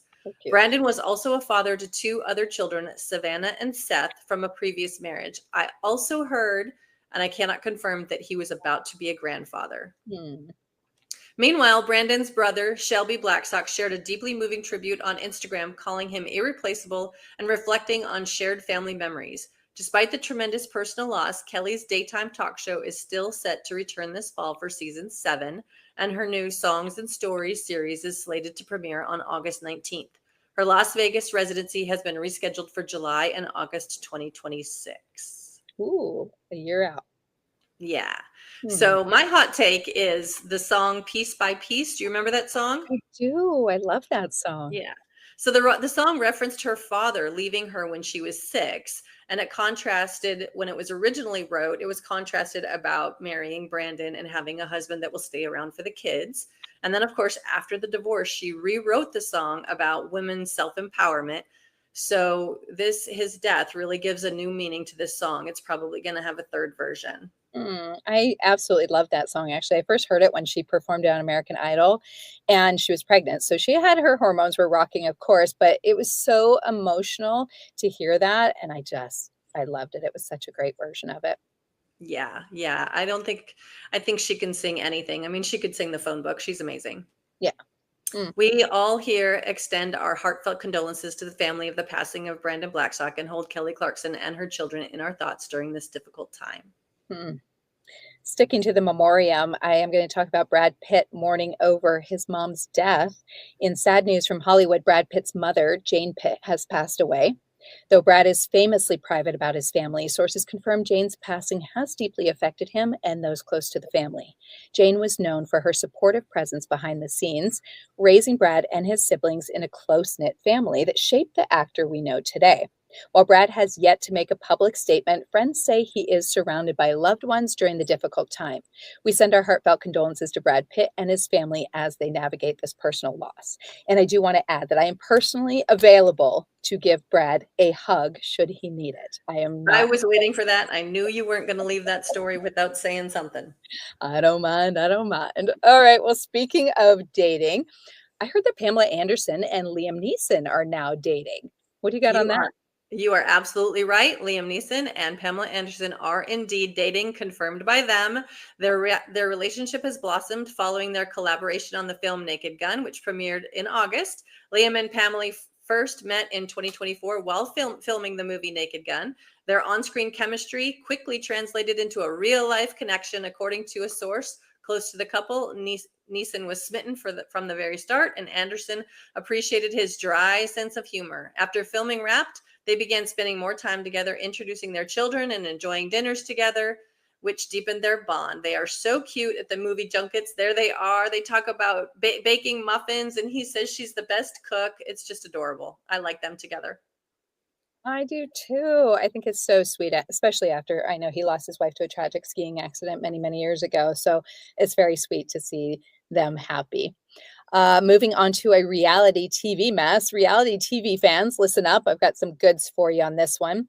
Jax Taylor, the unforgettable star of Vanderpump Rules and the drama magnet The Valley, has officially confirmed he will not be returning for the new season. Known for his fiery personality, wild antics, and sometimes controversial moments, Jax has been a staple in reality TV for years.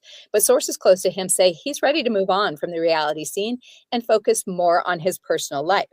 And now business ventures, think podcasts, fashion, and other projects outside of the drama-filled camera life.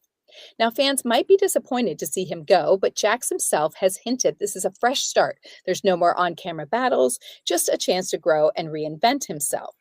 Meanwhile, The Valley will have to find new ways to keep the heat without one of its biggest personalities. So buckle up because the show's dynamics are about to change in a major way. Now, did you ever watch either of these shows, Lucinda? I did not. Nope, not me. Nope. Not you? Well, I did. I watched both of them from beginning to end.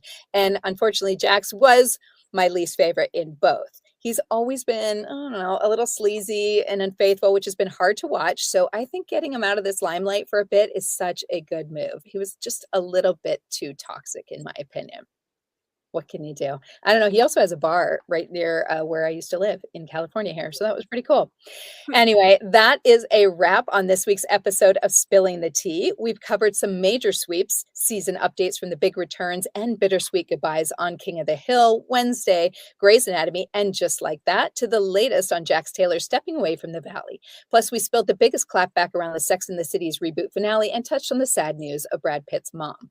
We also shared Sydney Sweeney's buzzworthy American Eagle campaign, Kelly Clarkson's Journey of Strength, and Liam Neeson, Pamela Anderson dating rumors are confirmed. Well, next week, we've got even more juicy stories lined up for you. There might be some exclusive celebrity breakups, big movie news, shocking career moves, and who knows what else. You won't want to miss it. Thanks for hanging out with us on Spilling the Tea. I'm Andrea. And I'm Lucinda. Until next time, keep your cups ready. Because the tea never stops brewing. Bye.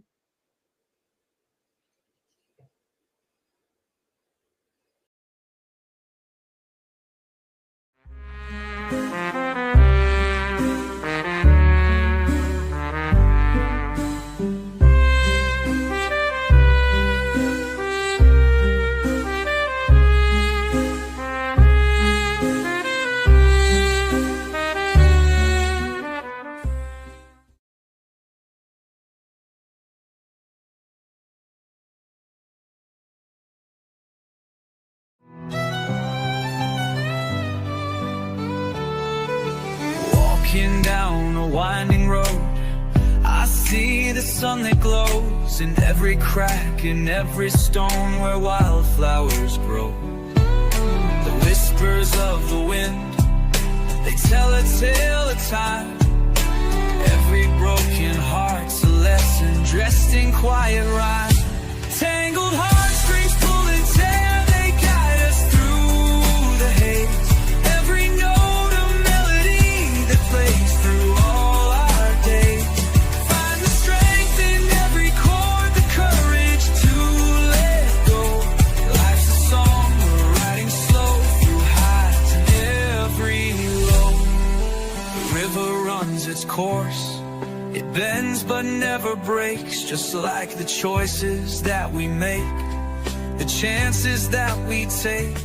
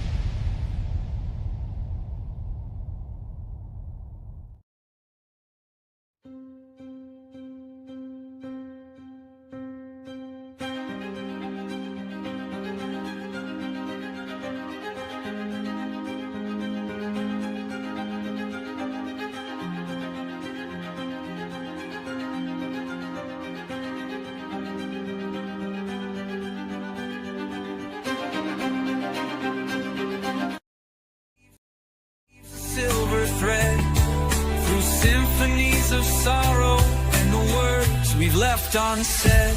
Tangled heartstrings pull and tear, they guide us through the haze. Every note of melody that plays through all our days. I find the strength in every chord, the courage to let go. Life's a song we're writing slow through highs and every low.